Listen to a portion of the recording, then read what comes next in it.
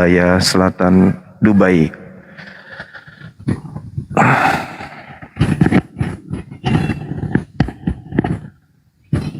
Ya, kembali. Suaranya kecil ya? Banget? Kecil sekali? Serius? Masa sih? Bener? Jangan bercanda dong. Iya dong. Jangan suka ngerjain kita dong. Jangan contoh orang yang sering kerjain dirinya sendiri kan ya. Perintahnya apa?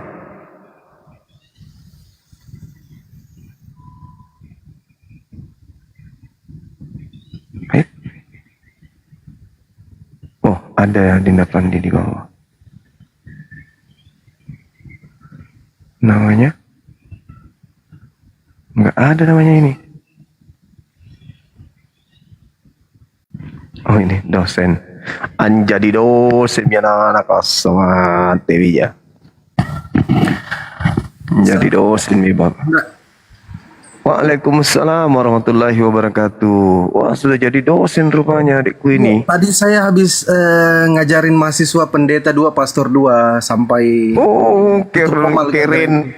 Kirinnya, kusukanya Roma 1 2 3 kan dah itu, keren sekali materinya Bang Firman itu. Saya pelajari itu. Keren. Cuman minta di-follow aja teman-teman, 2 menit aja habis itu turun biar teman-teman Kristen naik. 2 menit aja. Caranya mesan baju kaosnya Bang Suma, hubungi Kian Santang. Hubungi Kian Santang atau mana ya? Di mana ya bisa nomornya ya? Ada yang tahu nggak? Hubungi Kian Santang Panglima Apologet atau apa nama ininya, nama akunnya beliau. Assalamualaikum, selamat siang. Cahaya hati. Sudahkah? Itu ada muncul. Makasih admin Raden Ivan. Ada Dinda Ivan sana. Makasih sudah menampilkan bajunya. Oke, sip. Yang di YouTube silakan lihat di layar YouTube kita ada gambar di sana. Oke, sip. Oke, teman-teman yang ada di sini, silakan di-follow akun dosen Oten. Wah, keren kali lah namanya dosen Oten.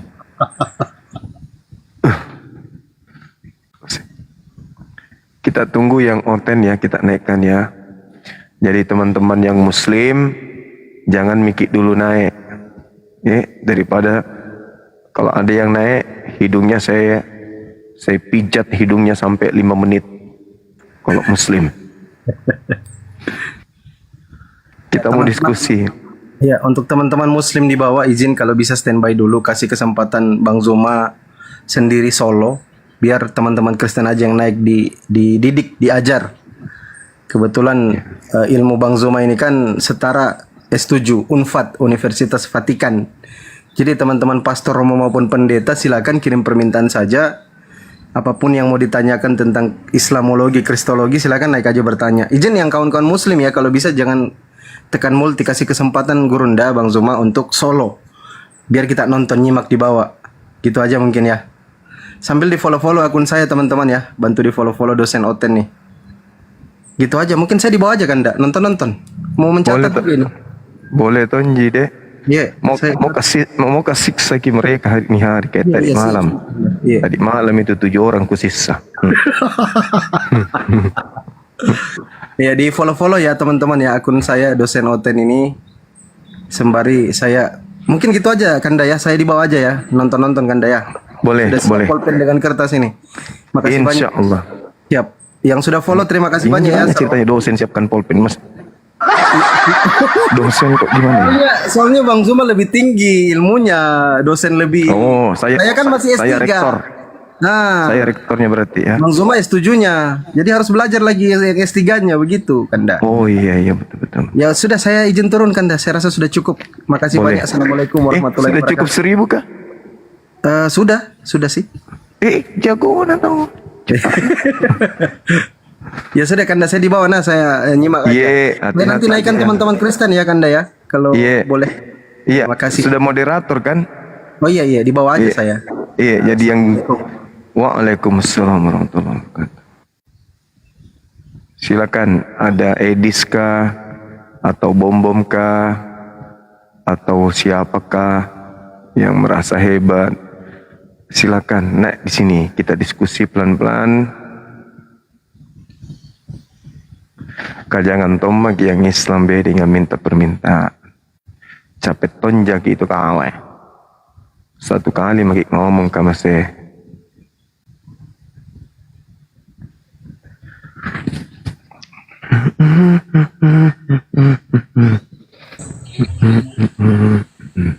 Halo Bang Suma. Halo, selamat siang abang. Dari sekte mana? Dari sekte langit mendalam. Wih, sekte langit mendalam. Aliran. Mohon maaf nih, aku Islam abangku. Oh, Islam.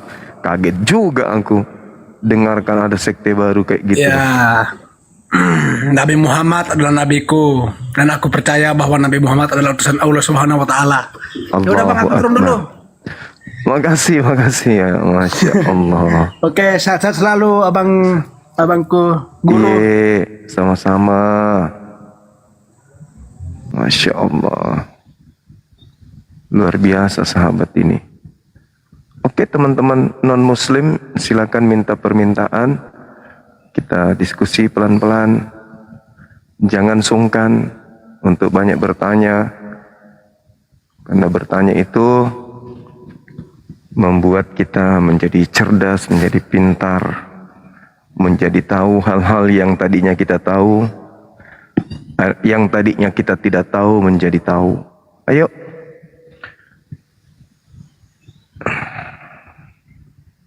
Seru ini teman-teman, seru. Karena saya cuma seorang diri di atas. Ya, kita mau bahas hal-hal yang sekarang lagi diperbincangkan banyak komal. Walah.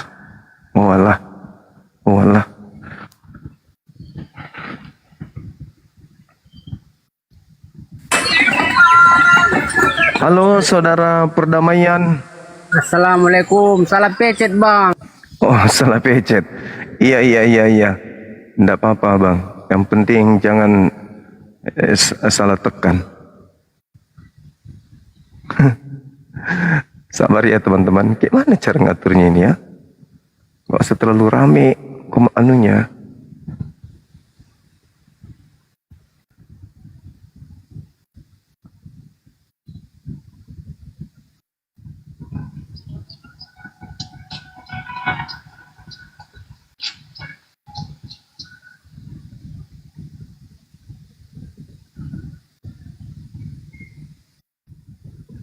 Remeh kali komalnya, teman-teman. Gak bisa 2 atau 3 orang aja. Ayo saudara-saudara non-muslim. Dibatalin aja teman-teman muslim permintaannya ya. Terlalu banyak permintaan ini. Dan hampir semuanya muslim.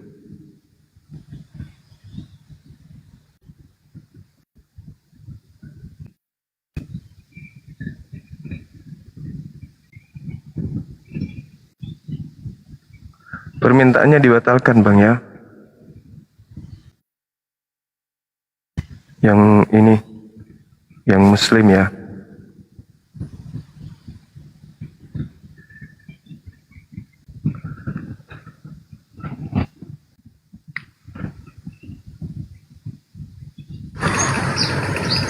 Halo.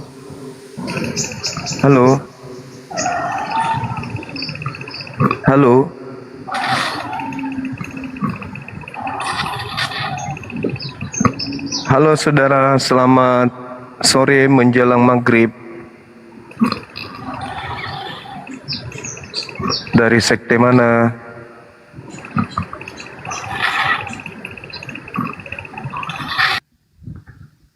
Minta permintaan, giliran dinaikkan kayak gitu. Mana ini teman-teman Oten? Silakan naik.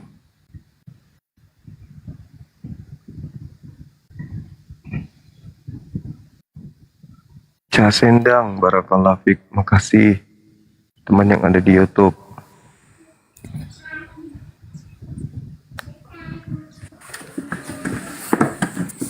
Halo, selamat sore menjelang siang. Selamat siang. Ya, siang. Assalamualaikum. Waalaikumsalam. Tuhan Yesus memberkati. Tuhannya Yesus memberkati. Oke, saudara. Dari mana? Katolik atau Protestan? Muslim. Hah?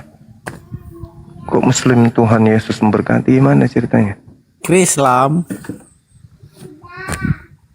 Maksudnya? Kristen Islam. Agama baru. Iya.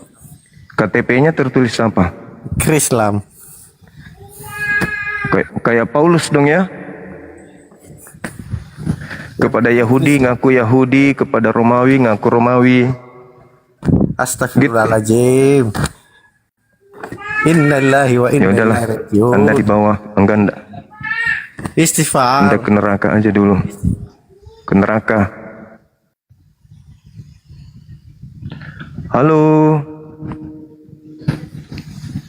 Halo, Selamat sore, Saudara Mikael. selamat sore Bang Juma. Kenapa Bang? Selamat sore Bang Juma. Ya, Ya, halo Bang. Siap. halo. Halo. Iya, halo. Iya, halo. Dari Katolik Bang atau dari Protestan? Protestan Bang. Protestan. Ah, Kita boleh diskusi ya, pelan-pelan ya. boleh Bang.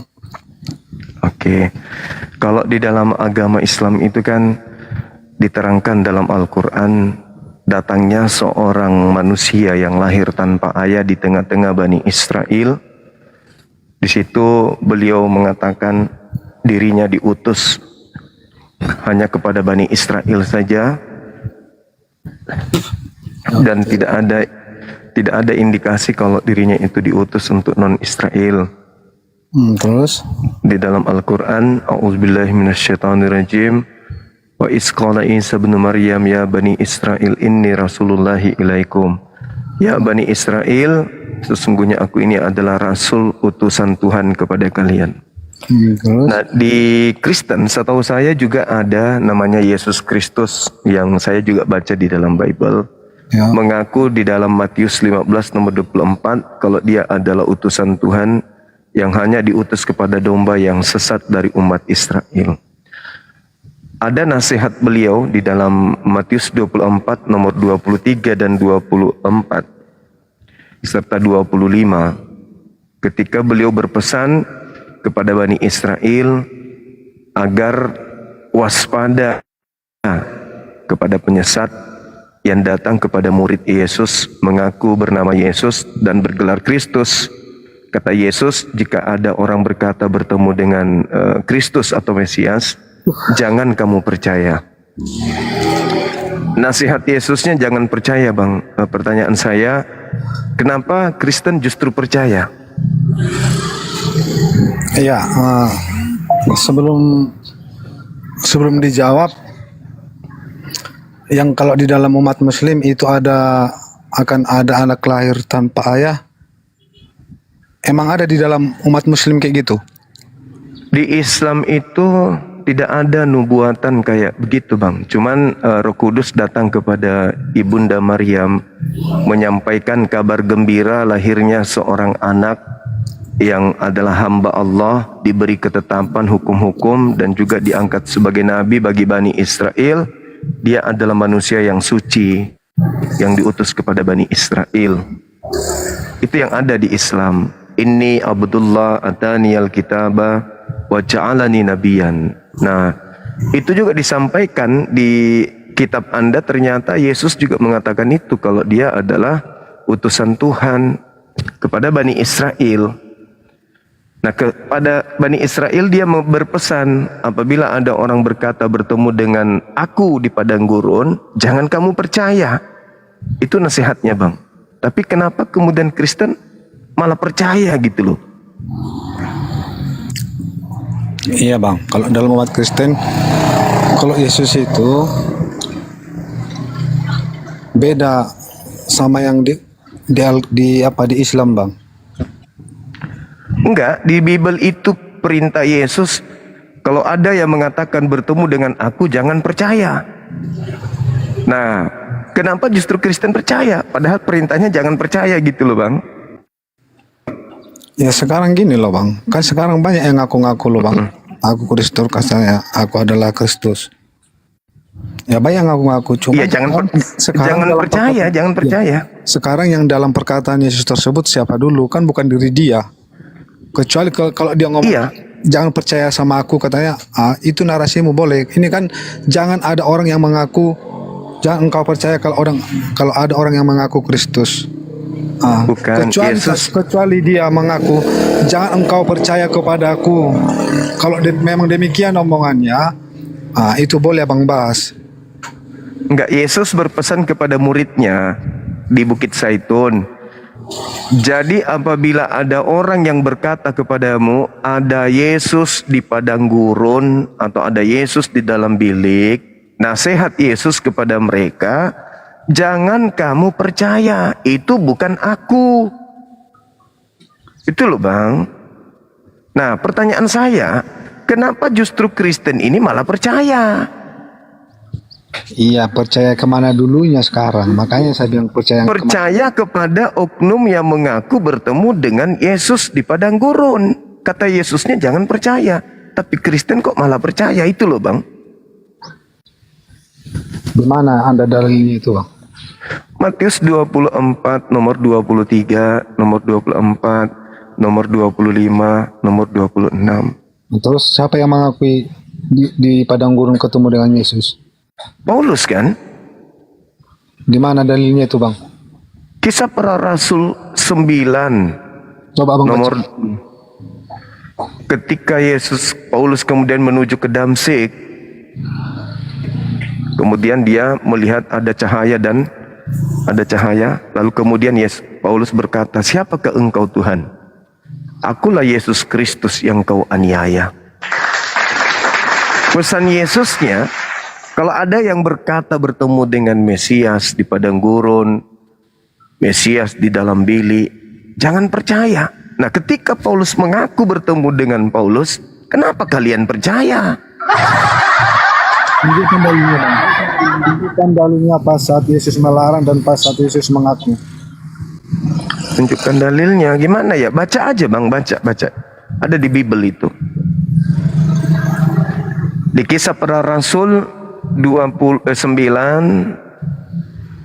itu kita lihat dari data 22 dan seterusnya. Di Kisah Para Rasul 5 juga ada yang mengatakan itu, bahwasanya Paulus ini mengaku bertemu dengan Yesus di padang gurun. Itu bang. Lalu saya ambil dulu kita bentar ya. Saya cek dulu. Iya, silakan. Menganu benar.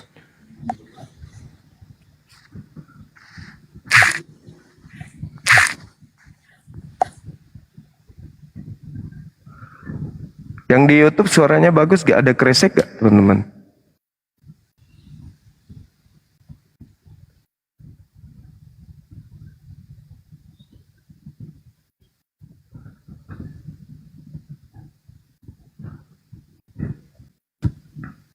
Aman ya? Oh, alhamdulillah. Hei.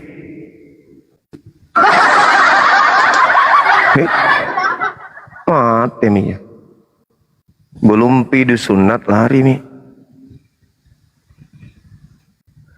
Ayo teman-teman yang lain silakan naik. Minta permintaan.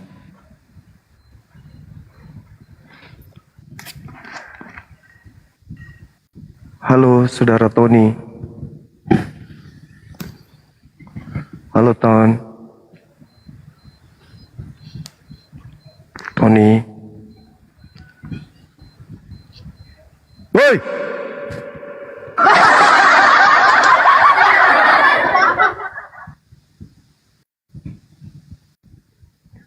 naik, bukannya mau diskusi malah pingsan. Nah itu di sini kita diskusi. Masa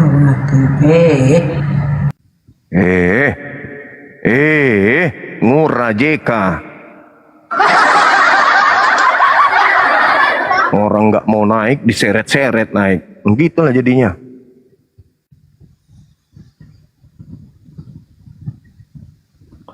Ayo teman-teman non-muslim atau siapa Edis TV adakah di bawah, naiklah di sini, Dek.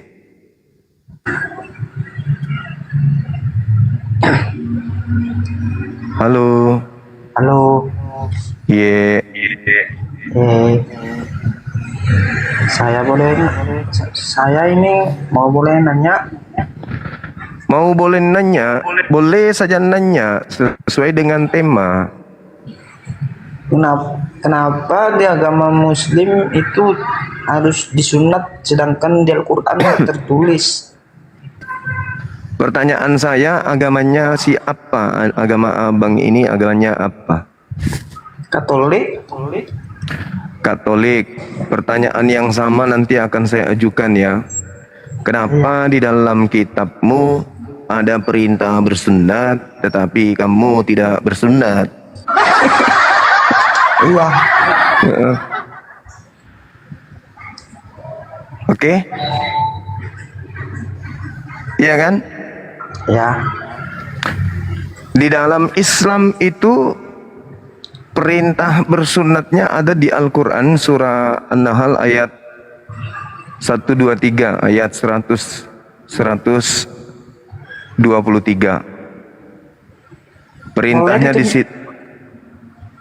Waduh, saya susah untuk buka data, Bang. Bukalah berarti bohong kamu. Betul kan aku bilang. Saya bantu, bisa saya bantu An-Nahl 123 ya, saya bantu. Iya. Boleh.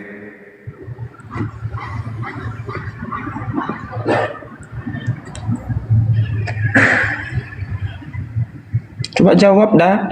Saya bacakan ya, saya bacakan. Iya. Kemudian kami wahyukan kepadamu, ikutilah agama Ibrahim yang lurus. Dia bukanlah termasuk orang yang musyrik. Enggak ada Bang Juma, enggak ada rupanya. Oh, gitu. Enggak ada. Gitu ya. Anda pernah dengar dalam bahasa Ibrani Brit Milah? Yang ditanyakan kawan itu tadi. Iya. Kalau Anda lihat di dalam pengajaran Abraham atau keturunan Ishak Yakub, ketika mereka mengatakan Brit itu dalam bahasa Ibrani namanya perjanjian. Milah itu perjanjian sunat. Jadi ketika dikatakan dalam Al-Quran Milah Abraham, berarti ajaran sunat Ibrahim.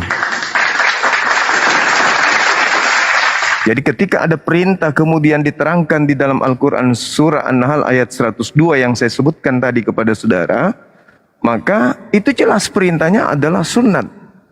Karena bagi orang-orang Yahudi, milah itu sunat dalam bahasa Ibrani. Makanya Ajaran Bang Juma, ajaran bukan sunat. iya, perjanjian sunat itu namanya Brit Milah. Brit Milah itu perjanjian sunat Abraham, itu bahasa Ibrani. Nah ketika dikatakan kemudian ikutlah kepada ajaran Milah Abraham, berarti perintahnya adalah sunatnya Abraham. Begitu saudara. Jadi ada perintah kan, perintah sunat. Begini ya Bang Juma, berarti dalam Al-Quran secara eksplisit tidak ada. Anda Loh, hanya melihat. Milah Abraham, itu perintah Milah Abraham artinya ikutilah sunat Abraham. Coba dulu.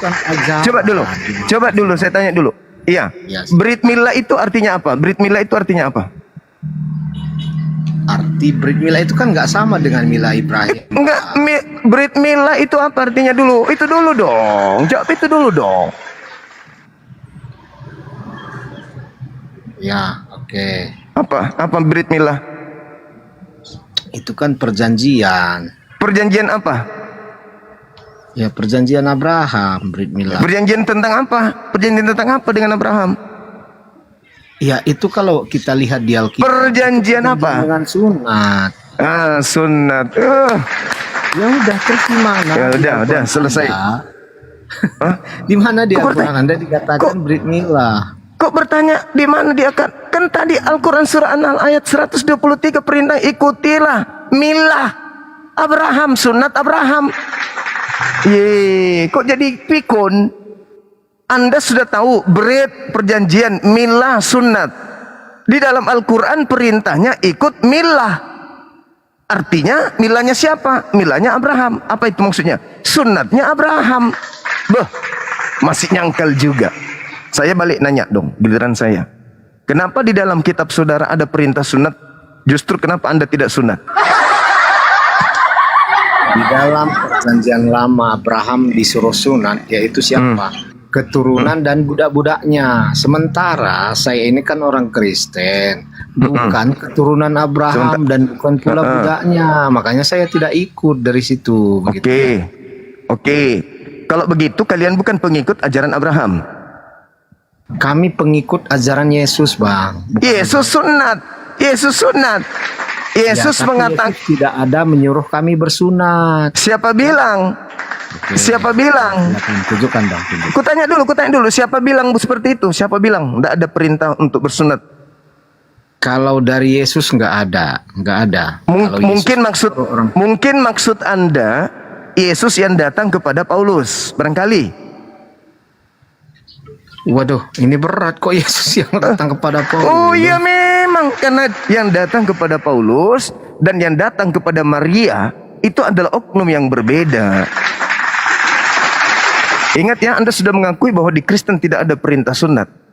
Karena Kristen itu katanya tidak pengikut Abraham. Oke, makasih Anda sudah mengakui itu. Nah sekarang pertanyaan saya, kalau Anda mengikuti Yesus, Yesusnya mengatakan apa?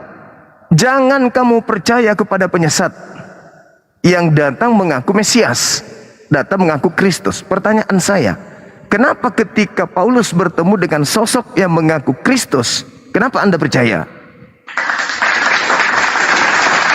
Kenapa saya percaya? Karena setelah itu Paulus disuruh menemui murid-murid Yesus. Perintahnya percaya atau jangan percaya? Perintahnya percaya kalau kepada Di Yesus. mana dalilnya? Nah, makanya Ayo. begini, kata Yesus. Tunggu. Roh yang datang kepada Di mana? kami.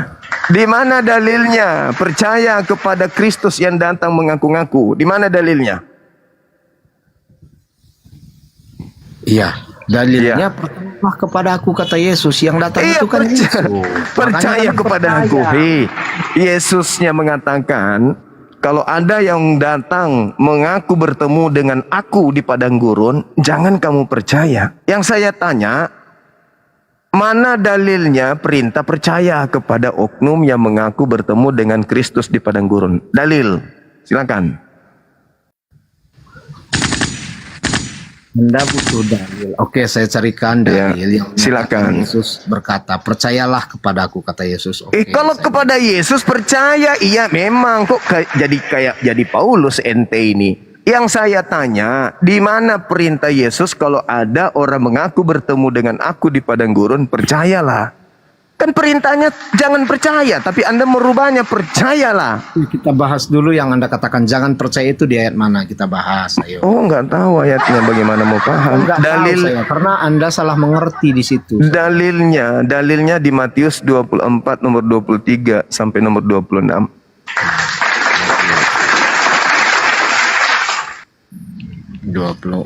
ayat 23 sampai 26 ya. Oke, siap. Oke, di ayat 23 dong. Ayat 23, pada waktu itu jika orang berkata kepada kamu, lihat Kristus ada di sini atau Kristus ada di sana, janganlah kamu percaya. Nah, perintahnya apa? Percaya atau jangan percaya? Jangan percaya. Pertanyaan saya, kenapa justru Anda percaya kepada orang yang mengaku bertemu dengan Yesus di padang gurun? Ya jelas, karena di situ mereka menunjukkan kekuasaan Allah sendiri. Buktinya Paulus sembuhkan. Perintahnya percaya atau jangan percaya?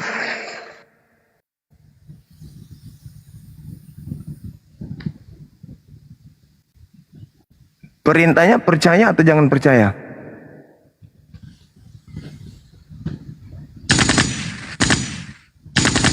Perintahnya jangan percaya.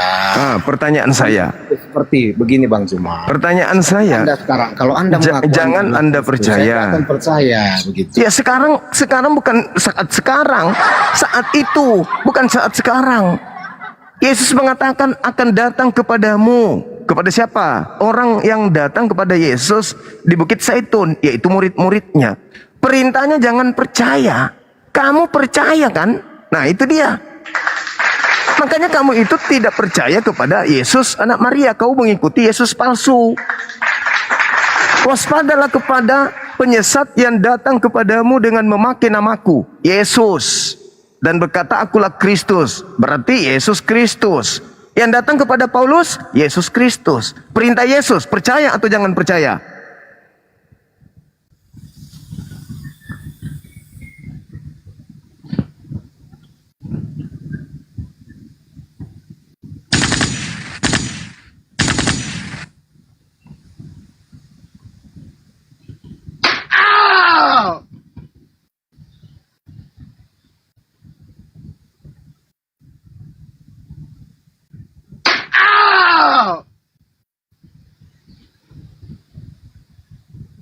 Ya, Saudara Zuma, begini. Itu maksudnya Anda tahu apa?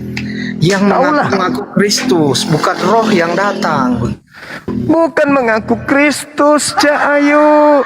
Kamu baca, Anda sendiri yang mengatakan. Jadi apabila ada orang yang mengatakan Mesias ada di sini, Mesias ada di sana, jangan kau percaya. Ada orang yang berkata Mesias ada di sini, Mesias ada di sana. Jangan kau percaya orang itu. Paulus mengaku bertemu dengan Mesias di gurun. Kata Yesus apa? Percaya atau jangan percaya? Menyuruh jangan percaya terhadap orang yang mengaku Kristus. Jangan percaya terhadap orang yang mengaku Kristus. Begitu. Oh bukan, terhadap orang yang mengatakan Mesias ada di sana, Mesias ada di sini. Jangan kau pelintir dalilnya, tidak bagus. Iya, sedangkan Bible karena ada yang mengaku dia Kristus, makanya Yesus. Kata Yesus percaya atau jangan percaya? Ya, katanya jangan percaya terhadap orang yang mengaku. Kenapa melarang percaya? Apa sebabnya melarang percaya? Karena nanti disesatkan. Karena sebab yang datang itu kepada orang itu Yesus asli atau Yesus palsu? Terhadap orang yang mengaku dirinya Yesus ya palsu dong. Kalau dia palsu. Berarti yang ditemui Paulus ini siapa? Palsu atau asli? Itu bukan palsu, itu asli karena itu datang perintahnya jangan percaya kepada orang yang mengaku bertemu dengan Kristus. Karena yang datang kepada orang tersebut pasti palsu, bukan aku. Berarti yang datang kepada Paulus asli atau palsu?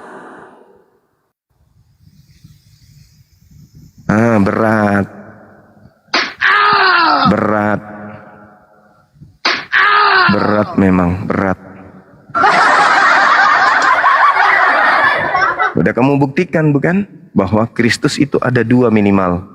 Yesus memang berpesan, waspadalah kepada penyesat, waspadalah kepada Yesus palsu. Ayo, perintahnya apabila ada orang berkata ada Mesias di sana, ada Mesias di sini, jangan kau percaya.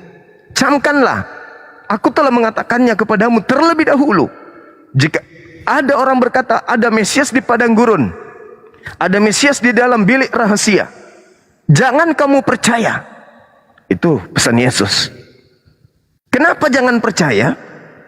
Karena yang datang kepada orang tersebut bukan aku. Itu penyesat yang ngaku-ngaku aku.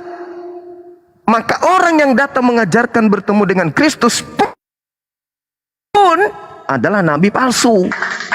Kristus yang datang padanya adalah Kristus palsu. dan dia akan menjadi utusan dari Kristus palsu itu untuk menyesatkan banyak orang. Maka orang ini yang bertemu dengan Kristus palsu ini adalah nabinya Kristus palsu. Oke. Cuma gini ya. Apakah ajaran Paulus ini sekarang gini? Kalau memang itu Kristus yang palsu, apakah ajaran Paulus ini bertentangan dengan yang diajarkan Yesus? Saudara, Paulus ini bukan masalah bertentangan, tidak bertentangan.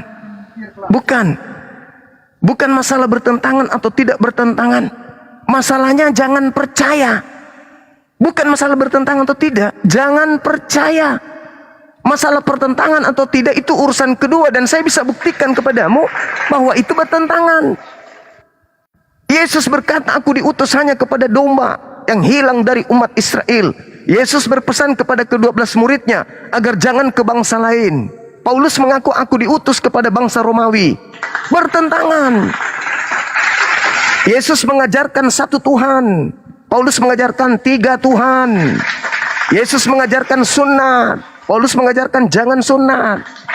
Yesus mengajarkan agar menjadi Yahudi, Paulus mengajarkan agar menjadi Kristus, pengikut Kristus, yaitu Kristen. Yesus mengajarkan kemudian jangan makan babi, Paulus mengajarkan semuanya halal. Yesus mengajarkan Sabat, Paulus mengajarkan Minggu. Yesus mengajarkan Taurat, Paulus mengajarkan Roma, Filipi, Kaliki, Kalulku, Padale, Padarang, namakan semua. Bertentangan semuanya. Tapi bukan itu yang sedang kita bahas. Kita sedang membahas Kristus palsu. Yang jadi materi di sini, jangan percaya atau percaya. Itu dulu. Karena kapan kamu percaya, kamu akan disesatkan. Bagaimana cara dia menyesatkan? Ia menampilkan seakan-akan dia yang datang kepadanya adalah Yesus beneran. Seakan-akan ajarannya itu adalah betul. Jangan kau begini, jangan kau begitu. Wah, manis sekali. Tapi ajarannya menyesatkan.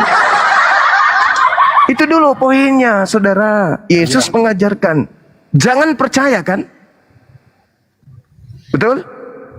betul sangat. Nah, terus kenapa kamu percaya? Oke. Sebab di sini di ayat 24 dikatakan begini, saudara jemaat. Sebab Mesias-Mesias palsu dan nabi-nabi palsu akan muncul, dan mereka akan mengadakan tanda-tanda yang dahsyat dan mujizat-mujizat, sehingga sekiranya mungkin mereka menyesatkan orang-orang pilihan juga. Jadi di sini yang datang mengakui Yesus itu akan menyesatkan. Yes. Bagaimana dia menyesatkan? Mengatakan Yesus itu tidak disalib, mengatakan Yesus itu tidak mati dan tidak bangkit. Berarti Itu Petrus adalah dong. penyesatan, begitu. Berarti Petrus dong. Berarti Petrus dong. Petrus Karena mengatakan Yesus disalib. Oh enggak, Petrus sabar kamu, sabar. Khotbah Petrus mengatakan bahwasanya nubuat Daud, Mesias yang dinaikkan oleh tangan kanan Elohim, jasadnya tidak ditinggal di kubur dan jasadnya tidak mengalami kematian. Itu kata Petrus. Berarti ada yang tidak mati karena tidak mengalami kematian. Baca Kisah Para Rasul 2 nomor 31-32. Oke, tidak mengalami kematian, tidak binasa. Udah, bukan di situ bahasan kita. Bahasan kita adalah percaya atau jangan percaya. Saya ingin menggali dari Anda. Kenapa Anda membantah Yesus? Ketika Yesus mengatakan jangan percaya, kenapa justru Anda percaya? Apa jawaban saudara? Oh, karena yang datang kepada Paulus adalah mengajarkan kebenaran. Hah? Yesus mengajarkan apa? Yesus mengajarkan percayalah kepadaku, kata Yesus. Iya, kepada Yesus. Ketika aku berkata, kalau kamu percaya kepada Yesus, ketika Yesus berkata, jangan kau percaya ketika ada orang yang mengaku bertemu dengan Kristus di padang gurun. Apa yang Anda lakukan kalau Anda percaya kepada Yesus?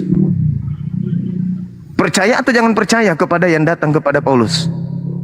Percaya. Ya, kan perintahnya jangan percaya. Iya. Di situ kan tidak ada orang yang mengaku-ngaku dirinya Yesus. Di situ ada. Lalu yang datang kepada Paulus berkata, akulah Yesus Kristus yang kau niaya. Itu siapa? Ya, itu datang dalam kemuliaannya. Lu nenekmu kiper. Enggak ada itu. Enggak ada.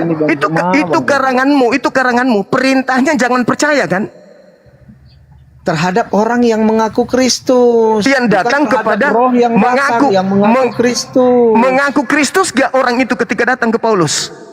Itu bukan orang di situ, itu roh kemuliaan yang datang. Mana sih Anda ini? Oke, tapi Paulus ini mengaku nggak bertemu Mesias Kristus. Ya, dia mengaku bertemu Yesus. Nah, apa perintah Yesusnya? Percaya atau jangan?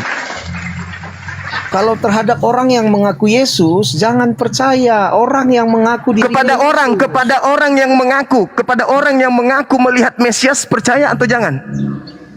Kepada orang yang mengaku melihat Mesias, ya jangan percaya. Jangan percaya. Paulus mengaku nggak? Dia Paulus kan tidak mengaku nggak? melihat orang yang mengaku melihat orang yang Tidak mengaku Mesias. ada dalilnya Dia melihat. Tidak roh ada yang orang, datang tidak ada dia kepadanya mengatakan mengaku melihat. Mesias. Yesus mengatakan, apabila ada orang berkata Mesias ada di sini, Mesias ada di sana, jangan kau percaya. Ketika Paulus mengaku bertemu dengan Mesias, sabar. Ketika Paulus mengaku bertemu atau melihat atau mengaku didatangi Kristus, pertanyaan saya, Yesus pinta untuk percaya atau jangan percaya? Terhadap orang yang mengaku diri Mesias, jangan percaya. Terhadap orang yang mengaku melihat Mesias di sana, melihat di sini, percaya atau jangan percaya? Melihat yang mengaku, ya jangan percaya. Jangan percaya. Ketika Paulus mengaku ada Mesias di padang gurun, kenapa Anda percaya? Ya karena dia nggak melihat orang, dia melihat roh di situ. Tidak ada di situ dikatakan melihat. Coba Anda lihat di dalam Matius 24 nomor 23, ada enggak kata melihat? Oke, sebentar Baca. saya buka. Silakan. Silakan Anda baca. Silakan Anda baca. Ada enggak kata melihat di situ? Sebab Sebab Mesias ayat berapa Anda minta? Ayat 23. 23. Pada waktu itu, jika orang berkata kepada kamu, lihat Mesias ada di sini, Mesias ada di sini, atau Mesias ada di sana, jangan kamu percaya. Jangan kamu percaya. Jadi kalau melihat Mesias, berarti orang itu melihat orang yang mengaku dirinya Mesias. Dengarkan. Saya mengatakan saya ini Mesias, lalu ada orang berkata, di sana ada Mesias karena saya mengaku Mesias. Coba diulang lagi bacanya. Oke, Apabila ada orang di sini siapa? Mesiasnya atau orang yang melihat? pada waktu itu jika orang berkata kepada kamu, lihat Mesias ada di sini. Berarti atau orang Mesias di situ ada di sana. di situ ada berapa? Di situ ada berapa? Orang dan Mesias. Nah, berarti orang ini mengaku bertemu dengan Mesias, betul? Betul sekali, 100%. Perintah Yesusnya percaya atau jangan? Ya jangan percaya. Jangan percaya. Terus kenapa Anda percaya kepada Paulus? Ya karena Paulus tidak mengaku melihat orang Mesias, melihat Mesias itu berupa orang, tapi dia mengatakan roh Melihat yang Mesias datang berupa kepada dia. orang. Melihat Mesias berupa orang. Iya, ini yang dia Di mana dikatakan melihat Mesias berupa orang? Di mana dalilnya itu? Jelas dia 23 Bang Zuma. Lihat. Coba ulang. Mesias ada di sini. Ada nggak di situ Mesias dikatakan ada orang? di sana. Ada nggak di situ dikatakan lihat ada orang Mesias di sini? Ada nggak kata orang di situ? Ya sudah pasti berupa orang dilihat Bang Zuma. Lah kok sudah pasti? Kok sudah pasti? Ya. Kok kamu yang pastikan? Kok lucu ente ini? Kata Yesus, jikalau ada orang yang berkata lihat ada Mesias di sini, ada Mesias di sana, jangan kamu percaya. Paulus mengaku nggak bertemu dengan Yesus? Dia bertemu dengan Yesus, betul. Nasihat Yesus percayai atau jangan percayai? Percayai, karena Di itu mana yang dalilnya? datang roh. Di mana Ya, dalilnya? roh. Oke. Di mana Sebentar, dalilnya? saya ambil. Silakan. Sebentar saya ambil ya. Kampus. Di mana dalilnya?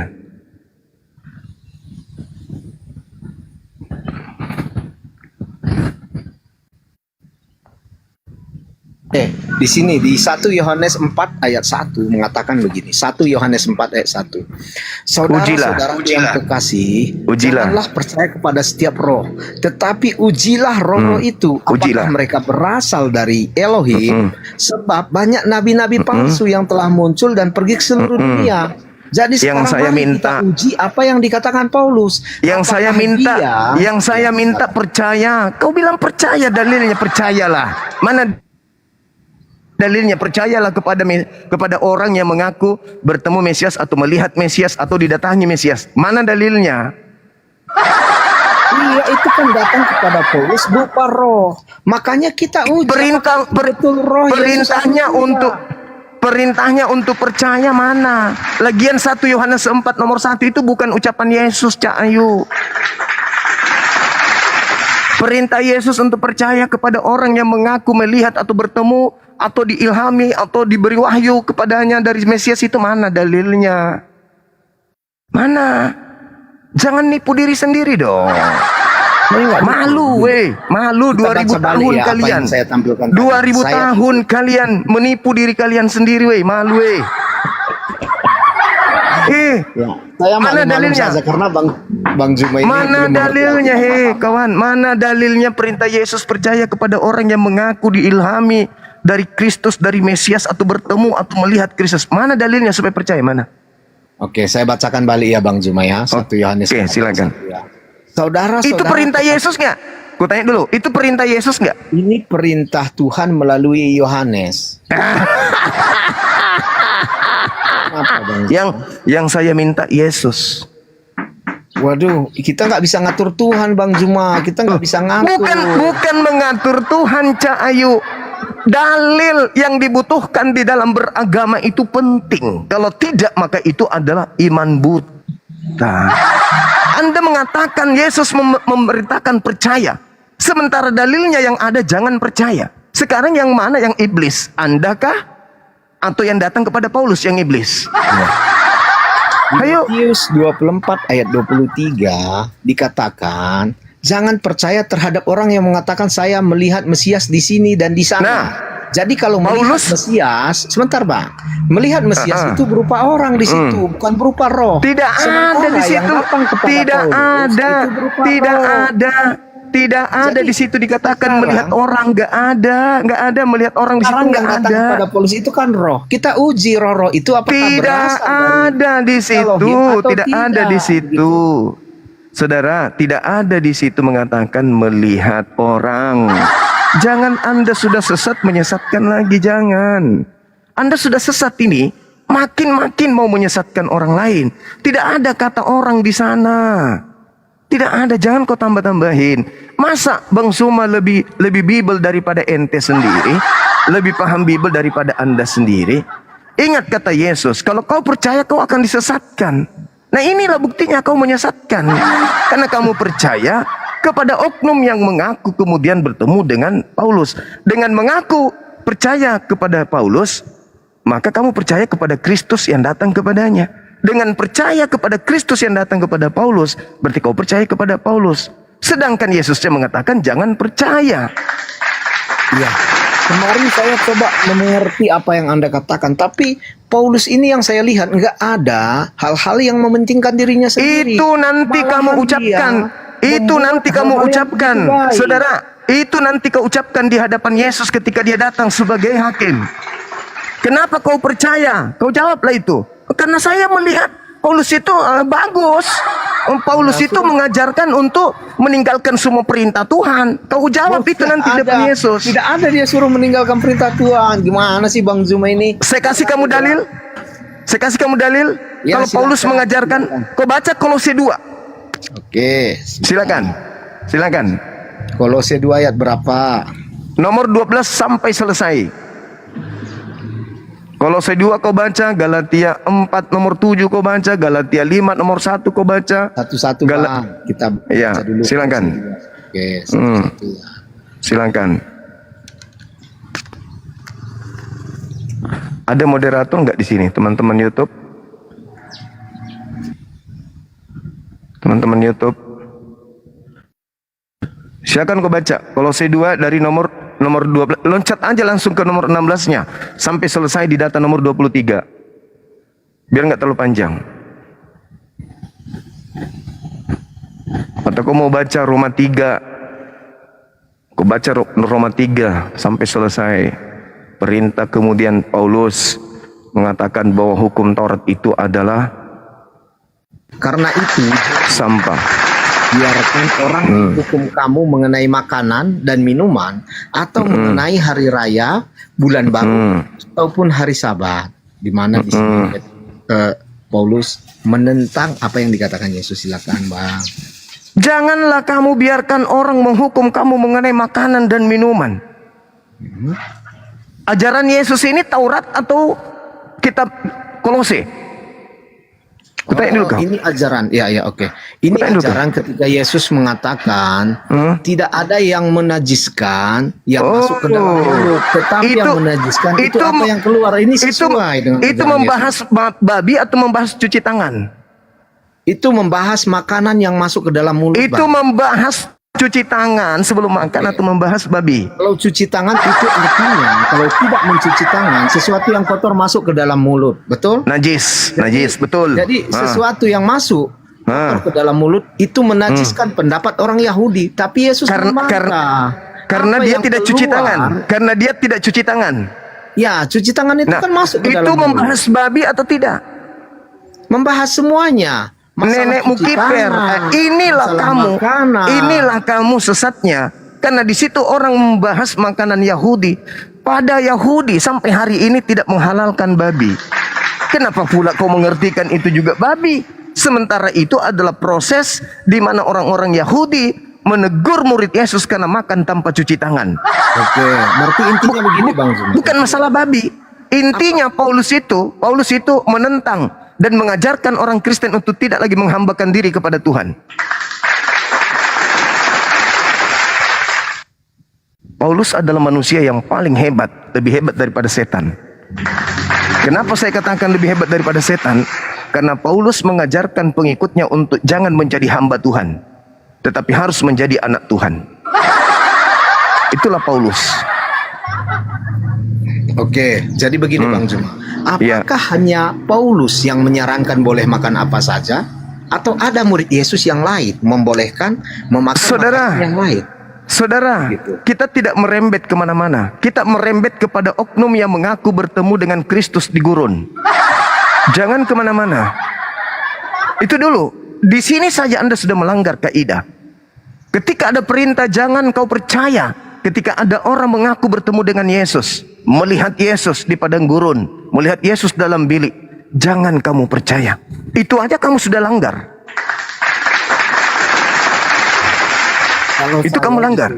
Ya. Kamu melanggar itu. Saya terhadap orang yang mengaku dirinya Mesias. Kalau Anda pun sekarang mengaku Anda adalah Mesias, saya tidak akan percaya. Sekarang kalau Yesus itu mengatakan jangan kau percaya kepada orang yang mengaku, melihat dan berkata, Mesias ada di sini, Mesias ada di sana. Sekarang kau panggil Paulus. Paulus, pernah enggak Yesus itu datang di padang gurun dan kau jumpai? Apa jawabannya Paulus? Yes. Makanya dikatakan dalam surat Galatia, di Galatia 1 nomor 1, aku menerima Injil bukan dari manusia, tetapi dari Yesus Kristus. Kapan itu? Kapan dia bertemu dengan Kristus Yesus? Pada saat dia menuju ke Damsyik. Ya. Bang Zuma, itu di Matius 24 ayat 23 dan seterusnya. Yang melakukan di situ mujizat orang yang melihat Mesias atau Mesias palsu itu yang melakukan mujizat. Saudara, Mesias palsu datang kepada oknum. Mesias palsu ini datang kepada oknum yang mau disesatkan oleh dia. Kan Yesus nasihatnya baca nomor 3, nomor 4, nomor 5. Waspadalah kepada penyesat yang datang kepadamu. Penyesatnya datang. Mengaku apa? Akulah Kristus, kepadaku telah diberi kuasa baik di langit di bumi. Pergilah jadikan seluruh bangsa. Itu siapa yang datang itu? Penyesatnya datang mengajarkan kepada utusannya untuk menyampaikan kepada orang lain. Makanya Paulus berkata apa? Aku diutus kepada non-Yahudi. Aku diutus kepada orang-orang yang tidak bersunat. Galatia 2 nomor 8, Galatia 1 nomor 15, 16, 17. Sedangkan Yesus mengutus murid-muridnya hanya kepada domba yang sesat dari umat Israel. Matius 10 nomor 5 nomor 6. Ini dua Kristus yang berbeda. Kenapa Anda memaksakan untuk percaya? Sementara Yesusnya mengatakan jangan percaya. Kenapa? Kenapa? Karena Anda sudah terlilit dengan jerat si penyesat. dengan teks Matius 23 sampai 24 yang di situ melakukan mujizat-mujizat itu, apakah orang yang melihat Mesias atau Mesias palsu yang melakukan mujizat itu? Saudara, Mesias palsu ini memberikan kekuatan kepada utusannya untuk melakukan mujizat-mujizat yang luar biasa di tengah-tengah orang agar bisa menyesatkan orang lain. Itulah yang terjadi kepada Paulus. Baca nomor 24-nya. Sebab Mesias palsu dan nabi-nabi palsu akan datang dan akan melakukan banyak mujizat sekiranya mungkin menyesatkan orang pilihan. Siapa orang pilihan? Siapa orang pilihan? Murid-murid Yesus. Jadi penyesat ini datang sudah mendapatkan suplai mukjizat dari Kristus palsu, si iblis. Iblis memberikan kekuatan kepada nabinya sehingga nabinya bisa melakukan mukjizat di tengah-tengah orang agar orang percaya kepadanya bahwa dia adalah nabi, bahwa dia adalah rasul. Bang Zuma, Anda ini orang cerdas. Sebentar Bang Zuma. Pasti Di ayat dong. 24, ya, Anda orang cerdas.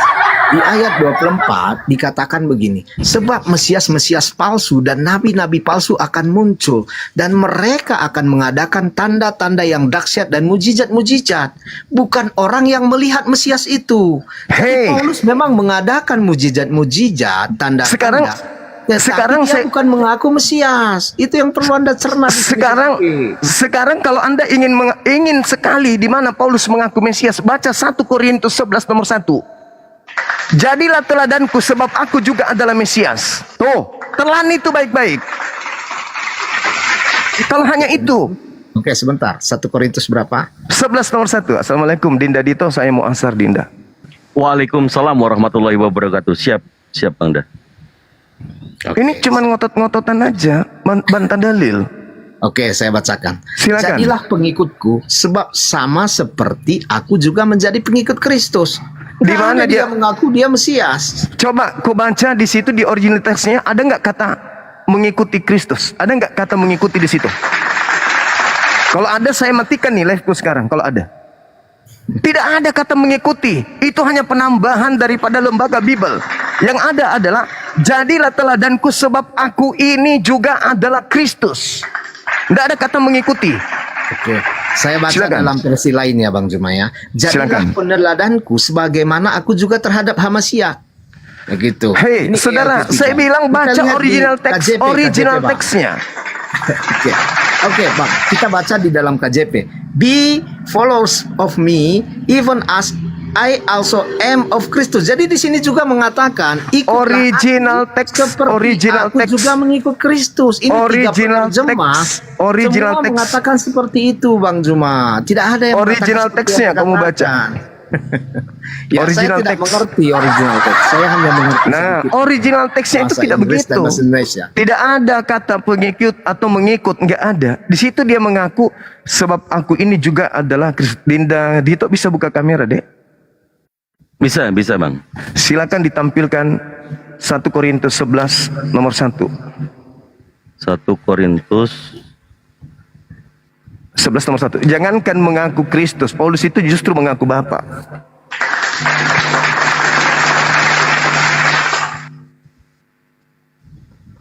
Saya siap-siap asar ya, Dinda Dito ya. siap Bang.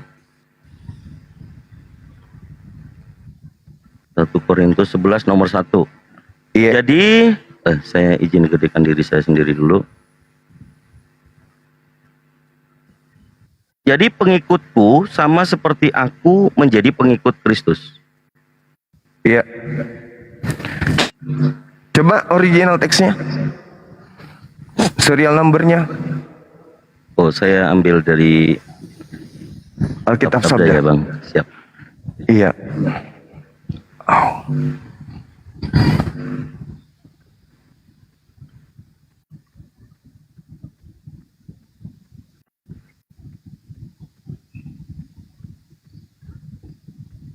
Sabda.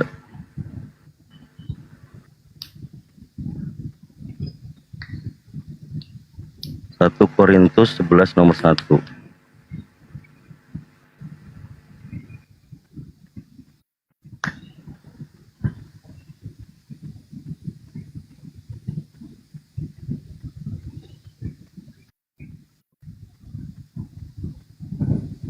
Ya. Leksikon yang nomor berapa, Abang? Yang terakhir, Dinda. Pengikut Kristus. Pengikut. Iya, coba klik Pengikut pengikut Kristus. Kristus. Ini 5547. Ya, klik. Apa tertulis? Kristus. Yeay.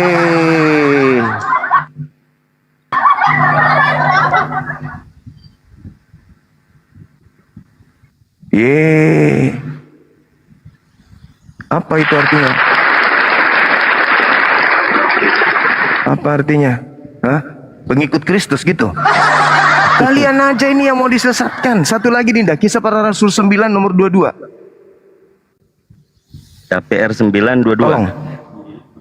Iya.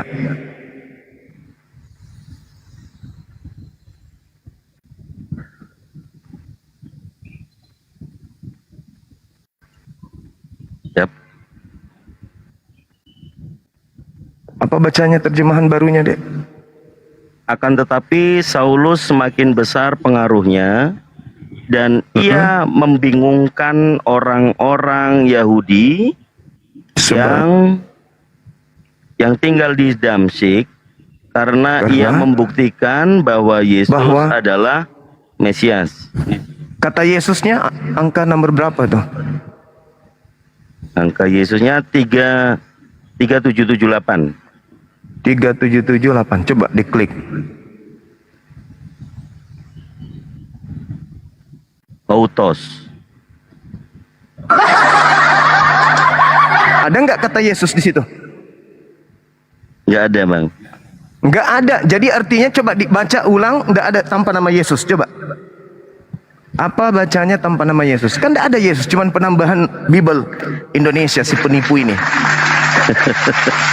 Akan tetapi Saulus semakin besar pengaruhnya dan ia membingungkan orang-orang Yahudi yang tinggal di Damsyik karena ia membuktikan bahwa adalah Mesias. Bahwa siapa di situ? Dia kan, dirinya kan? Iya. Siapa yang Mesias? Tepuk tangan. Saulus.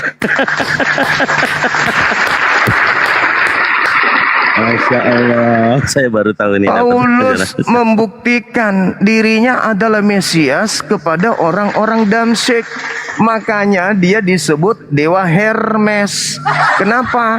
Karena dia banyak membuktikan kerasulannya, kenabiannya, kekristusannya dengan berbagai macam mujizat yang dipertontonkan kepada Bani Israel. Kepada orang-orang yang ada di Damsyik. Dia banyak membuktikan kalau dia punya mujizat. Mungkin begini. Tunggu dulu. Di dalam Matius 24 nomor 24, sebab nabi-nabi palsu akan banyak melakukan mukjizat. Sekiranya mungkin dia menyesatkan orang pilihan juga. Paulus membuktikan kalau dia banyak mukjizat. Bahkan di situ penambahan kata Yesus itu jelas. Berarti yang dimaksud banyak melakukan mukjizat itu siapa? Paulus. Membuktikan Paulus adalah Kristus. Jadi Paulus itu Kristus. Jadi jangan coba-coba mengalihkan perhatian.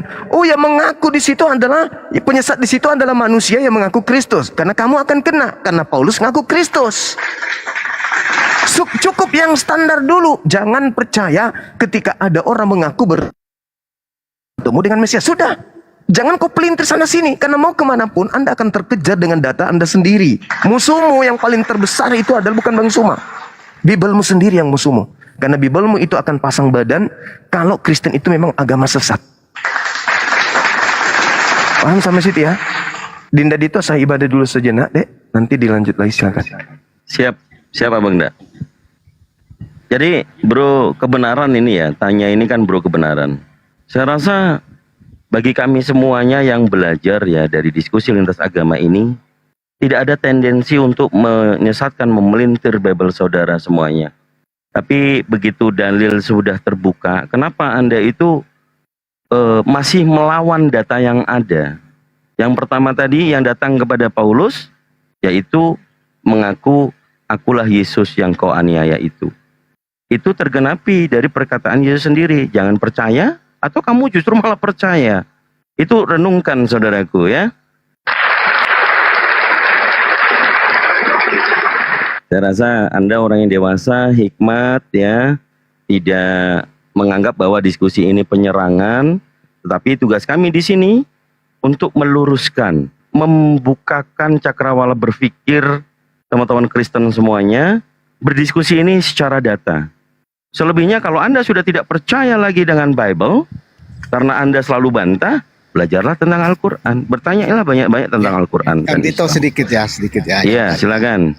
Yang tadi dari 3 versi yang saya baca, baik itu KJP, baik itu LT3, baik itu TB, semua tidak ada seperti yang Anda narasikan tadi. Jadi logikanya sekarang saya harus percaya kepada 3 orang yang berkompetensi ini, atau saya harus percaya kepada Anda yang tidak mengerti juga bahasa Ibrani begitu, atau bahasa Yunani. Ya, di sini pilihannya kan ada nih. Saya harus percaya kepada Anda yang tidak mengerti bahasa Yunani, atau saya harus percaya kepada 3 orang, tiga dari lembaga ini yang jelas-jelas berkompetensi begitu. Oke, maka dari itu abang harus mengambil ranah fakta historis, ya. Bible ini transmisinya seperti apa? Jangan hanya melihat secara tabu bahwa adanya versi-versi, 3 versi yang Anda katakan ini. Kemudian Anda harus memilih salah satu di antaranya, sementara yang kita ambil, kita buka, itu adalah keluaran dari Yayasan Sabda, Yayasan Sabsa Indonesia, YSI, yang memang juga berkolaborasi dengan LAI. Jadi Anda membantah dari terjemahan yang ada di Indonesia. Mau dicek atau di cross check dengan yang buku keluaran, terbitan, itu tidak ada bedanya.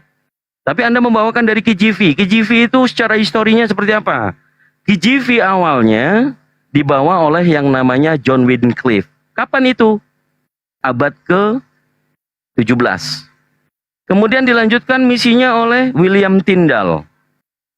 Sehingga King James ini memiliki Bible terjemahan secara bahasa Inggris. Tapi ingat, di situ Bang, tidak ada nama Allah.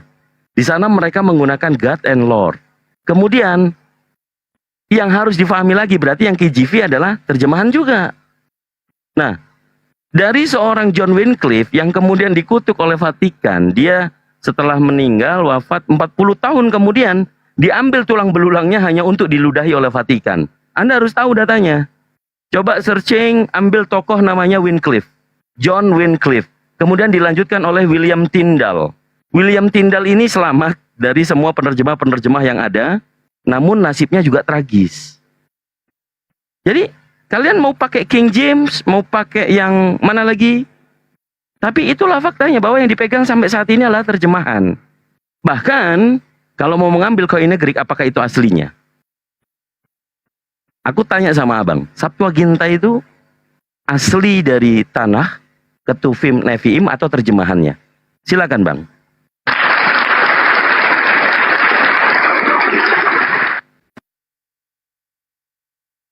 Jadi, kalau nggak ada jawaban, mari belajar. Mau ambil teologis, mau ambil kristologi, mau ambil fakta historis, mau ambil Kristen mula-mula, atau konsili Yerusalem pertama bagaimana Petrus dengan Paulus mengadakan konsili yang pertama tentang ajaran untuk orang yang sunat dengan orang yang tidak bersunat. Mau dibawa kemana lagi? Atau mau membawa tentang histori Nazaret itu, kapan adanya Nazaret? Bang, kami orang Islam, apalagi apologet Islam Indonesia, di bawah naungan abang saya Bang Zuma sebagai ketua pembina, gak berbicara asal ngomong bang.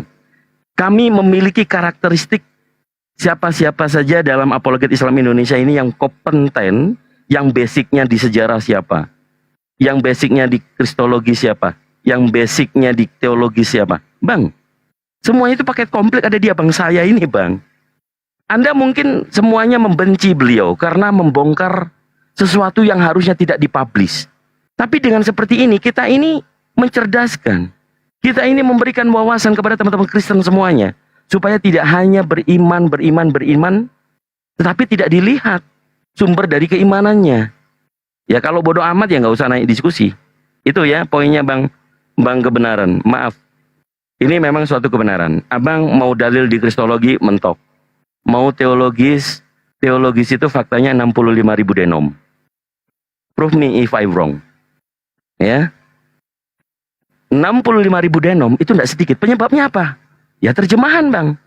Gitu bang. Jadi coba renungkan. Kami sih tidak menyerang keimanan Anda. Kami mengajak untuk teman-teman semuanya yang Kristen.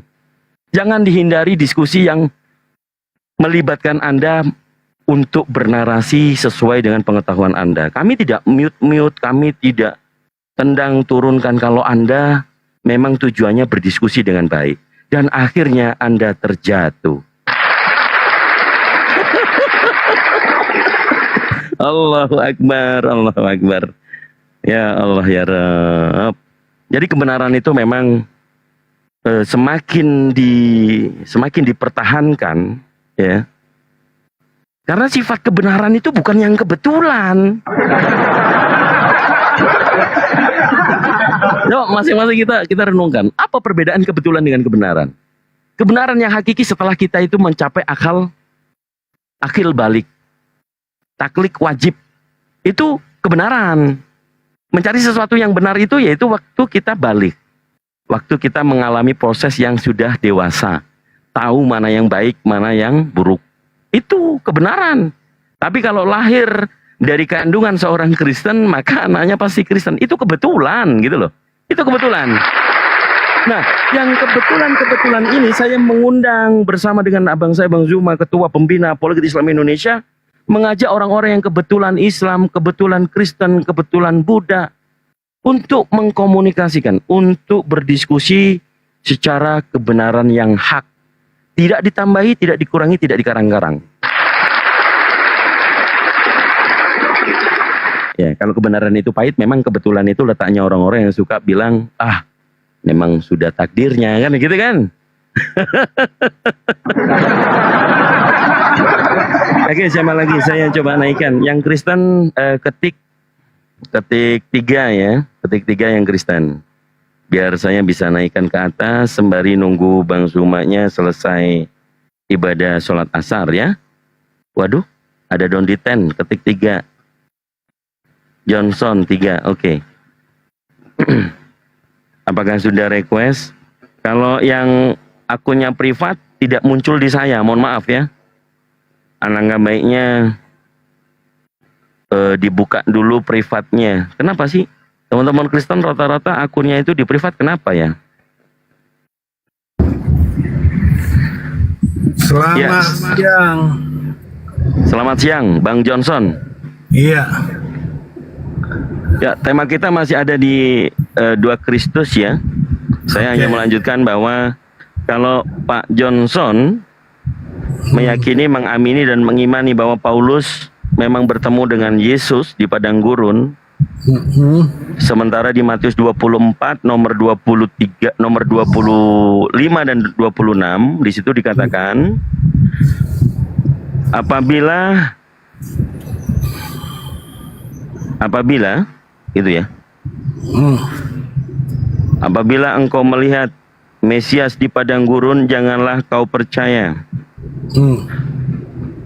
Apakah Anda mengikuti perkataan Yesus atau memang membenarkan bahwa Paulus itu yang bertemu dengan Yesus? Harus dipercaya, silakan.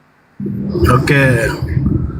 Cerita tentang Matius, tentang apabila Kristus turun padang gurun, kamu jangan percaya. Saudara percaya itu sebagai isi dari kitab. Saudara pasti bilang itu kitab yang benar, tidak dipalsukan.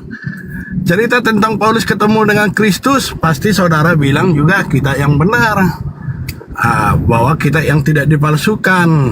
Ya, pasti saudara mengakui itu. Tapi ada nanti bagian kitab yang mengatakan bahwa Yesus adalah Allah itu sendiri, pasti saudara bilang juga kitab itu tidak benar.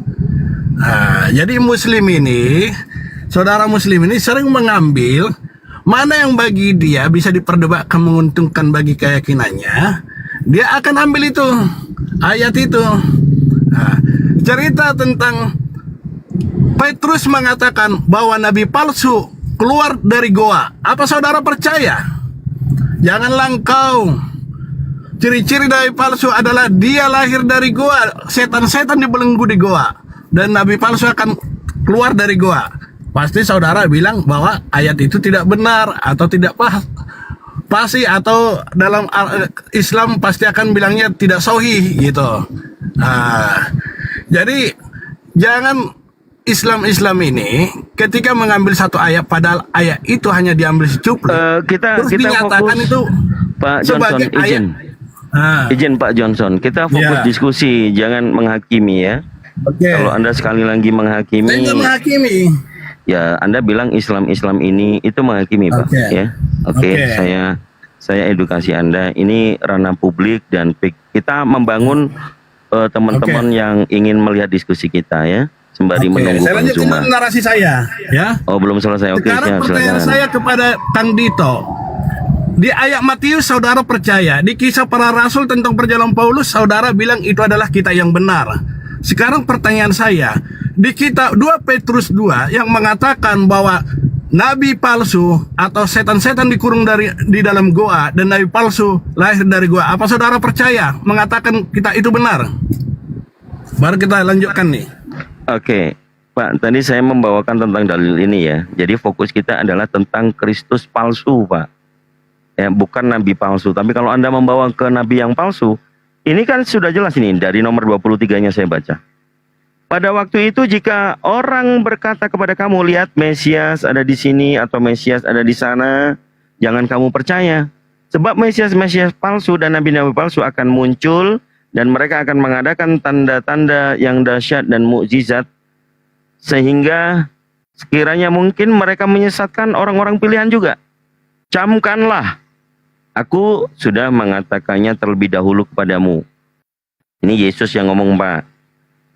Apabila orang berkata kepadamu, lihat ia ada di padang gurun. Yang bertemu dengan Paulus mengaku Yesus di padang gurun apa di padang rumput, Pak? Jelas di padang gurun, ya. Ini perkataan Yesus, janganlah kamu percaya. Bapak percaya perkataan Yesus untuk tidak mempercayai orang yang mengaku melihat Yesus di padang gurun atau justru mempercayai? Tadi pertanyaan saya di sana, ya. Oke, Ini saya menyangkut jawab. semuanya. Oke, boleh silakan. Oke. Perkataan Yesus yang itu yang saudara kutip, saudara percaya. Dan saudara bilang ini benar perkataan Yesus, saudara mengagaungkan itu. Kalau saya bawa nanti perkataan Yesus yang lain, apa saudara mau mengakui juga? Baik, awal mulanya adalah Pak ini dulu. Kita lihat bahwa ini Yesus yang asli berkata. Yesus Mesias Putra Maryam ini yang mengajarkan kepada murid-muridnya. Di sini adalah tentang murid-murid itu bertanya tanda kedatanganmu dan hari akhir nanti. Penjelasan Yesus sangat komplit tentang akan ada penyesat memakai namaku. Kemudian dia berkata, akulah Kristus. Kan pemahaman di sini dulu, Pak. Oke. Setelah ini kita tahu, ini kita tahu dasarnya di ayat 5, ya, di nomor 5. Sebab banyak orang akan datang dengan memakai nama Yesus dan berkata, akulah Kristus. Nah, Yesus yang asli ini berkata tentang Kristus yang akan datang. Pasti akan banyak Kristus-Kristus yang muncul. Oke. Kan Saya begitu? akui itu perkataan Yesus. Udah? Itu Sebentar. perkataan Yesus yang Ya, mengatakan ini bahwa perkataan akan Yesus, turun. betul. Oke. Sabar dulu, Pak. Kasih Sabar dulu, saya Pak. jawab, kasih saya jawab dulu. Saya selesaikan dulu. Oke, kamu selesai. Saya selesaikan dulu, ya. Ia berkata, akulah Kristus. Kristus yang bertemu dengan Paulus bisa jadi. Kristus yang bertemu dengan Ananias, mengaku muridnya Yesus bisa jadi.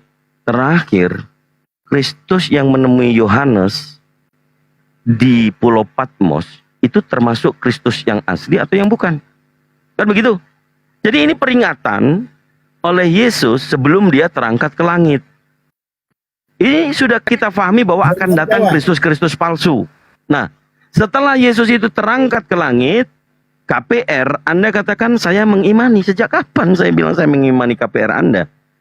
Apakah perkataan Yesus yang di dalam KPR itu benar-benar perkataan Yesus? Kita perlu cek. Yang mengatakan Saulus, Saulus, mengapa engkau menganiaya aku? Apakah itu perkataan Yesus yang asli? Ya, saya udah Kita ngerti perlu cek. pertanyaanmu. Udah bisa saya jawab belum? Ya. Nah. Kemudian Ya, saya kalau udah selesai kan nanti silakan Anda. Kenapa Anda menggebu-gebu itu? Santai aja kita sambil menunggu Bang saudara ini Zuma kan gitu ya. kepanjangan narasinya, menggiring nggak jelas. Biar Ya sejawab memang dulu. dibutuhkan Nanti gantian, kita gantian. memang dibutuhkan kesabaran Ya, Pak naik di kita sini. gantian, dah. Kita kan Perkataan berbicara Yesus, kan tadi kan saudara bilang itu perkataan Yesus yang asli. Itu dialog antara Yesus dengan muridnya. Oke, Betul. saya akui itu. Betul. Udah. Sekarang Betul. dialog Yesus dengan muridnya di Yohanes 14 ayat 8 sampai 12, yang muridnya Thomas bertanya, "Ya Yesus, tunjukkanlah kepada kami Allah itu Bapa itu sendiri." Nah, terus Yesus menjawab, "Sekian lama aku bersama-sama dengan kamu Thomas, tidak percaya engkau bahwa aku dalam Bapa dan Bapa dalam aku? Siapa yang melihat aku?" Yesus nih. Yesus langsung berkata, "Siapa yang melihat aku? Dia melihat Bapa, melihat Allah itu sendiri." Nah, itu saudara, ayat itu saudara percaya apa tidak? Oke, saya Itu jawab dialog Pak. langsung loh muridnya Iya, Yesus dengan baik. muridnya. Baik. Ya, jadi Ini jangan sambil iya, kalian iya. ini berpikirnya tidak adil gitu Oke, loh. Yang ini kalian jangan bilang menghakimi, itu, jangan perkataan Yesus yang menghakimi, asli. jangan menghakimi. Kalau menghakimi yang saya ini turunkan, tidak Pak. asli. Nah, ginilah Muslim selalu mengambil dalam berdialog seperti itu, selalu Muslim. Kalau menghakimi sekali lagi akan saya turunkan, Pak. Ya, mohon maaf. Anda membawakan Itu sudah tentang bertakiah. Anda membawakan Yohanes 14. Perikopnya adalah rumah Bapak. Yang pertama ditekankan oleh Yesus adalah jangan gelisah hatimu, percayalah kepada Allah dan percaya juga kepadaku. Baca mulai ayat 8-nya aja, biar jelas. Lah kenapa kok Nanti saya tanya ngatur-ngatur? kamu. Kalau Katanya langsung sudah delapannya bukan. Anda potong-potong ayat hanya untuk menjabarkan supaya kamu Lanjut membenarkan aja, bahwa baca dari ayat 1. Baca aja dari ayat 1, ayo silakan baca dari ayat 1. parah ini otennya ini. Baca dari ayat 1. Nah, nanti saya tanya, Anda pasti bilang itu bukan perkataan Yesus. Semua Muslim saya tanya bilang itu bukan perkataan Yesus. Sabar dulu. Padahal itu jelas perkataan Yesus. Oke, saya lanjutkan. Anda mengatakan dari ayat 14 ayat 8 ya. Kata Filipus kepadanya, "Tuhan, tunjukkanlah Bapa itu kepada kami." Kata Yesus, "Setelah sekian lama aku bersama-sama kamu Filipus, namun engkau tidak mengenal aku. Barang siapa telah melihat aku, ia telah melihat Bapa. Bagaimana engkau berkata tunjukkanlah Bapa itu kepada kami?" Dari nomor 1 sudah dijelaskan. Memang Filipus ini ya kalau dibilang seperti Anda ya. Loh, Percaya nggak perkataan Yesus itu? kalau seperti ini Anda kalau ketemu sama Bang Zuma suruh nendang saya nih. Oh bukan. Sabar dulu. Ya, itu percaya nggak perkataan Yesus? Oke, gini aja. Kita cari oten yang lain. Mohon maaf ya. Anda terlalu menghakimi. Jadi memungkinkan dialektika itu nanti akan menyerang. Saling menyerang kita itu nggak enak didengarkan ya. Kita di sini untuk melayani saudara-saudara. Jangan sampai saudara-saudara kejang-kejang ya. Baru sama adiknya ya udah begitu kejang-kejangnya, apalagi sama abangnya. Mencret-mencret nanti dia. Assalamualaikum. Ya. Waalaikumsalam warahmatullahi wabarakatuh. Kang Dito, Bang Zuma kalau sudah monitor, masuk aja Bang Zuma biar kita naikkan lagi Kristen yang lain. Izin Oh, iya, teman-teman ya. Ya, izin teman-teman bantu follow-follow akun saya ya. Ini dosen Oten nih. Kayak gini bagus kayaknya layarnya. Jadi ada Kristen 1, nanti Bang Zuma open cam. Silakan teman-teman Kristen, kalau mau naik tekan 3 ya. Nanti saya turun habis di follow ya. Saya di bawah aja jadi moderator. Teman-teman Kristen yang mau naik tekan 3 di bawah, 3 biar kami naikkan. Yang belum follow mohon bantu di follow akun saya ini 4.100 orang. Semenit aja saya di sini. Nanti habis di follow saya turun. Silakan yang teman-teman Kristen tekan 3 ya di bawah ya. Johnson udah nggak layak kau Johnson. Coba yang Sudah tereliminasi dia, udah nggak menggambarkan sebagai pelaku apa? Firman. Mencerdaskan ya pelaku firman gitu ya. Oh, udah mulainya firman. Kita naikkan teman-teman Kristen ya. Yang teman-teman Kristen izin kalau bisa tekan 3 biar kami tahu warnanya apa. Sesuai dengan jumlah Tuhan 3 nanti kami naikkan ya. Biar saya yang turun. Teman-teman Kristen silakan yuk. Ayo. Kalau ada pendeta, pastor atau romo silakan nggak apa-apa. Pendeta, Loh. pastor, romo. Betul. Wah, nggak mungkin mereka mau, Pak. Nggak Coba mungkin. kita tes ini. Ada mungkin salah satu dari mereka. Bang Tri, selamat sore. Bang Tri, panggilan kedua untuk Bang Tri. Panggilan ketiga untuk Bang Tri. Udah ngomong sendiri dia, turunin aja ganti. Oke, silakan teman-teman Kristen ya. Yang minimal itu definisi Kristus tahu. Definisi Mesias tahu. Silakan kirim permintaan. Tekan 3 ya teman-teman Kristen ya. Coba naikkan yang nama-nama Kristen ya. Habis naik Kristen saya izin turun. Teman-teman bantu di follow-follow ya. Bang Maxen, Kristen atau Muslim Bang? Kristen bang. Oke, siap. Silakan diskusi dengan santun ya. Terima kasih yang sudah follow-follow teman-teman. Kang Dito, saya standby di bawah. Bang Zuma, Gurunda kalau mau masuk silakan Ganda. Iya. Saya izin turun. Assalamualaikum Kok warahmatullahi suaranya kecil sekali? Waalaikumsalam warahmatullahi wabarakatuh. Ya itu HP-mu, volumenya dikencengin bang. Ini udah volume. mentok nih. Udah mentok. Aduh. Cek suaraku udah bagus. Udah Diterima. kedengaran. Nah, oke. Abang dari sekte mana bang? Sekte apa itu sekte tuh? Katolik, apa Protestan, Unitarian, Saksi Yehova, Unitarian. Saya Kristen. Ya Kristen Katolik Protestan. kah? Oh Protestan. Baik. Bang, di sini kita masih tetap dengan diskusi tema yang sama Bang. Anda percaya Paulus sebagai Rasul Anda? Iya, Paulus itu memberitakan firman Tuhan. Oke. Kenapa dia memberitakan firman Tuhan? Awalnya seperti apa Bang? Apakah memang dia bertemu dengan Yesus? Awalnya itu dia memang benci sama orang Kristen, orang pengikut Yesus. Yang saya tanya, Kristus. apakah dia memang bertemu dengan Yesus? Iya, jadi penjelasannya harus dari awal. Enggak juga enggak apa-apa Bang, kami udah baca semua Bang. Kan awal mulanya kan dia tuh sangat membenci orang-orang yang mengikuti Yesus. Jadi dia membantai mereka, membunuh mereka. Iya. Tapi Jangan suatu kata saat bahasa-bahasa suatu begitu Bang, ketika- nanti rungkat kita Bang. Bang, langsung dijawab Gimana? aja. Apakah Anda mempercayai Yesus bertemu dengan Paulus atau Paulus bertemu dengan Yesus yang asli? Iya, dia bertobat karena ketika dalam perjalanannya dia itu di Damsi itu dia ditangkap Tuhan, jadi semangatnya yang berkobar-kobar untuk membunuh orang itu diubah. Oke, Bang. Apa di mana dalilnya itu, Bang? Perjalanan di Ada. Damsyik. Ya, di mana? Saya kurang jelas tapi memang ada firmannya. Oke, Bang.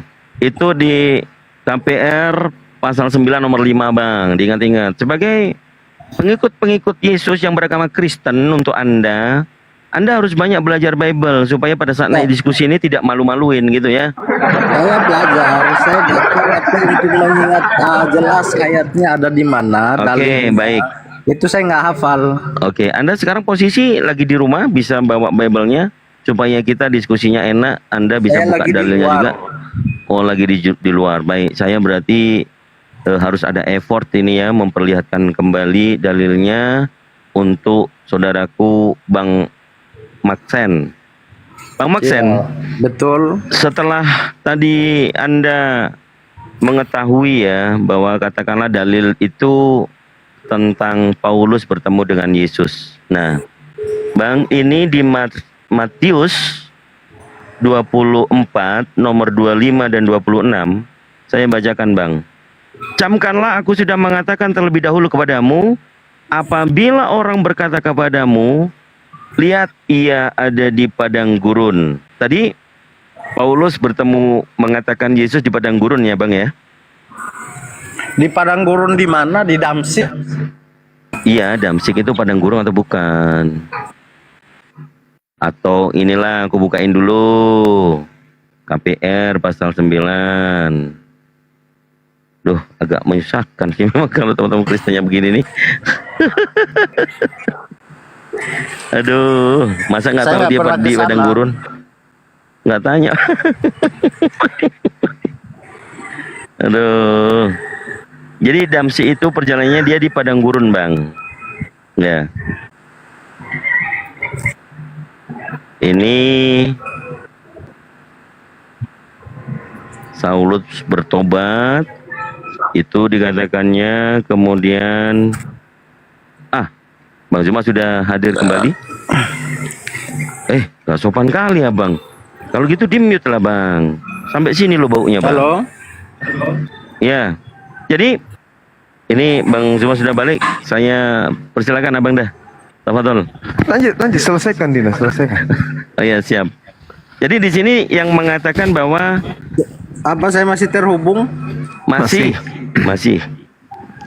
Ia ada di padang gurun dan kemudian Yesus mengatakan ini janganlah kamu percaya, Bang. Yesus yang mengatakan janganlah kamu percaya, Bang. Kenapa Abang percaya, Bang? Yesus mengatakan jangan percaya apa?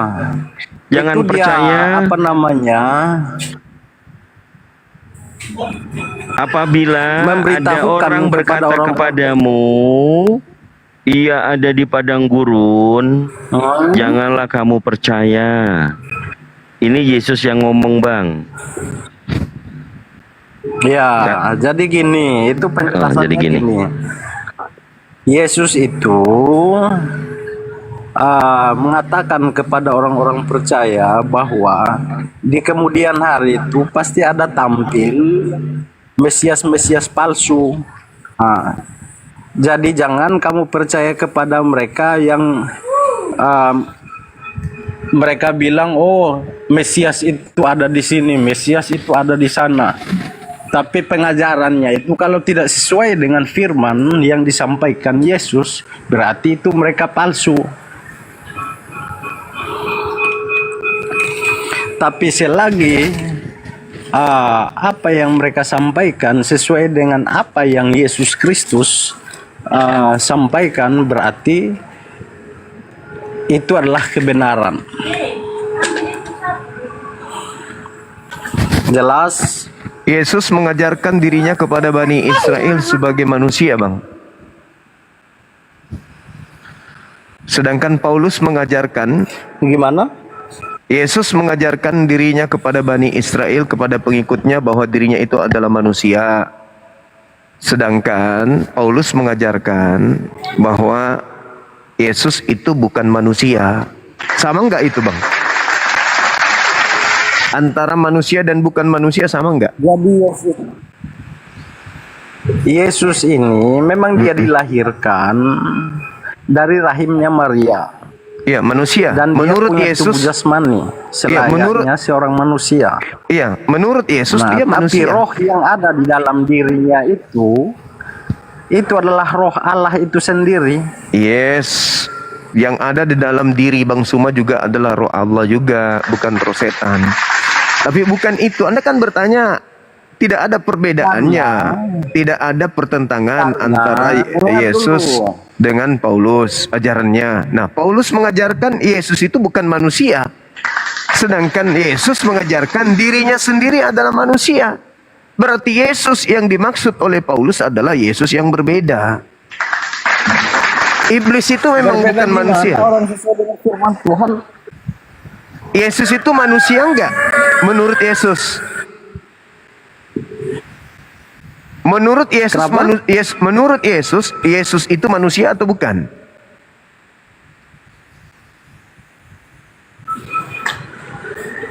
Menurut Yesus, Ya. Dirinya manusia atau bukan? mana Yesus mengatakan bahwa dia mengatakan bahwa dia adalah manusia? Yohanes, Dia Matius cuma 24. mengatakan bahwa dia dan Bapa adalah satu. Nenek Mukiper. Itu dia tidak berbicara mengenai misi. Dia tidak Kenyataannya gitu. Dia berbicara tentang kepribadiannya dulu, Dia berbicara kalau dirinya adalah manusia. Di mana? Matius 24 yang adik saya sampaikan tadi, Matius 24 nomor 27. Sebab sama seperti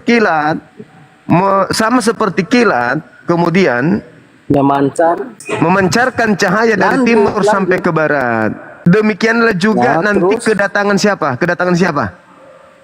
Anak manusia. Anak manusia. Mengaku anak manusia enggak? Ini lanjut dulu baca ayat. Lanjut dulu. Yesus mengaku dirinya sebagai anak manusia atau bukan anak manusia? Lanjut dulu semua. Yesus mengaku Biar jelas. sebagai anak manusia atau bukan manusia? Iya, lanjut baca ayatnya supaya Saya jelas. bertanya kepada Jangan saudara sampai sana tuh masih Maxen. ada sambungannya kok. Saudara, saya Masih bertanya, ada sambungannya. Yesus mengaku anak manusia atau bukan anak manusia? Jawab. Makanya lanjutin supaya jelas. Nomor 30-nya. Nomor 30-nya. Nah, lanjutin itu dulu, baru selesai baru lanjut nomor 30-nya. Di mana ada bangkai, di situ ada bom-bom. Udah, jangan kau kemana-mana dulu. Sekarang nomor 30-nya, demikianlah tanda anak manusia. Tanda ini akan menyertai anak manusia, yaitu Yesus ketika dia datang. Matahari menjadi gelap. Oke? Bulan tak bercahaya. Nah itu, dia mengaku anak manusia. Pertanyaan saya kepada saudara, Yesus mengaku anak manusia, mengaku manusia atau tidak?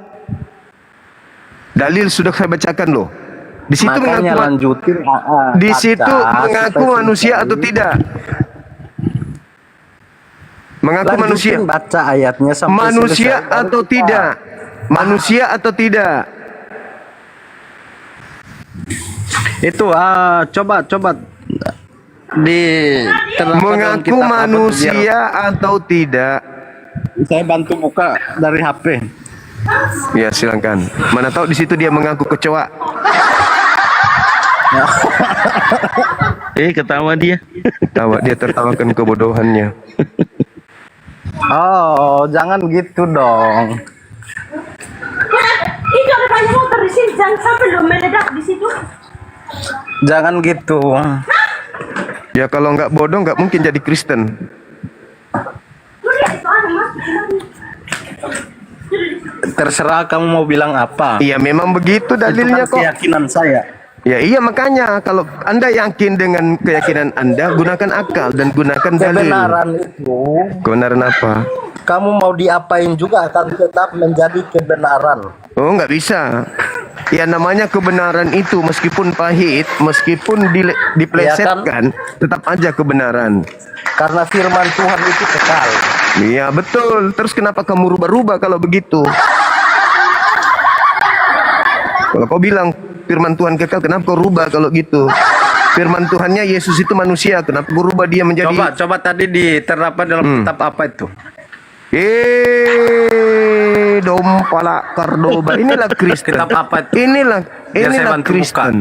Inilah Kristen. Sombong tapi bahlul. Sombong tapi bodoh. Dompala Kardoba. Sudahlah bodoh, sombong lagi. Ini karakter Ini Kristen semua itu ini begitu. sering potong-potong ayat. Karakter klasiknya Kristen dari sejak 2000 Dari tahun. bacanya itu nggak selesai. Kalau dia berbicara mengenai keyakinannya, kalau tidak bahlul, bukan Kristen namanya. Pasti bodoh. Seandainya Pasti bodoh. kamu tahu kebenaran aja, nggak mungkin kamu murtad. Orang gila. Ayo, suruh pendetamu ke sini, biar ku ajarin Bible. Yesus mengatakan, Kamu lawan etis. jangan kamu percaya kalau ada orang mengaku bertemu dengan Kristus di padang gurun. Paulus, pendiri agama Kristen, mengaku bertemu dengan Kristus di padang gurun. Perintah Yesus jangan percaya. Kenapa kamu percaya? Karena kamu bahlul. Perintah Yesusnya percaya atau jangan percaya?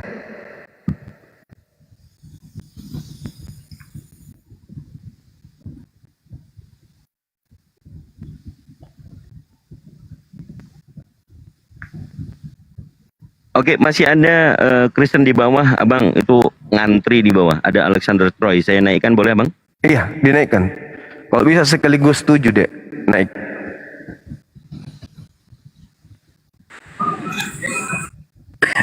Dengar dulu. Yesus itu berkata demikian bahwa jangan percaya kepada mereka yang mengatakan bahwa Mesias ini ada di sini, Mesias ini ada di sana. Nah, tapi mereka tidak menyampaikan kebenaran. Kontol babi. Mereka akan Muhammad babi. Kau bilang katakan orang Yesus. Kristen bodoh. Jadi dia mau bilang kepada orang penyembah setannya percaya stres bahwa dia. kamu Penyembah setannya stres. itu jangan percaya kepada mereka yang akan menyesatkan kamu. Tapi selagi apa yang mereka sampaikan itu sesuai dengan Injil kebenaran. Waalaikumsalam Dia harus warahmatullahi percaya. wabarakatuh, Bang Alexander. Apa kau ngomong apa? Yesus mengatakan kalau ada yang bertemu, mengaku melihat bertemu aku di padang gurun, perintah Yesusnya apa? Percaya atau jangan percaya? Jangan percaya kepada mereka yang mengatakan bahwa Mesias jangan itu ada di percaya. sini, Mesias ini ada di sana. Jangan percaya. Nah, Dengar ketika dulu. Paulus mengatakan, Jangan kamu potong di sana. ketika Paulus mengaku bertemu dengan Mesias di padang gurun, perintah Yesusnya percaya atau jangan percaya? Nah, sekarang pertanyaannya, apakah Paulus menyampaikan Injil kebenaran atau menyesatkan? Bukan masalah menyesatkan atau tidak menyesatkan Injilnya. Yesus mengatakan percaya atau jangan percaya. Orang Paulus menyampaikan kebenaran kok. Saya ulang lagi, perintahnya percaya atau jangan percaya? Percaya kepada kebenaran. Inilah cuman kan, tengoklah saudara-saudara Paulus Kristen. menyampaikan Injil kebenaran. Lihatlah Apa yang ini. salah? Lihatlah, perintah Yesus percaya atau jangan percaya? Dengar dulu. Perintah Yesus itu, jangan percaya kepada mereka.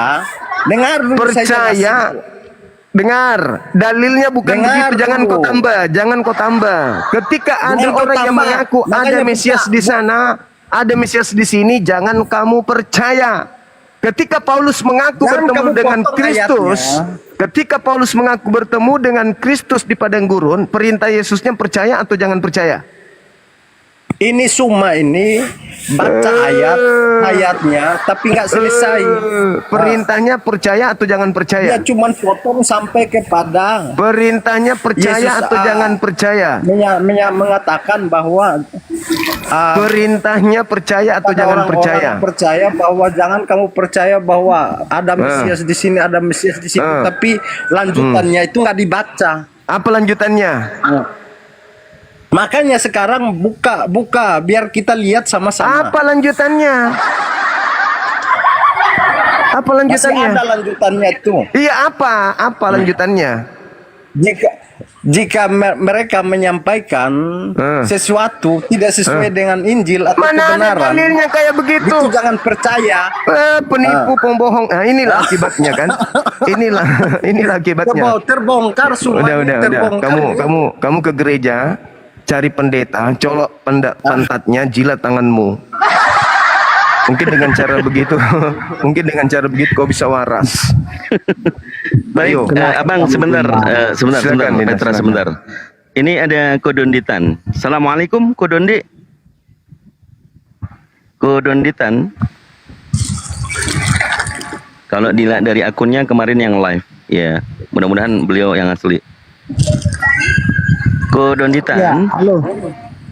Bukan kau. Sabar dulu. Di tempat saya azan, Abang. Saya mute dulu izin. Oke. Kodondi.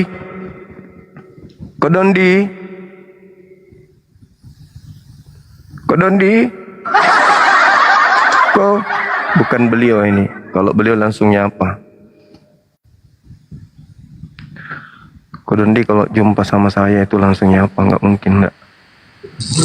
Ya, halo. Selamat sore, Juma. Iya. Sorry anak jin. Perintah Yesusnya seperti apa nak jin Juma? Ya kau lah. Seperti ini seperti ini ajaran Islam. Dengar perintahnya Yesus apabila Dengar ada dulu. orang mengaku Jin itu bertemu siapa? dengan Kristus di Jin sini, itu agama Islam. Kristus di sana, jangan kamu Jin itu percaya. saudaramu. Jin itu saudaramu, kawan. Tinggal saya sentil kamu hilang di sini. Kau lihat temanya itu, jangan Jin kebiasaan. itu saudaramu. Kamu Lihat. tadi tentang jin ya. Ya kamu anak jin, bagus. Masih ada kesempatan jadi mualaf kalau anak Jin jin. itu saudaramu bro, saudaramu Dengar. Mampus, masih mau aku datang besok. Gumasa. Gumasa. Perintah Yesus kalau Anda yang mengaku bertemu dengan Kristus di dalam bilik atau di gurun, jangan kamu percaya. Kenapa kamu percaya kepada Paulus? Dengan Kristus di gurun rupanya. Paulus. Dari mana datanya? Kisah Para Rasul 9. Nah, jadi gini, dengarkan dulu narasi saya ya. Biar kau jangan Dengarkan. Dan Silakan. pernyataan saya ini harus kau jelaskan dari ini. Yesus salah seorang manusia. Percaya nggak? Iya, percaya. Dan dia salah seorang Allah. Enggak percaya. Artinya kau lebih Allah dari Yesus. Nanti kau kecuali dengar pelan-pelan. Kecuali juga salah seorang Tuhan. Kecuali kau mengatakan dan Yesus adalah salah satu dari 3 Tuhannya Kristen, saya katakan iya. Bukan. Semua itu baru betul. petinggi surga adalah Tuhan bagi saya, pemimpin bagi saya. Oke, bukan itu yang kita bahas. Yesus mengatakan kalau ada yang bertemu dengan Kristus di padang gurun, jangan kamu percaya. Ketika Paulus mengaku bertemu dengan Kristus di padang gurun, kenapa Anda percaya? Jadi kalau Kristus yang mengaku-ngaku sebagai Kristus, maka ajarannya bukan ajaran Kristus. Bukan itu. Ketika Paulus, ada banyak memang Kristus palsu yang mengaku-ngaku sebagai jalan ke surga. Kata Yesus percaya atau jangan percaya. Tetapi dia antikristus. Ya Yesus, Paulus lah itu. Muhammad itu antikristus. Dia mengaku juru selamat, tetapi dia antikristus. Apa yang jadi setiap yang mengaku juru selamat, apa yang Anda katakan? Bersaksi tentang Yesus. Apa yang Anda buktikan di dalam diri Nabi Muhammad bahwa dia antikristus? Coba. Ya, Muhammad adalah antikristus sebab Muhammad tidak berjunjungan kepada Yesus. Setiap orang yang tidak berjunjungan kepada Yesus sebagai satu-satunya jalan ke surga, maka itu antikristus. Contohnya Muhammad. Yesus, udah Anda turun, kau bikin stres, otakmu rusak. Jangan kau buat juga otakku rusak. Sudah rusak otakmu, kau juga buat saya rusak. Kau aja sendiri. Iya, ini ada Bro Rostrum, Abang Da, beliau dari Katolik. Siap. Sudah mempelajari Al-Quran. Bro Rostrum, selamat sore. Selamat sore. Terima kasih. Selamat sore Bang Zuma. Sore Bang, sore. Iya. Masih tema yang kemarin Bang.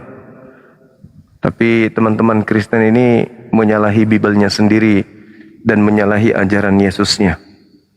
Yesusnya mengatakan jangan percaya, malah mereka percaya.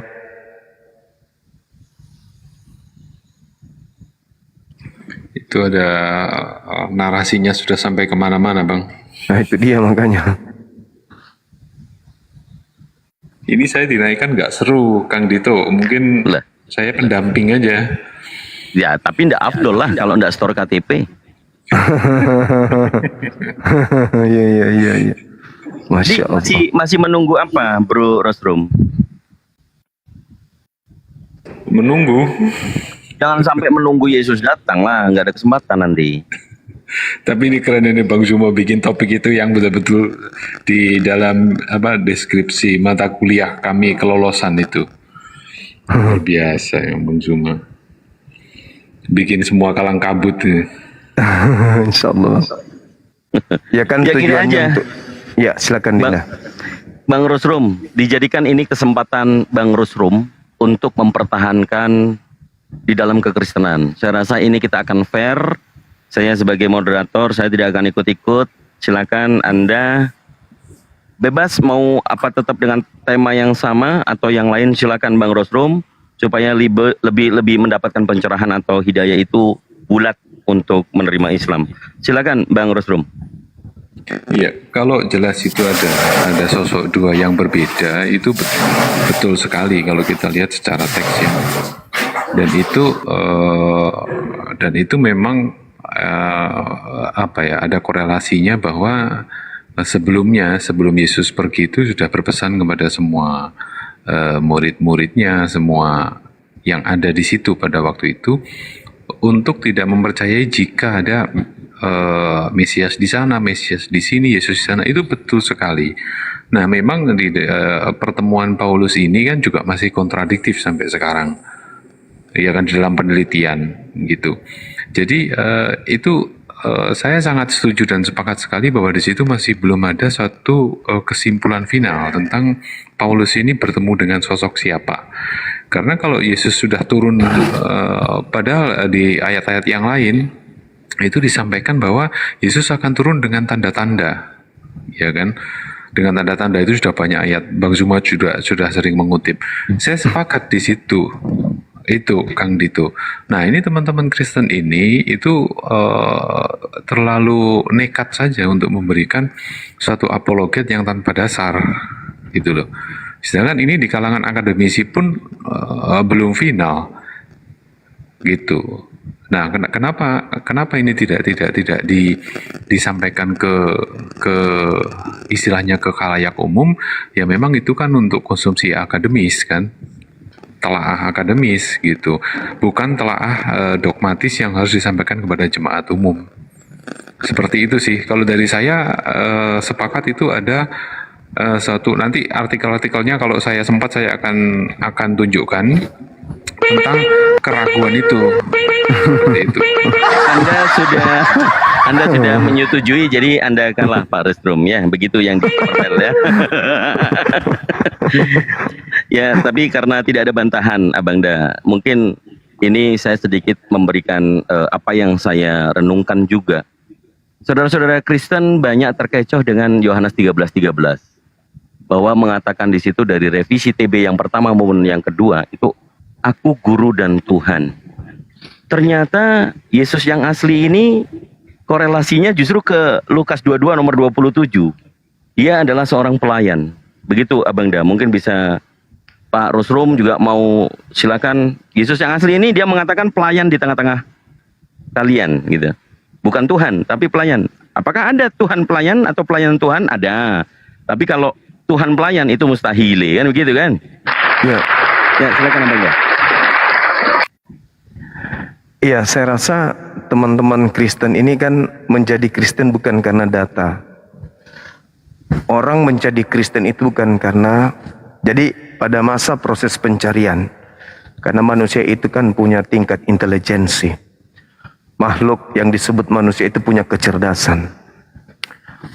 Pada masa transisi antara cerdasnya seseorang dan berkeyakinannya seseorang tentang Tuhan, Kristen itu tidak mendasari dirinya dengan belajar. Jadi orang menjadi Kristen itu bukan karena proses. Berbeda dengan umat Islam. Umat Islam meskipun lahir dalam keadaan Islam, lahir nih dalam keadaan Islam, tapi umat Islam itu dari sejak kecil mereka membumikan di dalam tubuhnya Al-Quran. Contoh, ketika mereka kemudian masih kecil, mereka diajarkan menghafalkan surah-surah di juz 30 lengkap dengan terjemahannya. Artinya mereka dididik untuk menjadi insan Al-Quran. Al-Quran menjadikan dirinya sebagai seorang muslim yang bertumbuh dengan insan Qurani. Sedangkan Kristen, jangankan level anak-anak, level pendeta pastor yang sudah bangkokan, sudah bau tanah sekalipun, mereka jauh dari Bible dan lebih cenderung kepada doktrin dan dogma saja. Ini yang membedakan kita. Sehingga pada nuansa bertemunya dua agama di meja akademisi, yang cenderung yang nampak di permukaan adalah Kristen selalu menyalahi data yang ada di dalam Bible itu sendiri. Karena kenapa? Itu tadi. Orang menjadi Kristen bukan karena data. Orang menjadi Kristen karena faktor keturunan.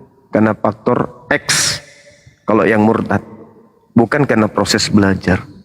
Tapi kalau di Islam, imannya bertumbuh berdasarkan dengan uraian Al-Quran yang sudah mendarah daging di dalam diri mereka. Jadi mereka membumikan Al-Quran itu sehingga hidupnya tidak pernah lepas dari Quran. Itu umat Islam. Sebejat apapun mereka, senakal apapun mereka, semalas apapun mereka ibadah, mereka akan tetap membumikan Quran di dalam dirinya. Tinggal menunggu masa di mana mereka mempraktikkan Quran itu. Nah, sedangkan Kristen ini adalah dua pribadi yang terpisah. Kristennya adalah Kristen, Bibelnya adalah Bibel. Tidak menyatu mereka. Maka kecenderungan saya mengatakan pendeta aja nggak paham Bibel. Yang mereka paham itu hanya kisi-kisi yang sifatnya duniawi. Menghantarkan kepada nasihat agar orang itu berbuat baik. Dari nasihatnya kemudian menghasilkan materi. Itu aja. Kalau Anda ke masjid, cari yang paling kumal. Cari sendal yang paling jelek dan yang paling murah. Saya yakinkan itu adalah sendal dari Pak Imam, pemimpin ibadah. Sebaliknya kalau kita ke gereja, cari kendaraan yang paling eksklusif, paling mahal. Lihat di dalam, ketika mereka berbaur, entah itu lagi bernyanyi, menari bersama, cari pakaian yang paling licin, pasti itu pendeta. Atau pasti itu adalah pastor. Atau mereka tinggal di pemukiman. Cari rumah yang paling bagus, dapat dipastikan 90% itu rumah pendeta. Bandingkan dengan imam yang kemudian tinggal di pemukiman masyarakat. Itu fakta, itu real. Kenapa? Karena mereka beribadah tidak mengharapkan materi. Mereka berislam bukan mengharapkan materi. Mereka berislam karena mengharapkan apa yang menjadi keinginan mereka untuk bertumbuh menjadi orang yang beriman. Inilah pembedanya. Nah, sehingga ketika kami umat Islam mencoba untuk mengkanter tuduhan fitnahan orang-orang Kristen terhadap Islam, ya tentu selain kami bertahan, kami pun menyerang. Kenapa? Karena dua agama ini adalah agama tablik. Agama yang sifatnya memiliki nuansa syiar. Kristen diperintahkan jadikanlah semua orang menjadi Kristen. Islam diperintahkan serulah manusia seluruhnya kepada agama Islam. Diseru, disampaikan saja, disiarkan Islam itu tanpa ada unsur tendensi pemaksaan. Kalau di Kristen tidak, jadikan. Kalau ada kata perintah jadikan, harus. Jadikan beras ini menjadi bubur, harus jadi bubur, tidak boleh tidak. Jadikan ini menjadi rumah, harus jadi rumah. Nggak bisa tidak. Kalau di Islam nggak, seru. Jadi kita hanya disuruh untuk menyampaikan bertablik ria. Nah, oleh karena itu, ketika Kristen itu diperintahkan untuk melakukan penginjilan kepada seluruh makhluk, jadikan seluruh makhluk ini menjadi pengikut dari makhluk yang keluar dari kubur, kami umat Islam mempertahankan akidah kami. Kami nggak mau. Kami nggak mau. Meskipun Kristen melakukan segala macam cara untuk mengkristenkan kami. Kami tetap bertahan, tidak akan mau. Nah, salah satu tajuk pertahanan yang kami lakukan adalah membuka komal-komal seperti ini, mengajak saudara Kristen untuk silakan Anda paparkan kebenaran yang Anda punya. Silakan Anda sosialisasikan agama yang Anda punya. Sampaikan apa yang Anda menurut Anda adalah benar. Dengan pola angkat tema. Di Islam, apakah tema ini juga bisa diambil? Bisa. Al-Quran mengatakan, wa ma qatalu, wa ma salabu, walakin syubbihalahum. Yang mereka salibkan adalah orang yang diserupakan bagi mereka. Berarti ada dua. Di Islam juga ada dua. Ada yang asli, ada yang diserupakan. Berarti ketika berbicara mengenai Al-Masih atau Kristus, Islam juga memiliki itu, Kristen juga memiliki itu. Permasalahannya di Islam, Islam tidak pernah bertentangan dengan iman Islam itu sendiri dengan kitab sucinya. Berbeda dengan Kristen. Kitab sucinya mengatakan jangan percaya, praktiknya percaya.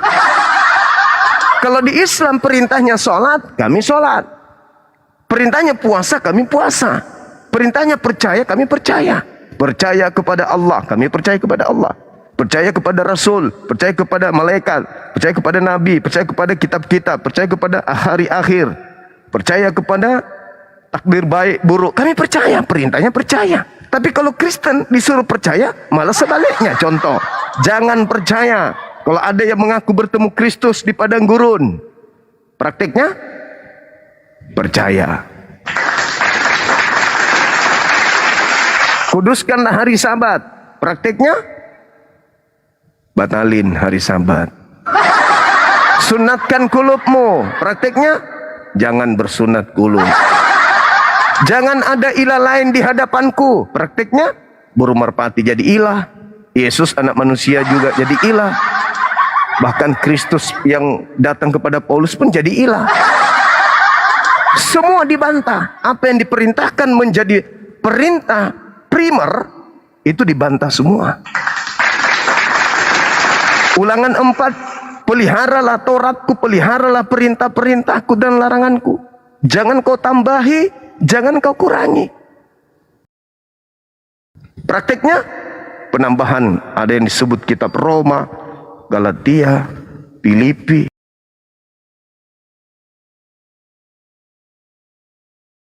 Segala macam dalil. Jadi ada penambahan-penambahan yang justru melanggar daripada perintah. Saya kira begitu, saudara. Silakan Dinda Dito. Ya. Saya buka pintu dulu. Siap Abang. Ya, Bang Rosrum, bro, ada tanggapan? Silakan. Iya. Untuk mungkin lebih menyampaikan pendapat kali ya, Bang Dito ya.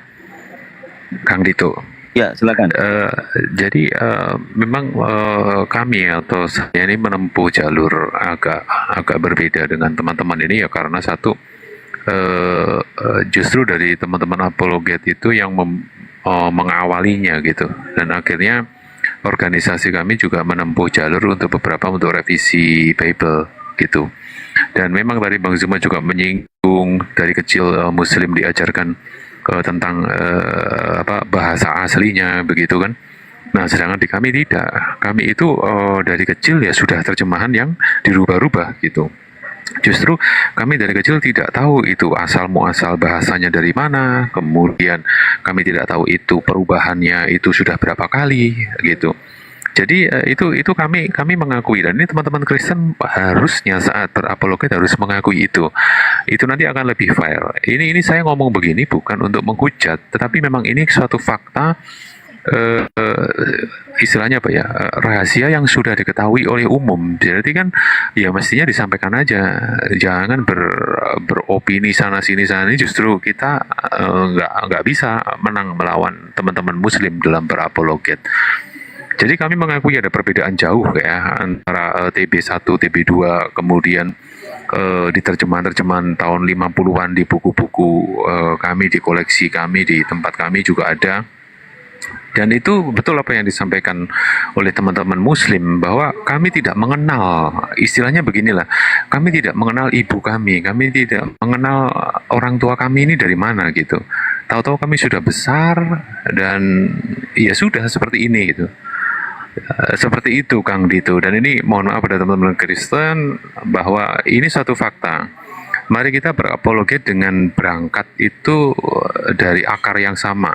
Nah, itu nanti justru kita akan bisa mengakui. Kalau memang kita itu secara dogmatis gereja ataupun secara pengakuan Bapak Gereja bahwa kita punya 3 lah, kita punya kesetaraan 2 yang disetarakan lah, itu diakui di depan. Bukan jadi 1-1-3, 3-3-1, kacau itu Kang Dito. Demikian sementara dari saya. Baik, Pak Rosrum sangat bijak sekali ya. Tapi ya intinya masih bertahan di kekristenan, itu mungkin ranah pilihan ya, free will. Tapi sebagai jemaat, kalau Pak Rusrum kan, Bro Rusrum kan sudah seminari kelihatannya, sudah gelar pastor ya. Apologet di dalam Katolik itu kan mereka Katolik menggunakan dalil di 1 Petrus pasal 3 nomor 15 dan nomor 16. Itu fakta bagi apologetik Katolik, tapi ini menyimpang dengan yang dilakukan oleh RK. Ini di luar itu Protestan memang tidak memiliki anjuran KGK maupun perintah gereja ya, atau Lumen Gentium. Cuman begini, Bro Rusrum, kalau kita berdiskusi mencari kebenaran ya antara dua agama ini, pastinya kebenaran itu yang dicari adalah yang hak, bukan yang benar-benar kebetulan, bukan. Tadi yang Bro Rusrum sampaikan adalah kebetulan, sampai tidak mengenal induk daripada kitab yang dikatakan kitab sucinya. Namun begini bro, di dalam Torah, kalau di Al-Quran surah Al-Baqarah ayat 79, ada yang diubah-ubah, tapi masih ada kebenaran di dalamnya. Contoh, kalau Yesus mengatakan hanya diutus kepada Bani Israel dan memerintahkan murid-muridnya juga jangan sampai menyeberang ke kaum Samaria, melainkan tetaplah di domba-domba Israel yang tersesat, ya kan? Nah, ini yang kemarin Bang Zuma saya memberitahukan dalil bahwa yang sangat fundamental di dalam Torah, yang saat ini kelihatan masih perlu dibicarakan. Coba Bang Resrum, kalau Yesus memang diutus untuk kalangan Yakub atau Bani Israel, ada satu turunan dari Abraham yang akan memberitahukan hikmah seluruh bangsa di bumi. Itu merujuk kepada Rasulullah saya, Rasulullah kami, Baginda Muhammad SAW. Silakan Bro Resrum cermati di Kejadian 22 nomor 18. Mungkin sebagai tambahan untuk renungan dan pembelajaran. Mungkin dari situ silakan dipahami, dibacakan, silakan. Sambil menunggu Bang Zuma, silakan. Kejadian 22 ya Bang ya? Iya, Kejadian 22 ayat 18 dan 19 sebagai keterangannya.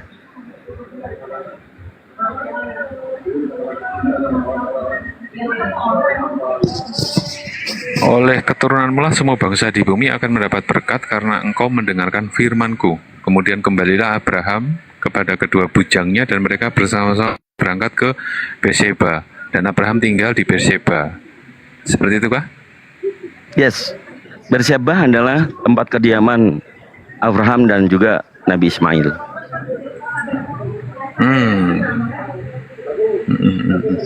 Ya, begini Bang, ini kan saya dari sisi kritik teks dan kritik sejarah ya. Memang kalau kita melihat dari definisi Mesias itu sendiri, kita tidak bisa menutup bahwa Mesias sendiri diartikan kalau sekarang teman-teman yang menyimak ini mau googling atau KBBI atau mungkin AI, itu memang Mesias itu orang yang diurapi, utusan khusus dari Tuhan, bisa dijadikan sebagai raja. Ya itulah yang membuat kesalahpahaman tentang kata-kata tuan, guru, raja gitu. Nah, di sini ada satu kekeliruan dalam penulisan di Bible Indonesia ya, bahwa raja ini itu ditafsirkan sebagai raja yang di situ God gitu. Nah ini ada beberapa contoh ya. Nah untuk masalah kesinambungan antara keturunan Abrahamik sampai dengan Yesus itu kan memang ya dari sisi sejarah sudah fakta ya. Saya harus membahas yang bagaimana lagi gitu. Teman-teman jauh lebih tahu gitu. Nah kembali lagi kepada tentang mesianik ya. Mesianik di dalam kekristenan itu kekristenan yang sekarang ya, itu mesianik lebih memang mengarah kepada ritual-ritual yang dibawa oleh bangsa Romawi gitu tentang mesianik itu. Dan memang di situ ada alkulturasi budaya yang di situ menjadikan satu dogma doktrin Bapak Gereja itu menjadi sedikit bergeser, menurut saya ya, sedikit bergeser. Seperti itu sih Kang Dito. Mungkin dari teman-teman Kristen ada yang mau menanggapi atau menyanggah, silahkan. Ya, kita sabar dulu. Abang dah udah monitor bang? Udah dek. Siap. Iya. Kita sapa dulu Alexander. Selamat sore. Alexander Selamat sore. dibuka Iya, dari Kristen bang? Iya dulunya bang, tapi masih dalam pergumulan. Oh, dalam pergumulan. Bukan muslim kan? Bukan. Oke, siap. Ya, silakan Abang dah. Kita tadi bahas tipis mengenai Kejadian 22 ayat 18, Bang. Ya, Itu dari baik. Bang Roslum. Silakan. Baik Bang, Bismillahirrahmanirrahim. Kalau berbicara mengenai Nabi Ibrahim alaihissalam, Nabi Muhammad diminta kemudian untuk beriman kepada apa yang diwahyukan kepada Nabi Ibrahim, Ismail, Ishak, Yakub dan keturunannya di dalam Al-Quran surah Al-Baqarah ayat 136. A'udzubillahi minasyaitonirrajim. Qulu amanna billahi wa ma unzila ilaina wa ma unzila ila Ibrahim wa Ismail wa Ishaq wa Yaqub wal asbati wa ma utiya Musa wa Isa wa ma utiyan nabiyyuna min rabbihim la nufarriqu baina ahadin minhum wa nahnu lahu muslimun. Nah, jadi di data Al-Quran menerangkan wa nahnu lahu muslimun, artinya bahwasanya seluruh nabi yang diutus oleh Allah kepada Bani Israel yang diceritakan kemudian di dalam Al-Quranul Karim, itu kami beriman, kami percaya, dan menurut Al-Quran ya memang kami harus beriman kepada mereka. Kemudian kesimpulan ini bahwasanya kami beriman kepada ajaran yang datang kepada para nabi, dalam hal ini Bani Israel, diutus pada mereka nabi, diwahyukan beberapa kitab kepada mereka. Itu prosesnya kemudian berjalan. Ketika kami membuka Bible, kami menemukan ada data di Kejadian 22 nomor 18 itu. Di samping itu kami juga menemukan terkait dengan Kejadian 12 nomor 3 itu. Dan ini cakupannya membahas tentang ya Islam, Kristen, dan semua agama yang ada di muka bumi ini. Kenapa saya mengatakan demikian? Karena polanya kita yang mengaku sebagai agama samawi, cerminan keyakinan kita itu adalah bahwa apa yang kita imani hari ini adalah hal yang menurut keyakinan kita itu memiliki sumber, yang mana sumber ini dari pencipta langit dan bumi. Nah, untuk itulah kemudian Islam tidak berdiri sendiri. Kristen juga kalau mau mengakui tidak berdiri sendiri silakan saja. Yang pada prinsipnya adalah di dalam Al-Quran ketika dikatakan wa nahnu dan kami muslim berserah diri kepada Allah, maka komponen ini itu dimiliki oleh para nabi dan juga masih kami temukan di dalam Bible. Berserah diri. Yesus juga berserah diri. Nabi Musa berserah diri. Abraham berserah diri. Daud, Salomo berserah diri. Oleh karena itulah, cerminannya antara dua agama, Islam, Kristen, itu bisa kita lihat. Kalau Al-Quran, ya nanti saudara tidak percaya. Tapi kalau kita berbicara mengenai dalil yang tadi, Kejadian 22 nomor 3 misalnya.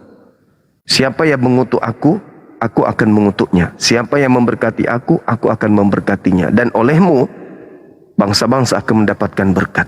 Ini luar biasa nih. Yang kedua, nuansanya juga berbicara hal sama seperti itu. Kejadian 22 nomor 18 tadi. Oleh keturunan mula seluruh bangsa akan mendapatkan berkat. Kalau kita melihat struktur pengajaran Musa dan juga implementasi apa yang disebut firman atau kalam dari langit kepada dia, maka cakupannya hanya untuk Bani Israel tok. Dengan kata lain, ibarat meja makan, kita nggak diundang ke sana untuk makan. Lapar dong kita. Atau kita harus mencari makanan di luar sana yang tidak disediakan untuk kita di meja Abraham. Atau di meja Musa. Cerminannya kepada Yesus pun sama. Aku diutus hanya kepada domba yang sesat dari umat Israel. Bahkan Yohanes 17 nomor 9, aku berdoa bukan untuk dunia. Bahkan Yesus berpesan kepada muridnya agar jangan ke bangsa lain. Lalu bagaimana ceritanya dari keturunan Abraham bisa dunia ini mendapatkan berkat? Sedangkan Kristen datang itu unsur pemaksaan. Pemaksaannya di mana? ada tembok yang begitu tinggi yang harus diseberangi oleh Kristen. Aturannya seperti itu. Tetapi Kristen curang. Kenapa curang? Karena menanggalkan petua-petua Yesus yang menjadi dasar ajaran Yesus kepada Bani Israel. Contoh yang tadi, waspadalah kepada Kristus yang palsu. Kristus palsu ini akan menyesatkan banyak orang. Yang dilanggar oleh Kristen, Kristen tidak mau peduli mana orang banyak itu, EGP. Yang pasti kami Kristen pengikut Kristus. Mereka tidak mencoba untuk menelaah dan bercermin mana pengikut palsu yang banyak ini. Adakah selain Kristen? Tak ada. Cuman Kristen di luar Yahudi yang mengaku sebagai pengikut Kristus.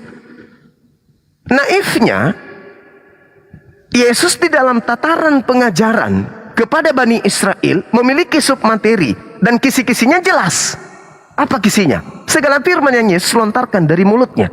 Di antaranya adalah waspadalah kepada penyesat yang datang kepadamu. Objek yang dikatakan ketemu di situ atau kamu atau kalian adalah Bani Israel. Berarti penyesatnya datang kepada Bani Israel. Mengaku bertemu dengan Mesias di padang gurun, mengaku Mesias bertemu dengan Mesias di dalam bilik rahasia atau temeong dalam bahasa Yunani. Artinya bahwa hal-hal seperti ini harus ditabrak oleh Kristen, sehingga yang terjadi adalah seakan-akan Kristen yang menyebar ke seluruh penjuru bumi itu adalah seakan-akan keturunan Abraham, padahal bukan.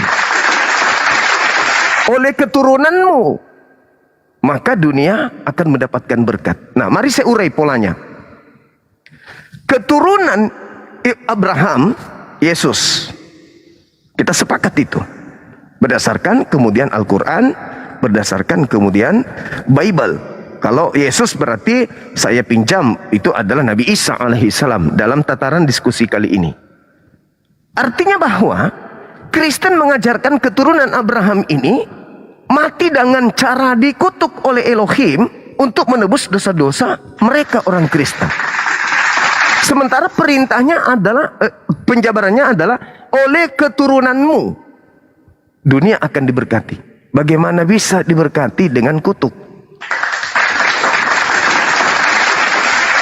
Galatia 3 nomor 13. Kemudian saudara, yang menghimpit ajaran Kristen di sini adalah pengakuan-pengakuan yang muncul di dalam kitab yang Kristen sendiri tenteng setiap saat. Contoh Ulangan 33 nomor 4. Apa yang dikatakan di situ? Hukum yang datang kepada Musa adalah milik kepunyaan Yakub. Adalah milik kepunyaan Ben Yakub, keturunan Yakub. Yeremia 31 nomor 31 sampai 34. Perjanjian baru Tuhan dengan Bani Israel dan Bani Yehuda, yaitu memasukkan hukum Taurat ke dalam batin setiap Bani Israel dan Bani Yehuda. Di luar daripada itu tidak ada dalilnya. Kemudian Mazmur 147, data nomor 19-nya, data nomor 20-nya. Hukum-hukum yang datang kepada Yakub dan aturan-aturan yang datang kepada Israel tidak aku berikan kepada bangsa lain. Kan nyekik. Artinya Paulus salah dengan pola pengajarannya berdasarkan Mazmur 147. Kenapa? Karena ajaran yang dikatakan Kristus telah mati dengan cara terkutuk. Kristus telah menebus Kristen dari kutuk hukum Taurat dengan jalan menjadi kutuk karena Kristen. Sebab ada tertulis. Pola ini sudah melanggar kaidah. Kenapa? Karena hukum Taurat itu hanya untuk Bani Israel. Apa pula dia sibuk-sibuk mati untuk membebaskan Kristen dari Taurat? Gak ada nyambung-nyambungnya. Hukum Taurat itu hanya untuk Bani Israel. Ketika dibatalkan, maka dibatalkan untuk si pemilik hukum, bukan untuk Kristen. Tapi lagi-lagi Kristen berasa Taurat tidak berlaku lagi. Sekarang bebas makan babi. Sejak kapan perintah larangan babi itu ada kepada Kristen? Gak ada nabi diutus ke Kristen. Nabiku, ya Tuhanku, larang Kristen makan babi. Mana dalilnya? Gak ada dalilnya itu, gak ada. Itu dibuat-buat sendiri oleh Paulus. Nah, inilah yang terjadi. ajaran itu hanya untuk Bani Israel dan tidak diberikan kepada hukum kepada bangsa lain. Sedangkan nubuatannya oleh keturunanmu bangsa di dunia akan mendapatkan berkat. Sederhananya begini, saudara-saudara Kristen. Kalau Anda melihat seorang Kristen masuk Islam, maka lisannya akan basah setiap saat. Basah dengan pemberkatan kepada Abraham. Mereka akan sholat dan mereka akan mengucapkan apa? Kama shallaita ala Sayyidina Ibrahim wa ala alihi Sayyidina Ibrahim. Wajib hukumnya dia membaca itu pada saat mereka sholat. Berapa kali umat Islam sholat dalam sehari? 5 kali minimal. Maaf bang, kepotong. Itu maksudnya apa bang? Artinya bang kalau di Indonesia kan? Berkah atas Nabi Abraham dan juga berkah Tuhan atas keturunan Abraham. Pemberkatan. Sama Hosana Abraham, Hosana anak Daud. Ya, jadi ketika dikatakan kemuliaan terhadap Abraham dan kemuliaan terhadap keturunan Abraham, kami menang 1 poin. Karena Kristen justru memproklamirkan terkutuknya keturunan Abraham di atas tiang salib. Sementara janji Allah, aku akan memberkati siapapun yang memberkati engkau Abraham. Kira-kira apa yang terjadi dengan umat Islam? Ketika pola keagamaannya siang malam sibuk, lisannya nih tembus ke kepala, di seluruh hati yang paling dalam. Allahumma salli ala Sayyidina Ibrahim wa ala ali Ibrahim. Jelas itu. Jadi kami melakukan pemberkatan. Sebelumnya Nabi kami tidak pernah membaca dalil itu. Nabi Muhammad membaca kitab Kejadian, bikin deh dalam sholat begini. Enggak ada itu. Itu cerminan bahwa apa yang ada di dalam kaidah Islam tercermin dari ajaran yang menjadi ajaran yang lebih dulu datang. Nah sekarang kalau Indonesia penuh dengan umat Islam, maka Indonesia penuh dengan manusia yang melakukan pemberkatan kepada Nabi Abraham. Dan kalau itu terjadi, bumi Indonesia diberkati oleh Tuhan. Bagaimana kalau seluruh dunia ini penuh dengan umat Islam? Maka seluruh dunia ini akan diberkati oleh Tuhan. Sebaliknya, mohon maaf nih, sebaliknya. Kalau orang Kristen ditanya, apakah Ismail itu anak sah atau anak tidak sah? Orang Kristen akan berlomba-lomba mengatakan Ismail adalah anak yang tidak sah. Seorang laki-laki memiliki anak yang tidak sah, berarti laki-laki itu pesina. Minimal bersina sampai anak-anaknya ada. Berarti dengan kata lain, Kristen telah mengutuk Abraham. Mengutuk di sini mencela, menghina, merendahkan. Barang siapa yang menghina, barang siapa yang mencela, barang siapa yang memburuk-burukkan engkau, maka aku pun akan memburukkan dia. Barang siapa yang mengutuk engkau, dalam bahasa Yunani katara, mengutuk, mencela, menghina, merendahkan, menghinakan, maka aku pun akan menghinakan, merendahkan, mencemarkan dia. Nah sekarang Kristen ditanya, wahai saudara Kristen, siapa Ismail ini menurut kalian? Kuda apa? Kuda liar. Keledai liar katanya. Apalagi anak zina, anak tidak halal, anak yang tidak dijanjikan, anak yang tidak diharapkan, anak dari budak, anak seorang gundi, anak yang dihasilkan dari ketidaksabaran Abraham. Apakah itu bukan penghinaan? Apakah itu bukan kutuk? Kutuk. Jadi kalau Indonesia penuh dengan orang-orang Kristen, apakah Indonesia diberkati Tuhan? Tidak. Berdasarkan Kejadian 12 nomor 3. Aku akan memberkati engkau Abraham, dan siapa yang memberkatimu akan aku berkati, siapa yang mengutukmu akan aku kutuk. Kristen demi untuk menaikkan titel, demi untuk menyanjung Kristus makhluk roh yang datang kepada Paulus ini setinggi Tuhan, mereka tak peduli menghina Abraham. Abraham mengajarkan sunat, Kristen batalin. Abraham mengajarkan menyembah kepada Elohim, Kristen batalin. Abraham mengajarkan kemudian untuk kurban hewan, Kristen batalin. Apakah itu tidak membenci ajaran Ibrahim? Benci. Mau sampai kapan Kristen melakukan hal tersebut? Sedangkan polanya jangan pakai Quran, pakai Bible.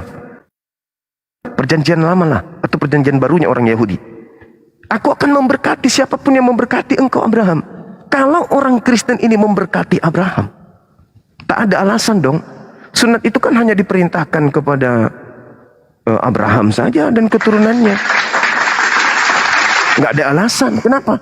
Karena kan kita ingin dapat berkat Tuhan. Dengan ingin mendapatkan berkat Tuhan, polanya apa? Memberkati Abraham, menyanjung Abraham, mengikuti milah Abraham. Nah ini satu hal kemudian. Saudara-saudara Kristen selalu bertanya, mana perintah sunat di dalam Al-Quran?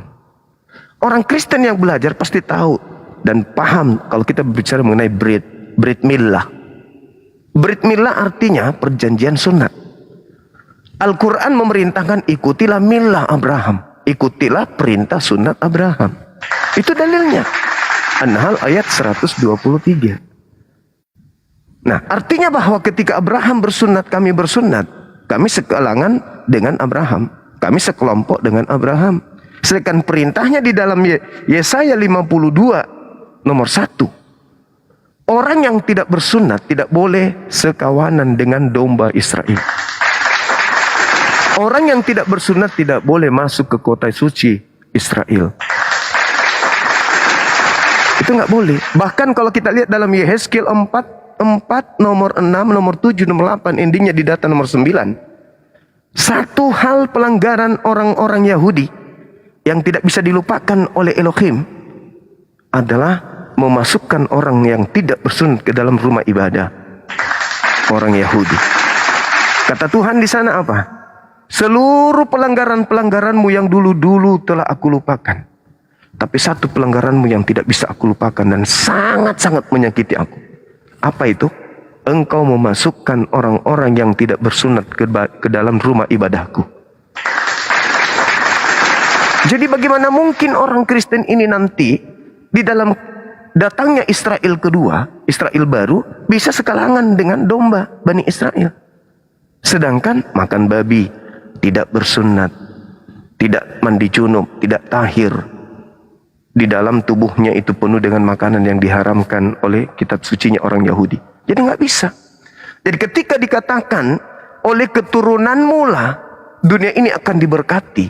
Siapa keturunan dari Nabi Abraham yang mendapatkan titah untuk mengajarkan ajaran Eloah Abraham, Eloah Isa, Eloah Yakub kepada seluruh dunia? Nabi Musa hanya untuk Bani Israel. Yesus hanya untuk Bani Israel. Lalu siapa? Oh, Paulus. Tunggu dulu. Kalau Paulus harus tanya dulu. Siapa yang memerintahkan dia ke seluruh dunia? Siapa yang memerintahkan dia untuk pergi ke seluruh bangsa? Itu dulu cari. Oh, bukan bang, Yesus sendiri. Yang mana itu? Yang keluar dari kubur. Periksa dulu. Apakah itu betul Yesus? Yang keluar yang bangkit pada hari ketiga? Atau jangan-jangan itu adalah sibilisis? Periksa dulu. Data-data dulu kita harus uji. Kita uji kompetensi terhadap oknum tersebut. Kenapa dia mampu mendapatkan mukjizat? Dari mana mukjizatnya? Dari mana kekuatannya? Aku diberi kekuatan, aku diberi kuasa. Dari mana kuasanya? Harus dideteksi dulu. Pergilah ke seluruh bangsa, jadikan seluruh bangsa menjadi muridku. Murid yang mana dulu ini? Muridnya siapa ini yang datang nih, yang keluar dari kubur ini? Apa kata Yesus tentang kebangkitan hari ketiga? Apakah itu tanda untuk angkatan jahat? Atau itu angkatan untuk orang yang selamat? Teliti dulu, baru nyebrang. Karena kenapa? Yesus mengatakan hanya untuk Bani Israel. Yesus mengatakan hanya kepada domba yang sesat dari Bani Israel. Bahkan orang yang bertemu saja dengan Yesus, wanita Kanaan, seorang ibu memelas, memohon untuk kesembuhan anaknya. Yesus katakan apa? Anjing, pemakan sampah. Apatah lagi kita yang bukan Bani Israel, yang tidak sesaman dengan Yesus. Apanya kata Yesus kepada kita ini? Makanya dia turun menjadi hakim untuk yang kedua kalinya. Karena ada yang terdakwa. Kenapa ada terdakwa? Yesus malu di hadapan Tuhannya. Kenapa malu di hadapan Tuhannya? karena dia tidak pernah sekalipun terlontar dari lisannya, terlontar dari kisi pengajarannya, sembahlah aku, Tuhankanlah aku setara dengan Bapa. Adapun perkataannya aku dan Bapa satu di dalam misi, yaitu menjadi penyelamat bagi Bani Israel. Aku tidak berkata-kata dari diriku sendiri, aku tidak bekerja dari diriku sendiri, aku tidak seorang diri, sebab Bapa senantiasa menyertai aku. Aku dan Bapa adalah dua. Yohanes 8 nomor 15, 16, 17, 18. Jika aku menghakimi, penghakimanku itu benar, sebab aku tidak seorang diri, tetapi aku bersama dengan Bapa. Bersama itu artinya dua. Sebab bukankah di dalam kitab Tauratmu tertulis dua saksi adalah sah? Akulah yang bersaksi tentang diriku satu, dan Bapa yang bersaksi tentang aku dua. Berarti aku dan Bapa adalah dua. Kenapa Yesus mengatakan aku dan Bapa adalah satu? Yohanes 8 nomor 29. Bapa yang mengutus aku senantiasa menyertai aku dan tidak membiarkan aku seorang diri. Berarti kalau aku tidak seorang diri, ada yang menemani aku. Ketika aku bersama dengan yang menemani aku, berarti aku berdua. Aku dan Bapa adalah dua. Sebab aku senantiasa melakukan apa yang berkenan dalam dirinya. Jelas itu. Berarti Yesus pada hal ini tataran pengajarannya hanya untuk Bani Israel tok. Masih ada lagi domba di luar daripada kandang ini, di luar dari aule, kata Yesus. Yohanes 10 nomor 16. Siapa domba yang menurut Yesus di luar Yerusalem? Dia yang diterangkan dalam Yehezkiel 5 nomor 12. Sepertiga dari sisa Bani Israel yang telah kubunuh, kuserakkan, kuhamburkan ke seluruh penjuru dunia. Itulah domba-domba Yesus yang di luar Yerusalem, yang di luar aule. Kepada dialah yang domba-domba di luar Yerusalem ini, Yesus berpesan pergi. Kalau dia ada di Indonesia, ke Indonesia. Cari keturunan Yakub di sana. Jangan cari orang Batak. Jangan cari orang Toraja, orang Manado, orang Papua, Flores. Jangan. Cari keturunan Yakub yang hidup di tengah-tengah bangsa asing. Pergi ke sana. Jangan ke bangsa lain, tapi pergilah kepada domba-domba yang sesat. Apa itu domba-domba yang sesat? Yang sudah lupa pulang, yang sudah lupa kepada Elohim, yang sudah lupa kembali kepada Taurat, yang sudah lupa kembali kepada tanah perjanjian. Pergi, ajak mereka kembali, gembalakan mereka pulang kembali ke rumah. Tapi Kristen enggak. Selalu saja tampil, wah kami inilah dombanya. Dari mana domba orang darah Yakubnya enggak ada? Jadi begitu saudara, yang dimaksud di sana bahwa oleh keturunanmu harus ada antara Nabi Ismail kah atau Nabi Ishak. Nah, ternyata Yesus hanya untuk Bani Israel. Bagaimana dengan keturunan Nabi Ismail? Rupa-rupanya Nabi Muhammad diutus bil bayyinati waz zubur wa anzalna ilaika dzikr litubayyana lin-nasi ma nuzila ilaihim wa la'allahum yatafakkarun. Al-Qur'an surah An-Nahl ayat 44. Aku wahyukan Al-Quran kepadamu, wahai Nabi Muhammad, agar engkau menyampaikan kabar gembira tersebut kepada seluruh umat manusia, agar mereka tahu apa yang harus mereka kerjakan. Kami bukan Bani Yakub, betul. Kami bukan Bani Abraham, yes. Kami bukan Bani Ismail, betul. Kami bukan orang Arab, ya. Tetapi Nabi Muhammad diutus kepada seluruh umat manusia. Oleh keturunanmu, seluruh bangsa akan mendapatkan rahmat. Nabi Muhammad diutus, waman illa rahmatan lil alamin, wa ma arsalnaka illa rahmatan. Tiadalah aku mengutus engkau wahai Nabi Muhammad kecuali untuk menjadi berkat alam semesta. Yesus, aku diutus hanya kepada domba sesat dari Bani Israel. Dirubah oleh Yesus palsu, Kristus palsu. Pergilah ke seluruh bangsa. Padahal Yesusnya mengatakan aku hanya untuk Bani Israel. Nah ini saudara cerminan dari Kejadian 22 nomor 18 tersebut, dan juga apa yang tertuang di dalam Al-Quran surah Al-Baqarah ayat 130 sampai 140. Silakan Dinda Dito, mungkin ada teman kita Kristen yang masih mau berdiskusi, pelan-pelan silakan dinaikkan. Masya Allah, luar biasa. Allahu Akbar. Ya Pak Rusrum atau Pak Alexander, ada yang mau sampaikan Pak Alexander? mau bertanya, kelihatannya Anda menyimak dari tadi, melanjutkan diskusi atau mau mencari kebenaran Islam, silakan. Gini Bang, untuk penjelasan tadi dari Abang Juma sudah saya simak, tapi yang ingin saya tanyakan itu terkait pembahasan tentang Alkitab, di mana ada mengutip ayat 1 Korintus 11 tadi Bang. Nah di situ kan maksud saya ada kawan-kawan Kristen yang lain juga yang ingin menjelaskan kan, tetapi kan Bang Juma menjelaskan ayat itu bahwa itu bukan terjemahan yang asli. Artinya Paulus mengakui dia sebagai Mesias, padahal dalam terjemahan yang terakhir itu kan dia mengajari umatnya untuk mengikuti Yesus Kristus. Maksud saya setiap kitab itu kan pasti ada terjemahan untuk memperjelas makna, nggak Bang? Kira-kira setiap kitab maksudnya. Itu jadinya ketafsir. Maksud saya di Al-Quran ada nggak misalnya untuk memperjelas makna dalam ayat itu? Tafsir Bang, tafsir. Tafsir Bang ya. Iya.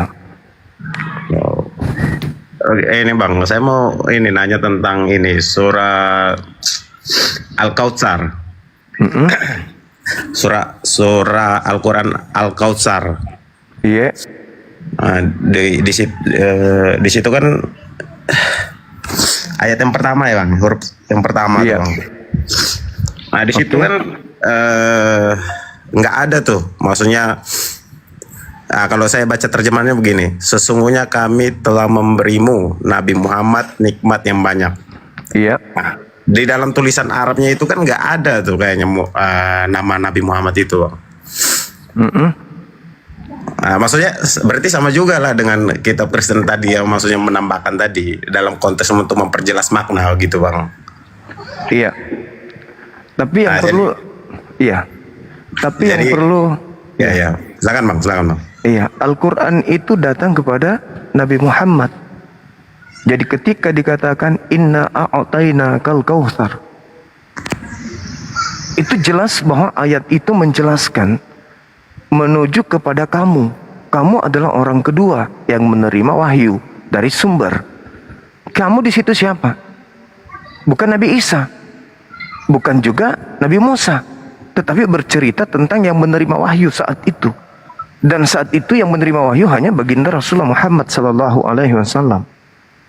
Maka yang dimaksud di sana, meskipun tanpa penjelasan itu Nabi Muhammad, karena beliau yang menerima wahyu, beliau yang dijanjikan kemudian nikmat, maka yang dimaksud di sana adalah Nabi Muhammad.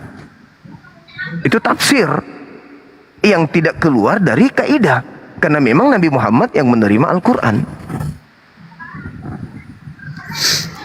Artinya bisa juga lah di dalam Kristen, karena Paulus kan memberitakan tentang Yesus itu sendiri Bang. Maksudnya dia bukan mengakui dia sebagai Yesus, tapi dia memberitakan apa yang diajarkan oleh Yesus. Jadi dia berbicara tentang konteksnya tentang Yesus tadi, sama seperti Nabi Muhammad tadi. Maksudnya wahyu diberikan ke Nabi Muhammad. Seperti itu Bang. Kalau begini saudara, kalau Anda ingin mengibaratkan dengan Nabi Muhammad dengan Paulus dalam tataran ini, maka ada oknum yang harus mengaku sallallahu alaihi wasallam. Nabi Muhammad bergelar sallallahu alaihi wasallam. Beliau yang menerima Al-Quran. Al-Quran dijelaskan oleh beliau.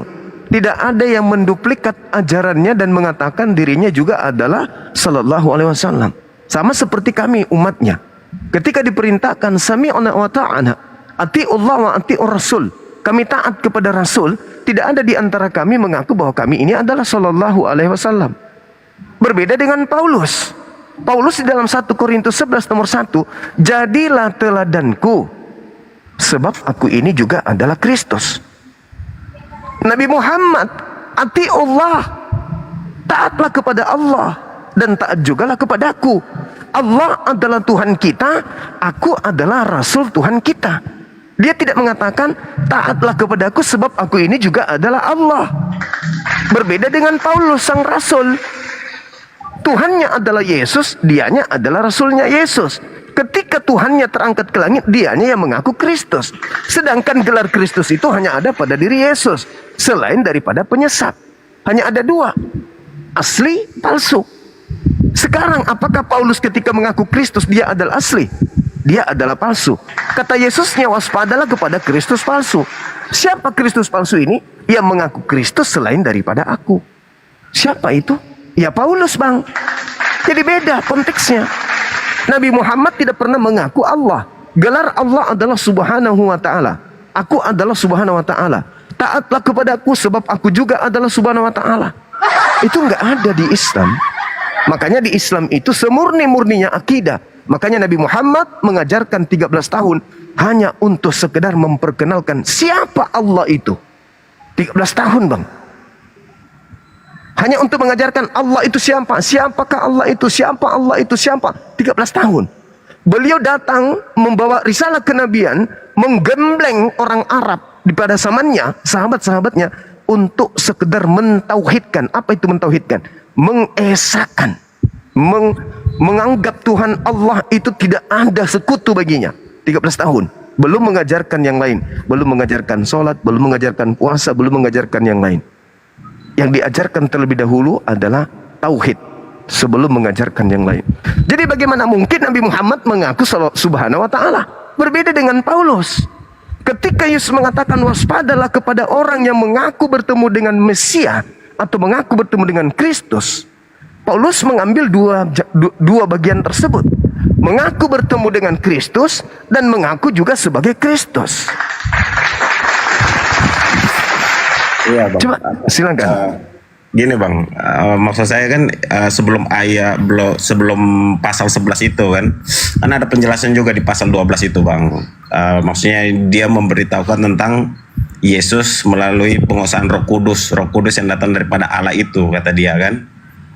Dan dia mengajari jemaat waktu itu kan untuk maksudnya ya mempercayai Yesus sebagai Tuhan yang datang daripada Allah Bapa itu sendiri, maksudnya gitu, Bang. Bukan dia mengaku dia Mesias, tapi dia, ini yang saya pahami aja, Bang, ya. Iya, silakan. Bukan dia mengatakan bahwa dia itu Mesias. Makanya diperjelas dengan terjemahan tadi, Bang. Nah, maksudnya itu. Konteksnya itu kan ada dari pasal 12 itu, Bang. Tapi ada hal yang menarik di sini, yang menurut saya itu adalah kekosongan dalam studi kekristenan. Apa itu? Kristen lupa kalau Paulus itu tidak pernah mengirim surat kepada orang Indonesia. Itu dulu. Itu dulu, Bang. Kalau Anda melihat 13 buku Paulus itu konsentrasinya bukan kepada seluruh umat manusia. Nah, ini dalam studi kekristenan atau pelajaran kristolog, Kristen itu saya yakinkan tidak belajar sampai ke sana. Paulus mengajarkan surat-suratnya itu kepada oknum-oknum tertentu. Bukan kepada litubayin linas, kepada seluruh umat manusia, bukan. Paulus mengajarkan hanya kepada oknum tertentu dan menggunakan bahasa tertentu. Maka pola kerangka yang harus kita pakai di dalam ilmu logika berpikir sehat. Paulus mengajarkan ajarannya kepada non-Indonesia, non-bahasa Indonesia.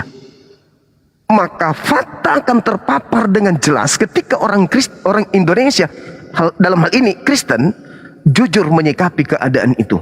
Apa itu? Kristen harus mencoba untuk kembali kepada original teks untuk merasakan apa nuansa rasa bahasa Yunani terhadap orang Yunani.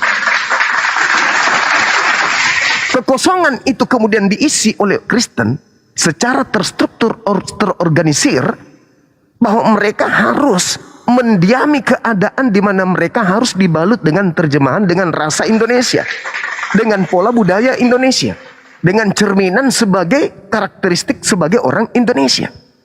Apakah pesan itu disampaikan Paulus dengan nuansa itu? Tidak. Maka beda dengan Quran. Harus kembali kepada pola, kembali kepada pabriknya. Apa tujuannya? Seperti apa kemudian cerminan di dalamnya? Penjabarannya seperti apa? Implementasinya kayak mana? Kalau Bible tidak, Bang.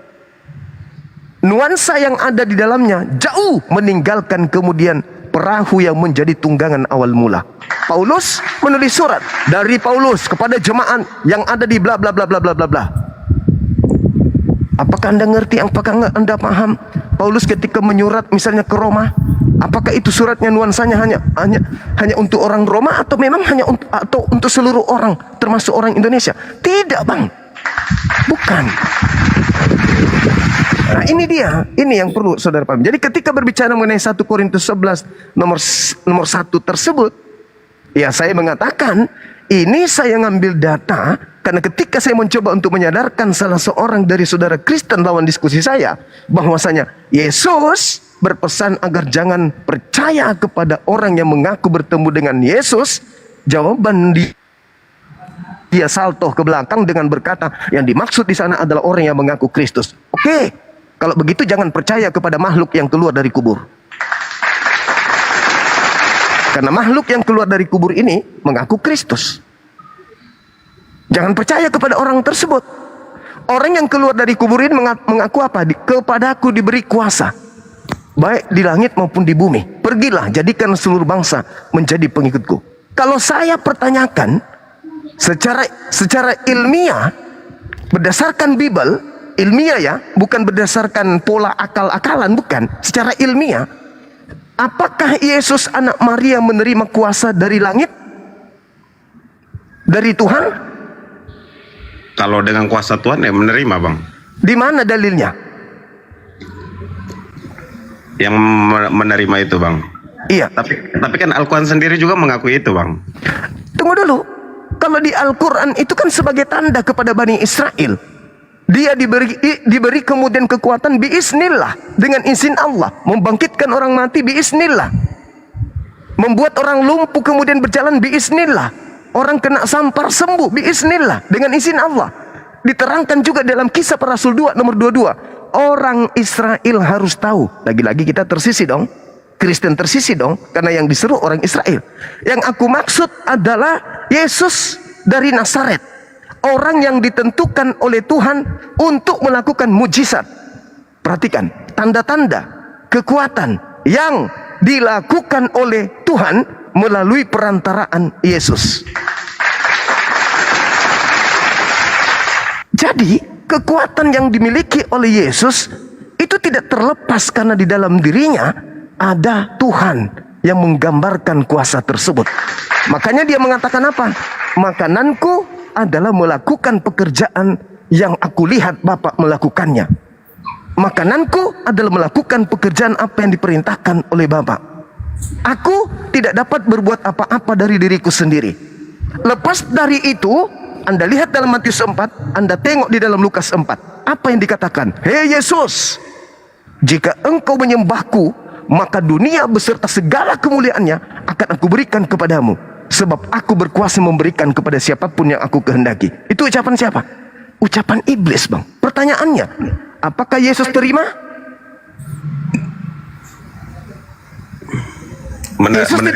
Menerima apa, Bang? Apakah Yesus terima ketika iblis menawarkan kuasa itu? Putus-putus suaranya, Bang. Maaf, Bang.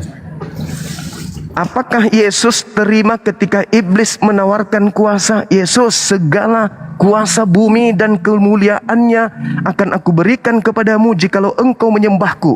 Sebab aku berkuasa memberikan kepada siapapun yang aku kehendaki. Pertanyaan saya, apakah Yesus terima kuasa itu? Dia tidak diterima karena di dalam ayat itu menjelaskan dia dicobai oleh iblis kan, Bang. Dia nggak terima kan? Ya, dia tidak terima. Dia tidak terima. Berarti Yesus kembali ke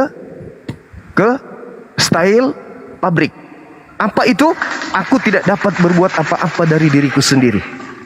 Kembali ke cetakan pabriknya. Dia tidak memiliki kuasa apa-apa. Dia hanya berkuasa ketika Elohim kemudian memberikan kuasa kepadanya untuk dia lakukan tanda-tanda dan mukjizat.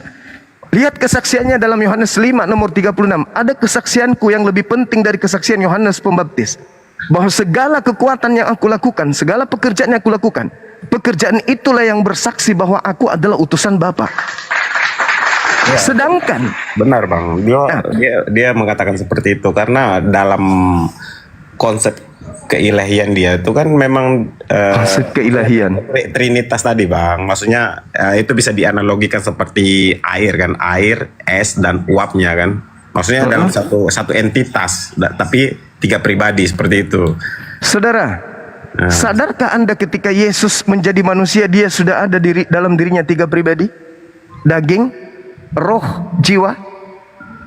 Ya, sebelum Yesus jadi manusia, ya belum bang.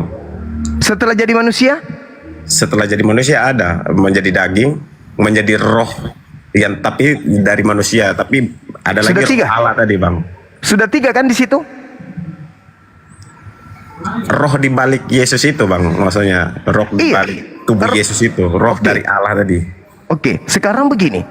Ketika Yesus itu menjadi manusia, roh yang ada dalam dirinya ini 2 atau 1? 2 bang.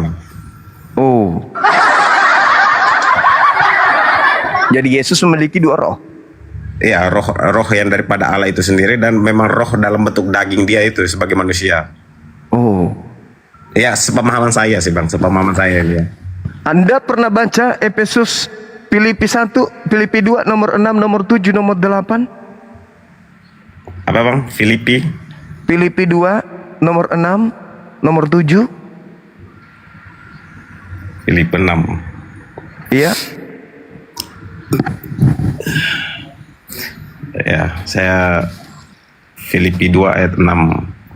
Yang walaupun dalam rupa Allah tidak menganggap kesetaraan dengan Allah itu sebagai milik yang harus dipertahankan, melainkan telah mengosongkan dirinya sendiri dan mengambil rupa orang hamba dan menjadi sama dengan manusia.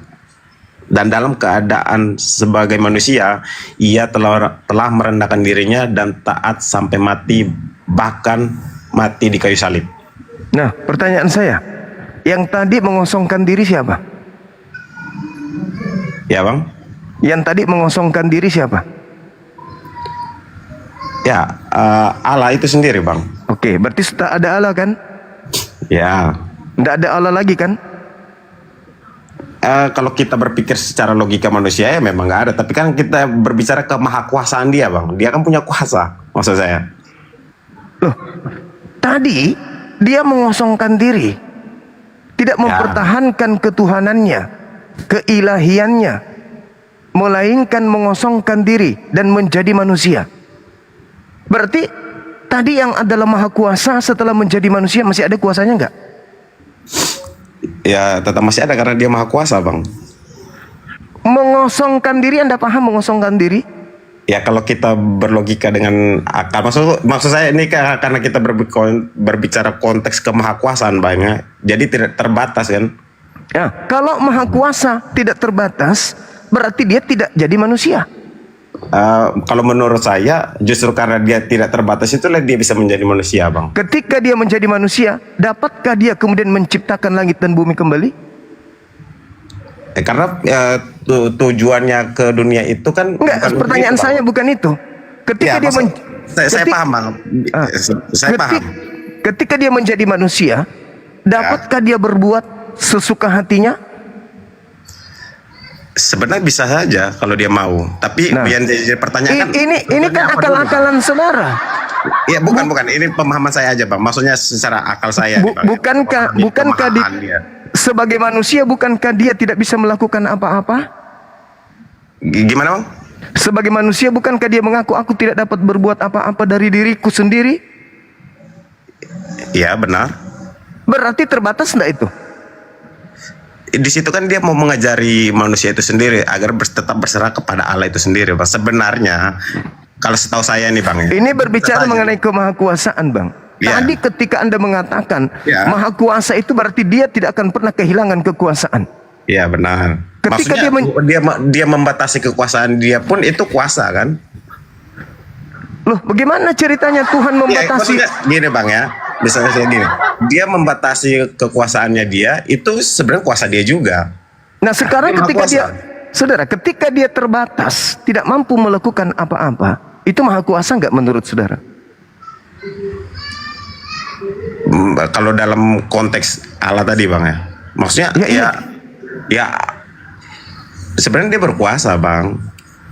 Bagaimana ceritanya Anda mengatakan maha kuasa Ya, karena sementara begini, bukti dia berkuasa itu sekarang begini kawan, membangkitkan orang mati, Bang. yang lebih tahu Anda atau Yesus tentang dirinya? Ya pasti Yesus, tapi kan maksudnya, Yesus mengatakan aku tidak dapat berbuat apa-apa dari diriku sendiri. ya dia waktu maksudnya dalam sisi lain dia sebagai manusia itu, Bang. Itu penambahan saudara. Diriku sendiri. Emang Yesus ada berapa dirinya? 3. Ya 1, tapi kan di dalam tubuh dia tadi yang kita bicara tadi ada roh tadi, Bang. Saudara, itu tanggapan saudara kan? Benar. Tapi ada ayat yang mengatakan begini, Bang, karena dia bilang begini kan waktu saat Filipus nanya itu, Bang. Iya. Bapak tunjukkan Bapak kepada kami. Terus dia waktu itu sudah sekian lama saya bersama-sama dengan kalian, masih saja kamu menanyakan Bapak. Ketika kamu melihat saya, itu kamu sudah melihat Bapa, dan aku dan Bapa adalah satu. Gimana tuh, Bang? Kamu melihat aku, kamu sama dengan melihat Bapa. Kamu membunuh aku sama dengan membunuh. Ya itu kan konteksnya beda, Bang. Beda. Gimana? Iya, maksudnya kan kita begini. Kenapa ada ungkapan itu dari Yesus? Karena Filipus ini, Pilatus siapa yang dipanggil di sana? Filipus ya? Filipus. Nah, sudah sekian lama engkau bersama aku dengan Filipus. Kenapa kau masih minta tunjukkanlah Bapa itu? Ya. Sudah tahu Bapa itu tidak bisa dilihat, tidak bisa didengar, kau masih tanya mana Bapa itu? Itu kan bahlul. Seakan-akan Yesus ingin mengatakan itu.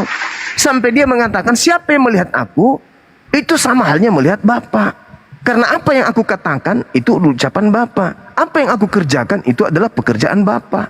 Makananku adalah melakukan apa yang diperintahkan Bapa kepadaku. Iya benar, maksudnya begini, Bang, bukan melihat dalam bentuk fisik tadi, ya melihat dalam bentuk yang Abang sebutkan tadi, entah ajaran tadi ya. Nah, sama berarti ketika murid-muridnya juga melakukan ajaran Yesus, siapa yang melihat Yesus? Murid Yesus sama melihat Bapa berarti. Berarti tidak mengantarkan pemahaman kita bahwa Yesus itu adalah Tuhan. Tetapi karena dia adalah hanya wakil Tuhan. Siapa yang percaya kepada Yesus sama percaya kepada Bapa. Siapa yang kemudian mengikuti Yesus sama mengikuti Bapa. Tetapi orang yang berakal, saudara, meskipun Yesus itu berkata di gunung yang paling tinggi, kemudian menggunakan toa yang paling besar, sehingga seluruh manusia di dunia mendengarkan suaranya dengan berkata, hai seluruh manusia, dengarkanlah, aku ini adalah Yesus, akulah Tuhan pencipta langit dan bumi, tiada Tuhan selain aku. Maka orang yang berakal akan menghantarkan imannya dengan berkata, Yesus sedang menyatakan firman Tuhan. Dia tidak sedang menyatakan tentang dirinya. Kenapa? Karena yang kita lihat berkata seperti itu manusia. Sedangkan Tuhan itu bukan manusia. Di level yang lain, di ufuk yang berbeda, Yesus berkata, firman yang kau dengar dari mulutku itu bukan dari aku, tetapi dari Bapa yang mengutus aku. Yohanes 14 nomor 24. Jadi sekalipun Yesus mengatakan, dengarkanlah, akulah Tuhan, tidak ada Tuhan selain aku, sembahlah aku. Maka bukan berarti Yesus itulah Tuhan, yang harus disembah itu adalah Yesus.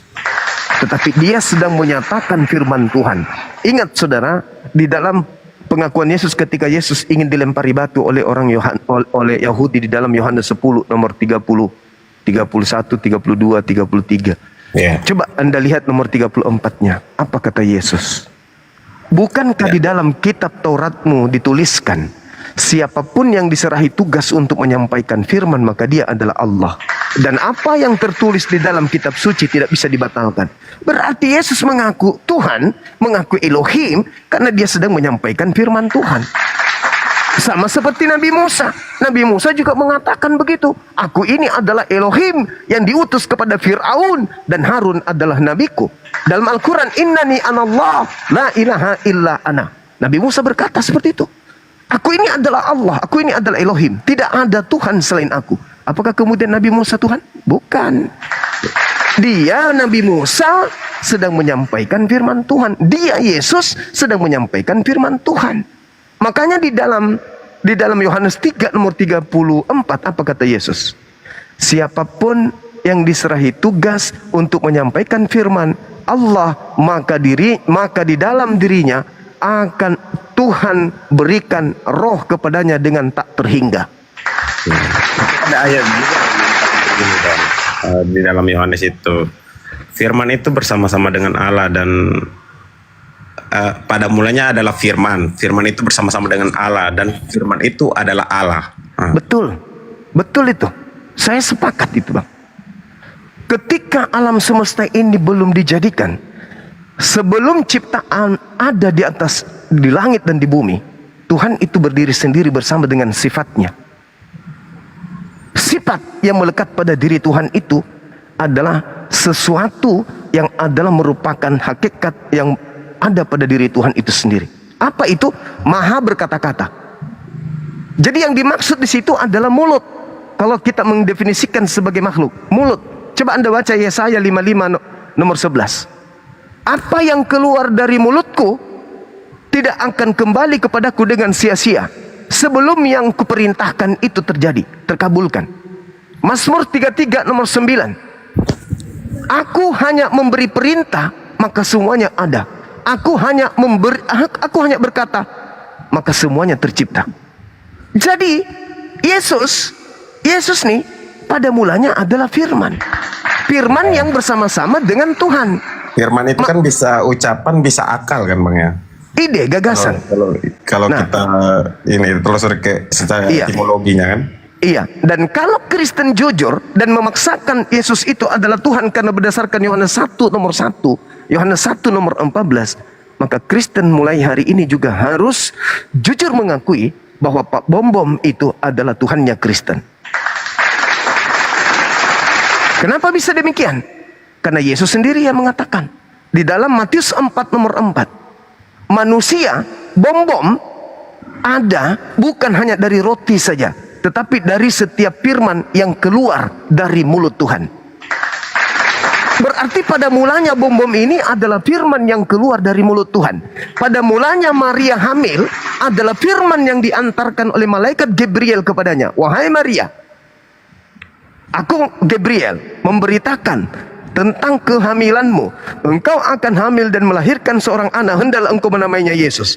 Yang datang kepada Maria melalui Gabriel itulah yang disebut firman. Maka pada mulanya adalah perkataan. Perkataan itu bersama-sama dengan Tuhan, dan perkataan itu telah menjadi daging.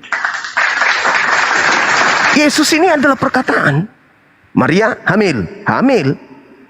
Jadi mulanya itulah yang diterangkan dalam Al-Quran. Innama amruhu idza arada syai'an ayyakula lahu kun fayakun. Tuhan hanya memberi perintah. Jadi Pluto, jadi Pluto. Jadi matahari, jadi matahari. Jadi laut, jadi laut. Jadi langit, langit jadi. Itulah kemahakuasaan Tuhan. Ketika Maria tanpa suami hamil tanpa suami, lahirlah Yesus. Jadi menciptakan sesuatu kayak bim salah bim, misalnya jadi botol gitu. Iya, itulah Tuhan. Kalau gitu dalam sains itu sendiri, maksudnya dalam penelitiannya dia ibarat kata tuh begini, sains itu kayak mencari cara penelitian, cara bekerjanya dunia atau cara terjadinya dunia. Artinya ada proses di situ, Bang. Bukan langsung bim salah bim jadi pak, ya kan? Kalau dia bim salah bim langsung, maksudnya kalau misalnya kata Tuhan jadilah bumi, artinya tidak ada proses penciptaan. Sama seperti kita cipta HP. Dalam penciptaan HP itu kan pasti ada proses, entah dari buat casingnya, layarnya, maksudnya ada proses di situ, ya kan? Betul, Bang. Makanya dikatakan di dalam agama Anda ada yang disebut kitab Kejadian. Apa itu maksudnya? Kitab penciptaan. Berapa hari Tuhan mencipta? 6 hari. Proses dong. Kan proses. Tetapi di sisi lain, Mazmur 33 nomor 9. Aku Tuhan hanya memberi perintah, maka semuanya jadi. Apakah sesederhana itu? Ya tidak dong. Karena ada proses. Sama seperti Quran. Semuanya hanya mengatakan jadi maka jadi. Mazmur 339, jadi maka jadi. Yesus, apakah langsung jadi manusia? Enggak dong. Malaikat datang dulu, negosiasi dengan Maria, Sampai-sampai Yusuf ingin menceraikannya. Ternyata dia sedang mengandung. Mengandung itu butuh proses, Bang. Nanti 9 bulan baru Yesus dilahirkan. Firman setelah menjadi manusia keluar nggak langsung berkumis. Bayi dulu, Bang. Butuh proses. Jadi kalau Anda mengatakan bahwa Yesus itu adalah firman, bahwa dia adalah Tuhan, itu kesalahan fatal. Yesus memang pada mulanya firman. Alam semesta ini pada mulanya firman. Firman itu apa sih menurut Kristen? Firman itu menurut ilmu itu adalah perkataan atau kata. Firman Tuhan artinya perkataan Tuhan. Ketika Tuhan berfirman, maka Tuhan sedang berkata. Pada mulanya adalah kata. Kata ini terimplementasi menjadi nyata. Kalau manusia mengatakan, jadilah sapi. Manusia tidak punya kuasa. Maka perkataannya tidak tercipta, tidak terjadi. Tapi kalau Tuhan mengatakan, jadilah sapi, jadi sapi, Bang. Makanya di dalam Yesaya 66 nomor 11, apa yang keluar dari mulutku tidak akan kembali sia-sia sebelum yang kuucapkan itu terjadi. Nah, bagaimana dengan Yesus? Untuk membuktikan bahwa dia bukan firman, tetapi dia adalah makhluk ciptaan yang berasal dari firman. Baca Yohanes 8 nomor 42. Apa kata Yesus di sana? Aku datang bukan atas kehendakku sendiri. Berarti Yesus ini adalah ciptaan. Karena yang bukan ciptaan itulah yang berkehendak. Kalau Yesus adalah Bapa itu sendiri, Yesus adalah pencipta itu sendiri, maka Yesus akan mengatakan, aku datang atas kehendakku sendiri. Karena siapa yang menghendaki dia menjadi manusia? Apakah Yesus atau bukan Yesus? Bukan Yesus. Berarti yang bukan Yesus ini ya bukan Yesus dong. Aku datang menjadi manusia bukan atas kehendakku. Lalu atas kehendak siapa? Ya oknum lain. Memang ada berapa kehendak pada diri Tuhan? Ada 2. Kalau pada diri Tuhan ada 2 kehendak, bahaya itu, Bang. Tuhan yang satu berkehendak menurunkan hujan. Tuhan yang satu menghendak jangan turunkan hujan. Tuhan yang satu mengatakan kiamat. Yang satu bertahan jangan terjadi perang Tuhan. Jadi Tuhan itu hanya ada satu kehendak. Alhasil Yesus menjadi manusia bukan atas kehendaknya. Berarti dia bukanlah Tuhan. Dia bukan Alfa. Dia bukan Omega. Pernyataan dia, Bang. Yang menganggapnya kemudian Alfa dan Omega siapa? Ya itu tadi yang harus diwanti. Ini kesimpulan saya terakhir. Dengarkan saya, Bang. Kalau Anda kumpulkan semua tinta merah yang ada di Bible, Anda susun mulai dari A sampai Z, adakah yang bisa menghantarkan kita menuhankan dia? Tidak ada. Apa? Sedangkan dia sudah tutup sampul buku pengajarannya kepada Bani Israel di Yohanes 17 nomor 8. Segala tinta merah yang engkau berikan kepadaku telah aku berikan kepada muridku Bani Israel. Dan setelah tinta merah itu mereka terima seluruhnya, mereka percaya dengan pasti bahwa engkaulah yang telah mengutus aku. Ini Rasulullah. Nah, kenapa kemudian tinta merah ini tertafsir, tersiar bahwa dia adalah Tuhan? Karena adanya bumbu-bumbu dari Kristus palsu yang datang mengatakan dia Tuhan, dia adalah korban penebus dosa, dengan kasihnya dia datang blak blak blak blak blak blak blak blak blak blak. Itulah yang membuatnya menjadi Kristus untuk kalian Kristen. Sekali lagi saya katakan, Yesus berkata, segala tulisan tinta merah telah aku berikan kepada muridku dan mereka telah menerimanya dan mereka telah percaya dengan pasti bahwa engkaulah yang telah mengutus aku. Menurut murid Yesus yang bertetangga dengan Yesus, yang satu piring dengan Yesus, yang satu selimut dengan Yesus, yang satu saman dengan Yesus, mereka semua telah percaya dan menerima firman yang terlontar dari mulut Yesus, dan implementasi dari kepercayaannya itu adalah mereka percaya Yesus itu Rasul utusan Tuhan. Selesai. Titik.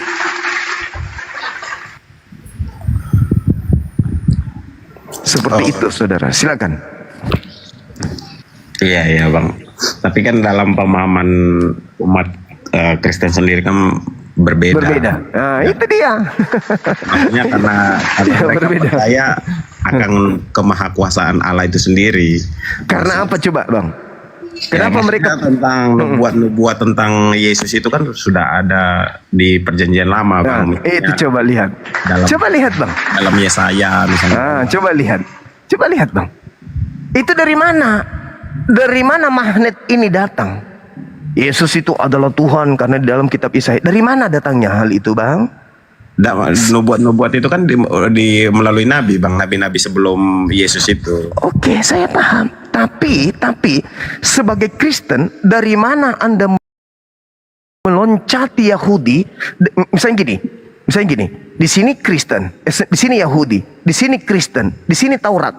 Kristen di sini dia loncati pagar Yahudi, mengambil kitab itu. Oh, ini adalah nubuat. Sedangkan Yahudi sang pemilik kitab, ketika ingin menyalibkan Yesus, sedikit pun tidak pernah melirik tanah untuk menyalibkan. Anda baca di Yohanes 11, Bang, nomor 45 sampai nomor 57. Sabar dulu, Bang. Aku potong dulu, Bang. Gini, di dalam Taurat itu kan Yahudi juga kan pakai Taurat yang sama dengan Kristen, cuman silakan berbeda. Silakan saudara, silakan. Tapi ingat, orang Yahudi mengerti kitab Tanakh, mengerti bahasa Ibrani. Benar. Nah, coba lihat, Bang, di dalam Yohanes 11 nomor 45 sampai nomor 57. Di situ ada imam kepala. Tinggi mana ilmu Bibelnya, ilmu kitab Tauratnya, imam kepala dengan pendeta-pendeta. Yohanes berapa, Bang? Yohanes 11 nomor 45 sampai nomor 57. Di situ ada imam kepala, di situ ada orang Farisi, di situ ada orang Yahudi, di situ ada Mahkamah Agung, di situ ada imam kepala. Dibuka aja, Dinda, biar saya nggak ngantuk. Ada imam kepala. Bagus. Di situ ada imam kepala. Kira-kira orang Yahudi, orang Farisi, Mahkamah Agama, kemudian imam kepala, dari 5 komponen ini, yang mana yang pendeta kalahkan ilmunya tentang kitabnya mereka? Ada? Memang nggak ada, Bang, tapi kan ada. Di dalam ayat lain. Memang Allah sendiri sengaja menutup hati mereka agar nubuat itu terjadi dan membuka nubuat mata itu terpenuhi seperti itu. Oke, dan Anda ingin mengatakan bahwa yang dibuka hatinya orang Kristen gitu? Bukan orang Kristen, ini kan konteksnya Alkitab, Bang. Maksudnya Taurat, di dalam Taurat kan. Maksudnya baik.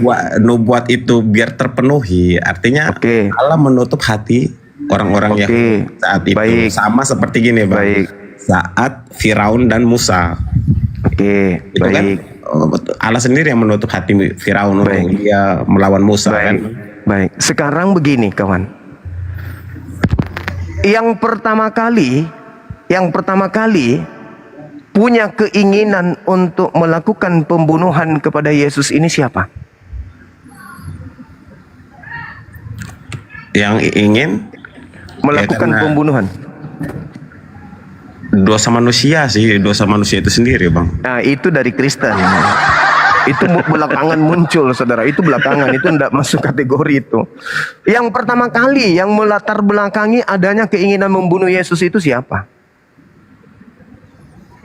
Maksudnya di dalam konteks Yesus jadi manusia atau sebelum Yesus jadi manusia nih, Bang? Apapun itu. Ya itu udah jadi perjanjian Allah sendiri kan.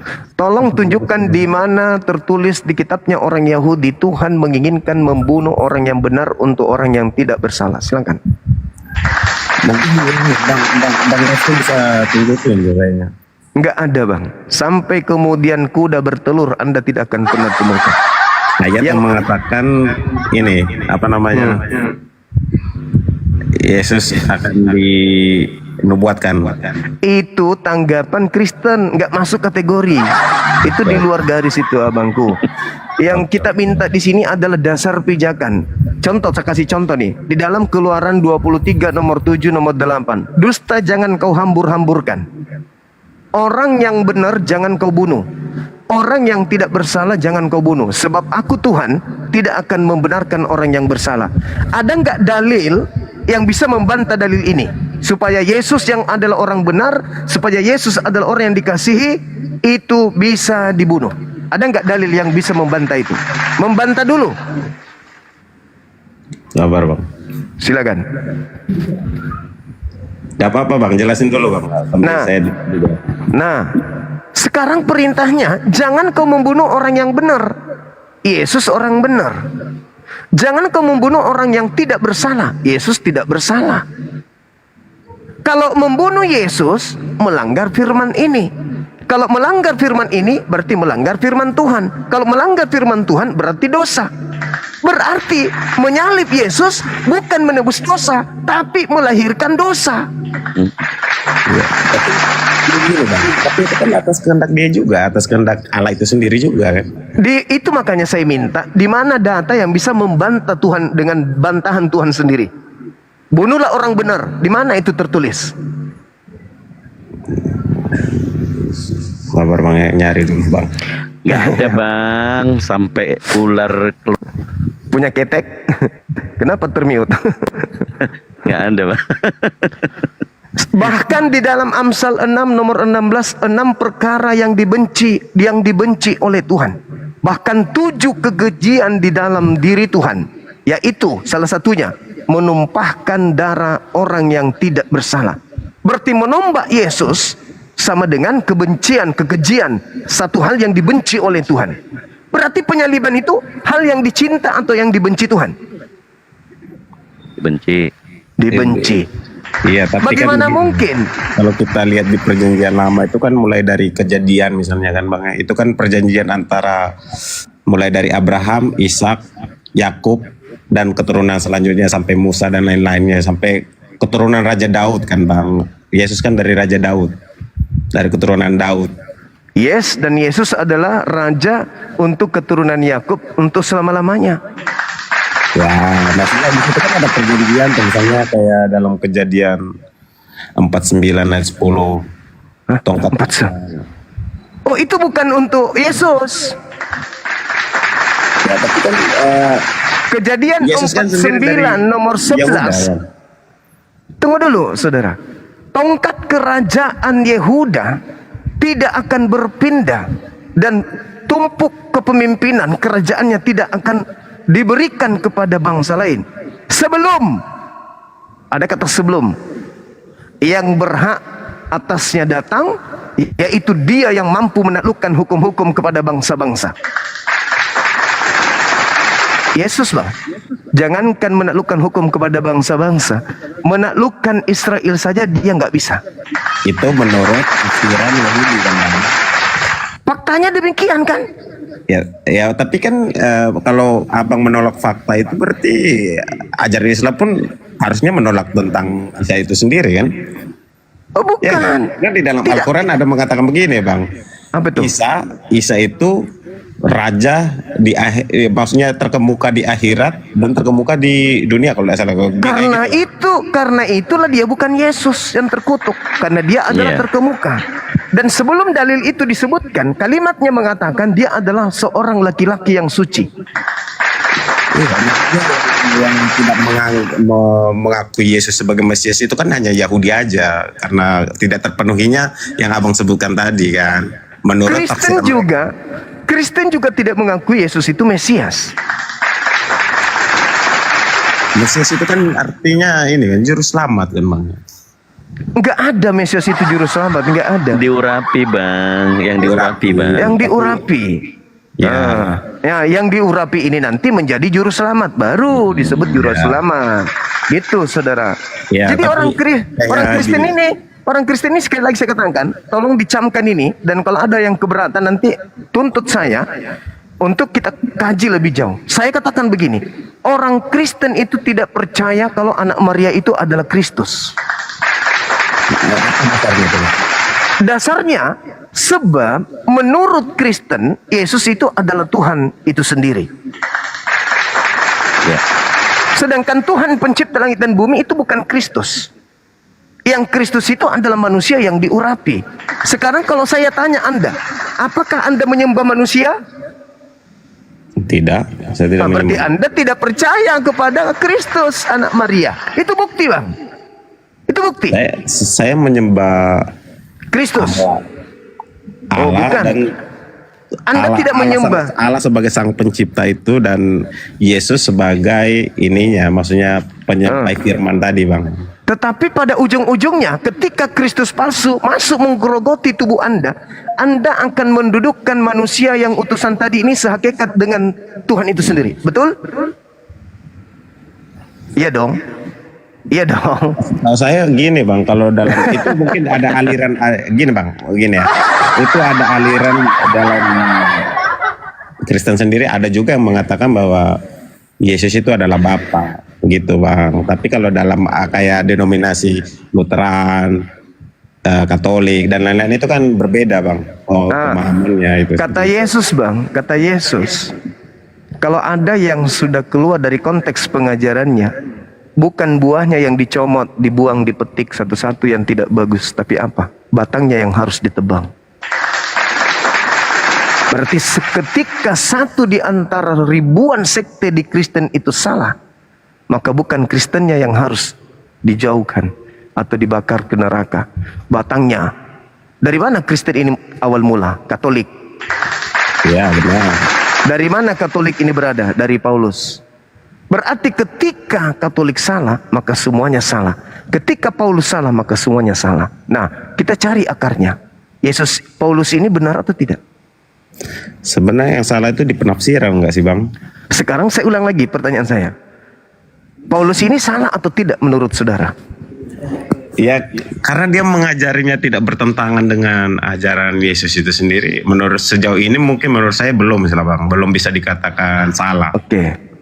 Ketika Yesus berkata, aku diutus hanya kepada domba yang sesat dari umat Israel, apakah itu tidak bertentangan dengan pengakuan Paulus, aku diutus untuk non-Israel? Sebenarnya karena ada yang begini, Bang, kata Yesus sebelum dia naik ke surga itu, baptislah mereka dalam nama Bapa, Anak dan Roh Kudus dan beritakanlah Injil itu, maksud kebenaran itu kepada dia. Saudara, Yesus tidak pernah membaptis satu manusia pun. Benar, dia tidak pernah membaptis, tapi dia memerintahkan untuk membaptis, Bang. Gimana tuh, Bang? Yang memerintahkan membaptis itu adalah makhluk yang keluar dari kubur, yang mengaku Kristus. Ya. Apakah itu Yesus? Bukan. Itu tadi yang saya katakan kepada saudara. Pernahkah? Ya, Bang, saya minta, maksudnya begini, Bang. Karena pembicara bilang bukan Yesus, dasar itu dalilnya apa, Bang? Maksudnya yang bisa biar saya baca lagi gitu. Oke, baik. Anda baca kemudian di dalam data pengakuannya ketika dia mengatakan tanda-tanda kedatanganku, Matius 24. Lalu Anda baca di dalam Matius 12 nomor 38 sampai nomor 40. Angkatan jahat ini minta satu tanda dan tidak akan diberikan satu tanda apapun. Angkatan jahat loh ya. Selain tanda Yunus, sebab Yunus 3 hari 3 malam dalam perut ikan, demikian juga anak manusia 3 hari 3 malam dalam perut bumi. Itu tanda untuk siapa, Bung? Harus saya baca dulu, Bang, ya. Iya, silakan. Baru angkatan jahat, Pak. Bang Ferry, syukran. Pada waktu itu berkatalah beberapa ahli Taurat. Itu tanda untuk angkatan jahat. Kepada Yesus, orang Farisi. Tapi jawabnya kepada mereka, angkatan yang jahat dan tidak setia ini menuntut suatu tanda. Tetapi kepada mereka tidak akan diberikan tanda selain tanda Nabi Yunus. Ya, maksudnya ini tertuju kepada itu kan, ahli-ahli Taurat waktu itu kan, Bang. Iya. Angkatan waktu Paulus itu. termasuk nggak Paulus? Tapi kan Paulus tuh kan generasi selanjutnya, Bang. Generasi selanjutnya. Siapa bilang? Siapa bilang generasi selanjutnya? Anda salah ini. Bukan ya?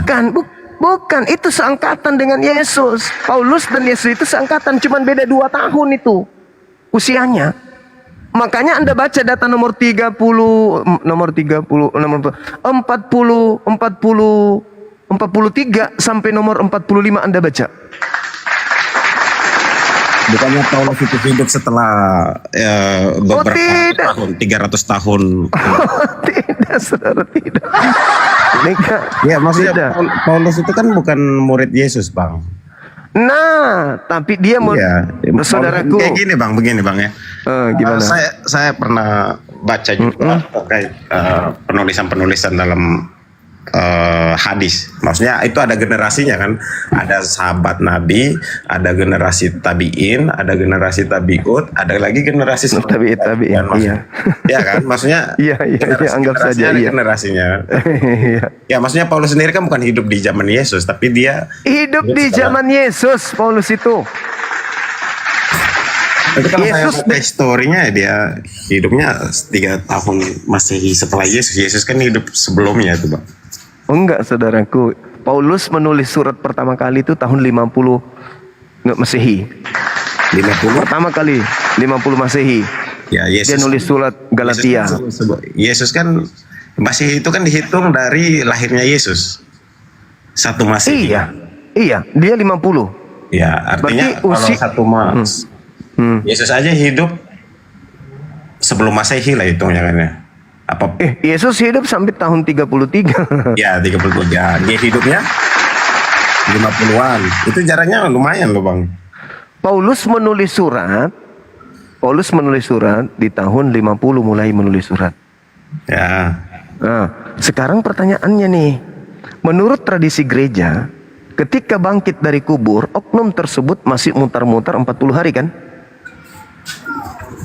Kurang lebih mungkin, Bang. Nah, bukan kurang lebih 40 hari dia. Ya. Nah, setelah 40 hari berarti ada masa puluhan tahun kehilangan Yesus. Di bumi nggak ada Yesus. Tiba-tiba saja di tahun 50 Paulus menuju ke Damsyik, datang padanya oknum mengaku Kristus. Itu siapa? Baca di dalam Kisah Para Rasul 9 nomor 3. Habis itu Anda baca Markus 16 kan. 16 nomor 12 itu ketika dia mengaku bertemu dengan Yesus dalam rupa lain. Dia menampakkan diri emang. Iya. Nah, pertanyaannya ini Kristus yang mana? Sedangkan Yesus sudah terangkat di langit. Turun lagi dia, Yesus turun. Di ayat berapa, Bang, yang maksudnya konteksnya mana nih, Bang? Coba Abang. Kisah Para Rasul 9 nomor 3 bunyinya apa, Dinda? Kisah Para Rasul. Iya. Berapa, Bang? Perjalanannya ke Damsyik, ketika dia sudah dekat kota itu, tiba-tiba cahaya memancar dari langit mengelilingi dia. Menuju ke Damsyik. Yesus menubuatkan apa? Apabila ada orang mengaku bertemu dengan Mesias di padang gurun, jangan kamu percaya. Iya, cahaya Paulus mengaku bertemu Kristus di padang gurun. Ya, maksudnya itu kan dalam penglihatan aja, Bang, bukan benar-benar ini. Iya, dia betul. Dia kayak kita manusia ini kan. Betul. Setelah itu dia ngajarkan enggak bahwa aku ini utusan Yesus? Ya, dia kan memang mengajar kalau dia Rasul Yesus kan. Nah, sekarang pertanyaan saya, siapa yang ditemuinya di sana? Ya, penglihatan tadi, Bang, penglihatan. Siapa itu? Siapa itu? Penglihatan dari Allah itu sendiri. Kristus kan? Iya. Nasihat Yesus percaya atau jangan percaya? Ya kan penglihatan, maksudnya apa yang diajarin dia. Maksudku kawan, Yesus menasihati muridnya percaya atau jangan percaya? Jangan percaya kepada orang yang mengaku menjadi Mesias. Jangan percaya. Orang yang mengaku Mesias, Bang. Iya, berarti ketika orang itu datang kepada Paulus, akulah Kristus yang kau aniaya. Percaya atau jangan percaya? Nah, ini konteksnya dia maksudnya ini, Bang, itu kan penglihatan ya, Bang. Iya, betul. Dengarkan, Bang, Matius 24 nomor 24. Sebab Kristus palsu akan datang melakukan banyak mujizat. Jadi kalau dia bermujizat datang hanya berupa cahaya dan suara, boleh nggak? Iya, Mas, tapi kan yang dari itu maksudku itu nggak bertentangan dengan Injil Matius Markus tadi, Bang. Gimana ceritanya tidak bertentangan? Yesus mengatakan, apabila ada orang mengaku ada Mesias di sini, ada Mesias di sana, jangan kau percaya. Sebab Kristus palsu akan datang melakukan banyak mujizat sekiranya mungkin menyesatkan banyak orang. Camkanlah, aku telah mengatakannya kepadamu terlebih dahulu. Jadi apabila ada orang berkata ada Mesias di padang gurun, ada Mesias dalam bilik rahasia, jangan kamu percaya. Tolong tunjukkan siapa yang pernah mengaku bertemu dengan Mesias di padang gurun. Satu.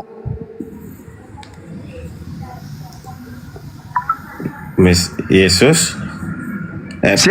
Siapa orang yang pernah mengaku melihat Kristus di padang gurun? Satu. Kurang tahu tuh bang. Siapa coba abang sebutkan? Paulus. Makanya dari mengakunya melihat langsung atau seperti penglihatan bang, kayak Loh, bukan begitu polanya kawan. Siapapun yang mengaku bertemu, mengaku ketemu, mengaku dapat ilham, mengaku dapat firman dari Yesus, jangan kau percaya. Itu perintahnya bang. Nah, apa buktinya kalau Paulus itu bertemu dengan Kristus? Apa buktinya? Dia menerima 13 buku dari Kristus palsu tersebut.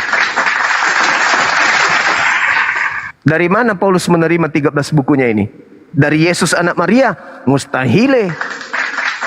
Iya, tapi kan ada juga ayat yang begini bang, yang mengatakan ya, kalian ini, dia ngomong sama muridnya, kalian itu akan diurapi, akan dibimbing oleh Roh Kudus untuk memberitakan kebenaran itu tentang Yesus tadi.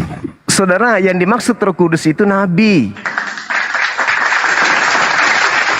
Ya, tapi dasarnya di situ kan dia berbicara kepada murid-muridnya waktu itu, Bang. Iya, yang dimaksud Roh Kudus itu nabi, kawan. Dinda, coba buka Nehemia 9 nomor 30, mudah-mudahan saya nggak salah. Sabar ya. Nehemia 9 30 coba deh. Sabar ya. Habis ini saya pamit maghrib.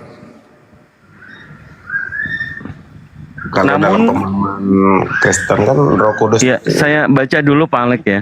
Namun bertahun-tahun lamanya engkau melanjutkan sabarmu terhadap mereka.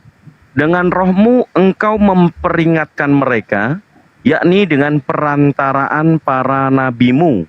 Tetapi mereka tidak menghiraukannya sehingga engkau menyerahkan mereka ke tangan bangsa-bangsa segala negeri.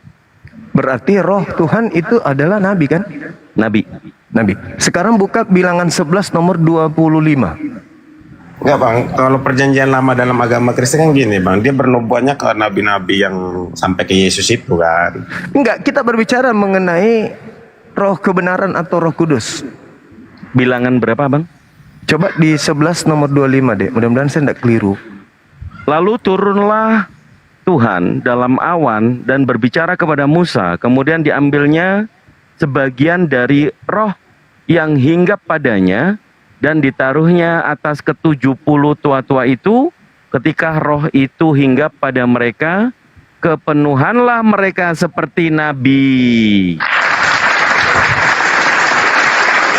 Allahu Akbar. Jadi ketika Tuhan memberikan rohnya kepada manusia, maka manusia itu jadi nabi.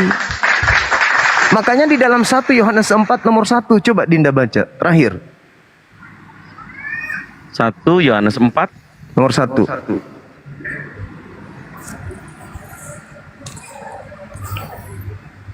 Saudara-saudaraku yang kekasih, janganlah percaya akan setiap roh, tetapi ujilah roh-roh itu apakah mereka berasal dari Elohim, sebab banyak nabi-nabi palsu yang telah muncul dan pergi ke seluruh dunia.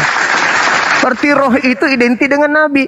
Kalau dia roh dari Tuhan, dia nabi Tuhan. Tapi kalau dia roh dari iblis, maka dia nabi palsu. Itulah yang dikatakan oleh Yesus. Nah sekarang yang datang kepada Paulus ini roh atau bukan? Ya, kalau kata abang tadi roh kan. Roh. Uji dong. Apakah Paulus ini nabi palsu atau bukan? Makanya diuji dalam ini bang, tulisan-tulisan dia itu bertentangan nggak dengan ajaran Yesus melalui kitab Injil Matius Markus tadi. Mau diuji Paulus ini? Iya, kan tulisannya bisa dikanonisasi itu kan karena apakah dia dari Tuhan atau bukan? Pertanyaan saya, di mana Tuhan mengajarkan untuk tidak bersunat?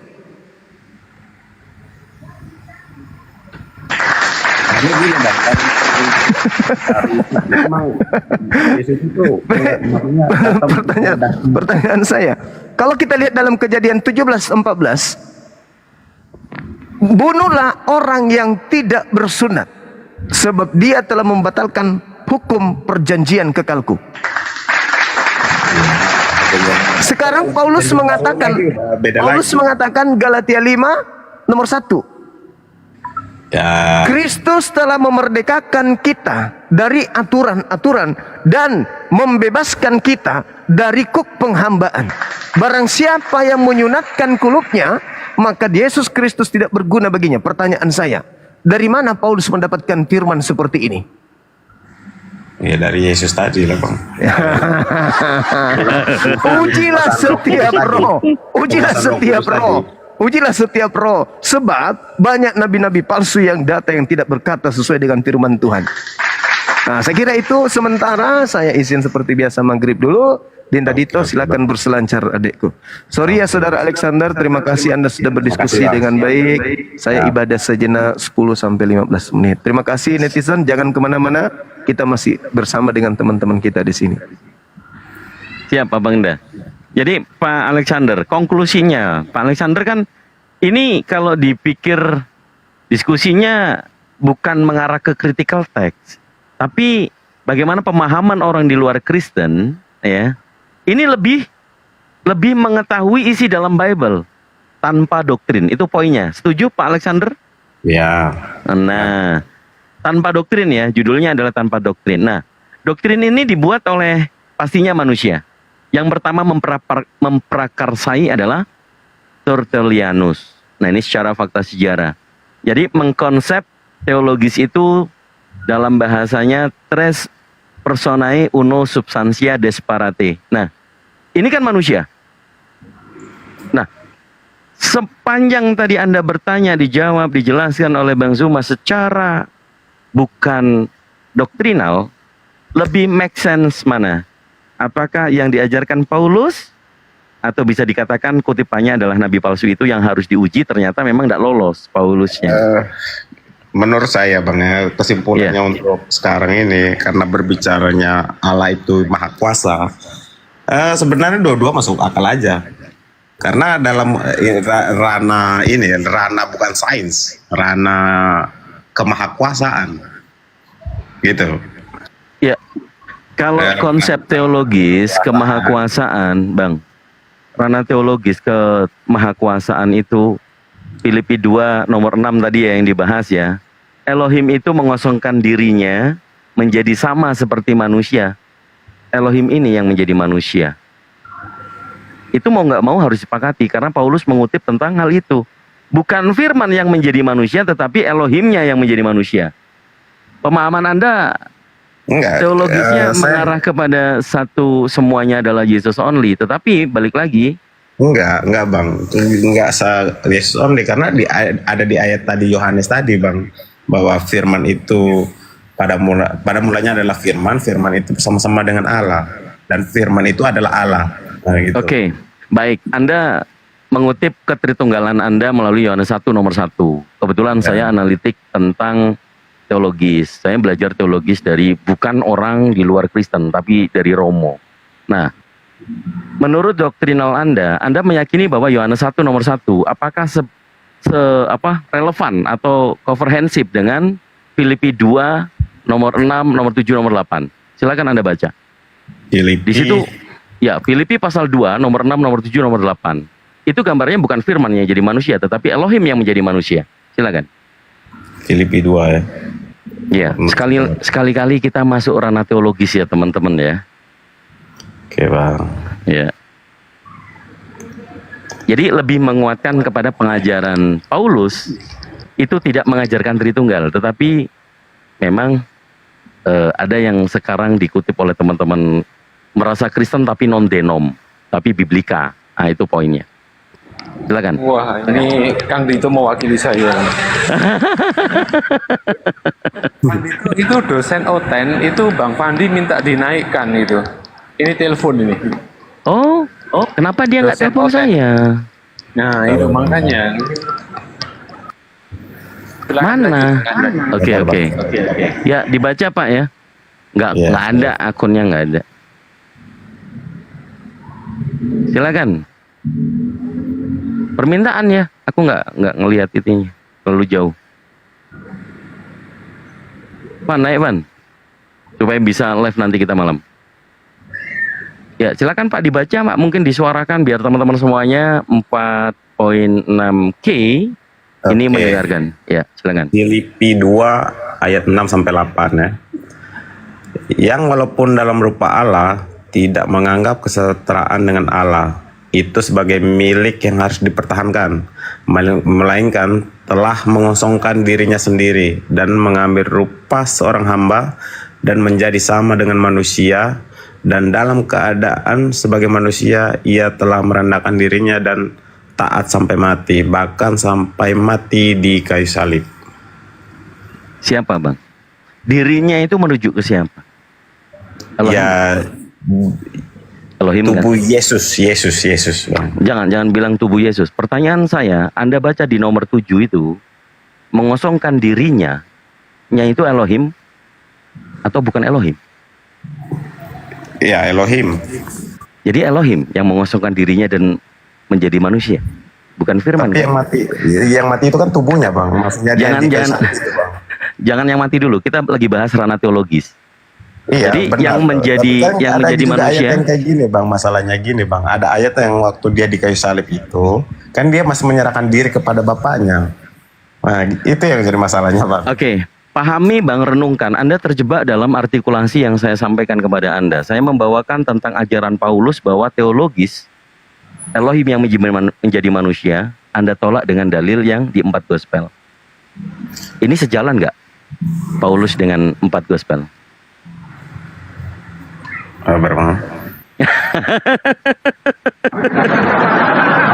Anda tidak menyadari, Anda menentang pengajaran Paulus.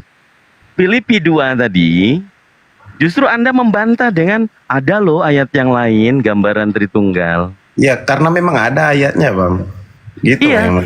Jadi apakah perkataan Paulus dengan dogmatis Anda di Tritunggal ini relevan? Atau bertentangan? Sebenarnya Paulus itu mau menjelaskan tentang Yesus tadi sebenarnya Bang, karena mungkin banyak Anda mau jadi Paulus jadinya. Jadi Anda mau jadi Paulus. Enggak, Paulus itu kan dia memberitakan kebenaran tentang Yesus. Maksudnya ini sih pemahaman saya aja Bang. Maksudnya yang coba saya pahami ya, saya pahami.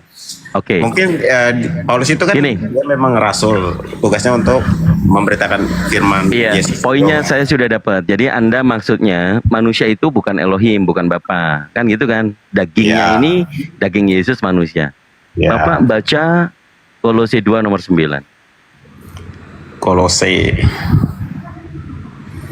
Ini mainan teologis itu enak, bentur-benturin gitu lah. Bayar. Kolose 2 nomor 9.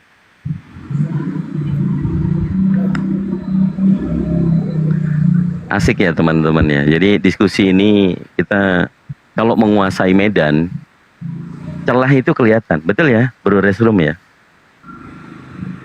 Karena kita sudah melihat secara kristologi itu poin-poinnya kita sudah mengetahuinya. Tapi bukan berarti kita mau menjatuhkan Anda, keimanan Anda, tidak. Ini kita bicara tentang fakta yang ada di dalam Bible Anda. Tuh. Jadi macet. Macet. Gak macet.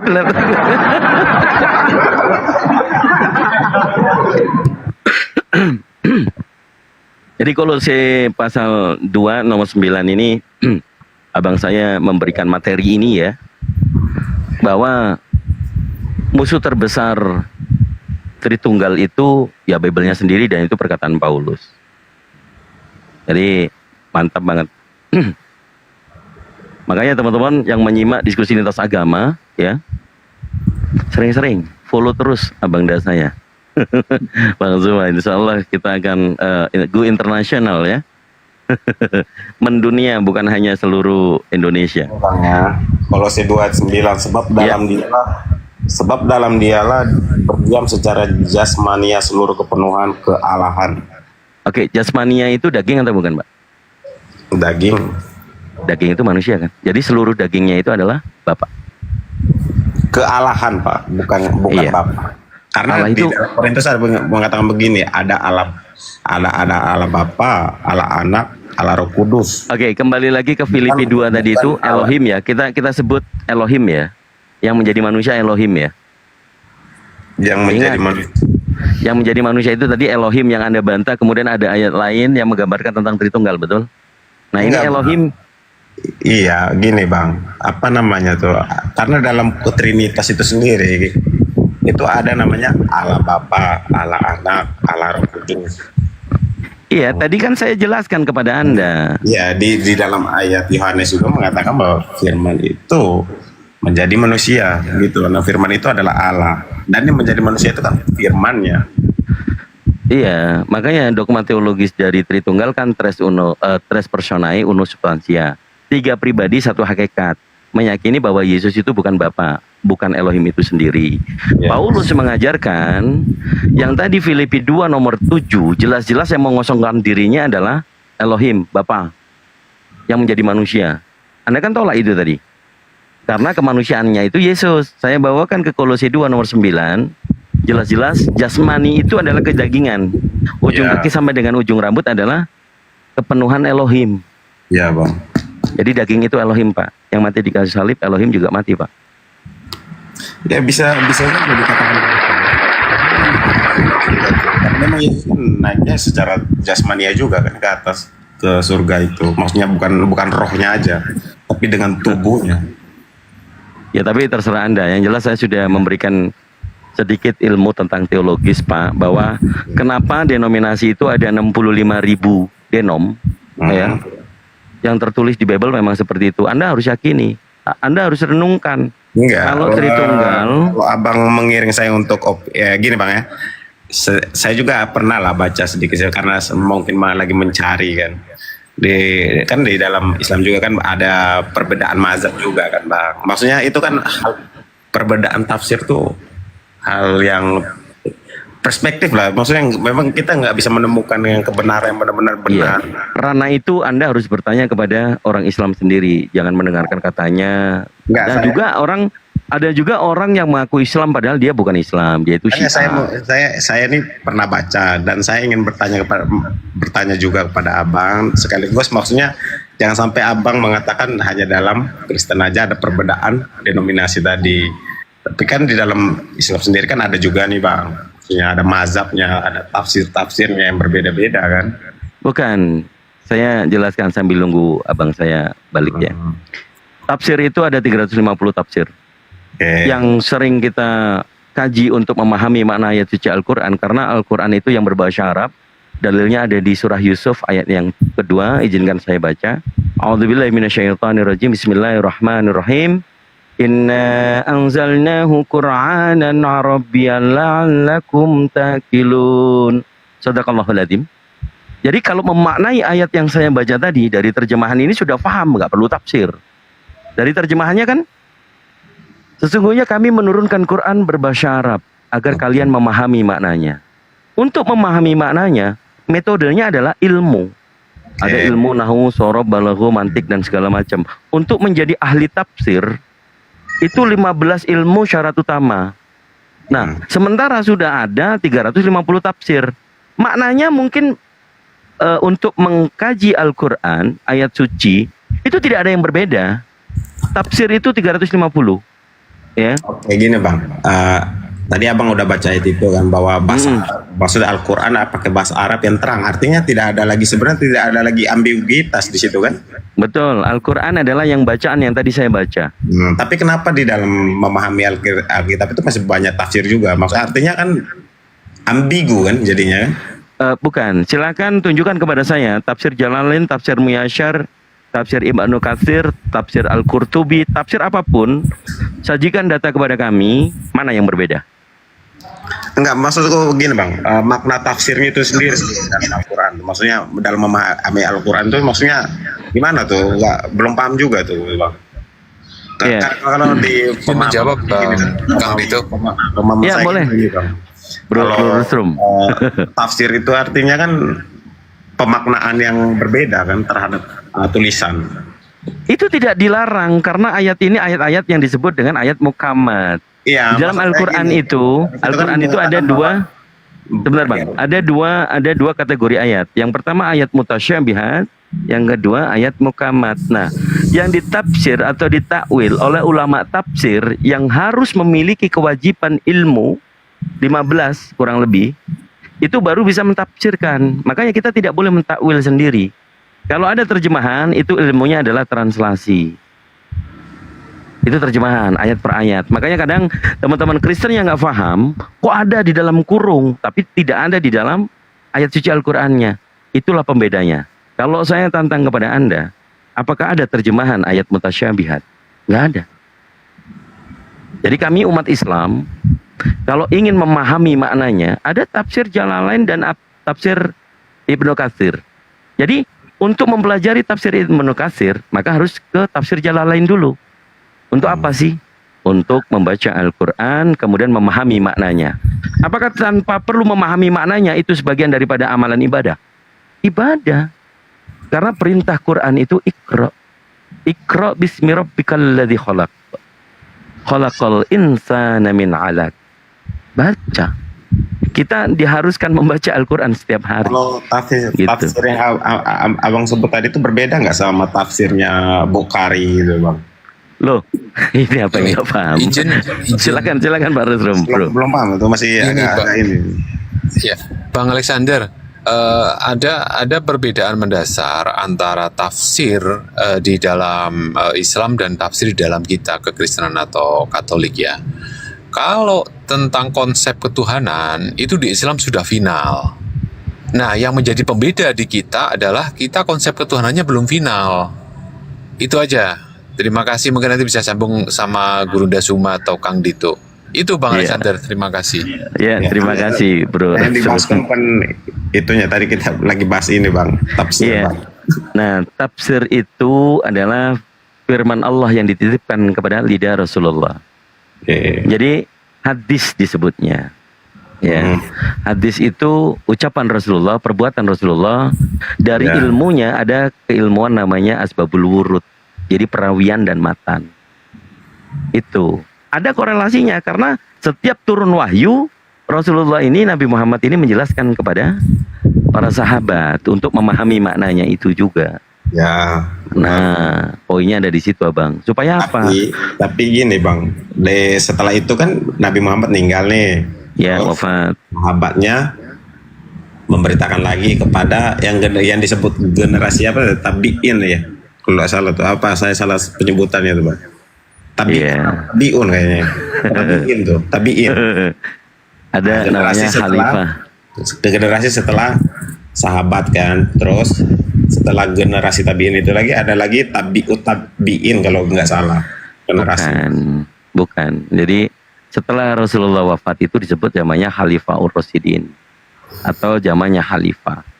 Jadi tongkat estafet kepemimpinan orang Islam ini dipegang oleh satu orang, yaitu sahabatnya. Namanya Sayyidina Abu Bakar As-Siddiq, itu yang pertama.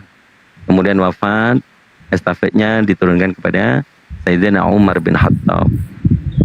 Terus makanya baca sejarah. Itu semuanya itu kalau tentang Nabi Muhammad. Setelah sahabat-sahabat Nabi itu. Sahabat-sahabat Nabi itu.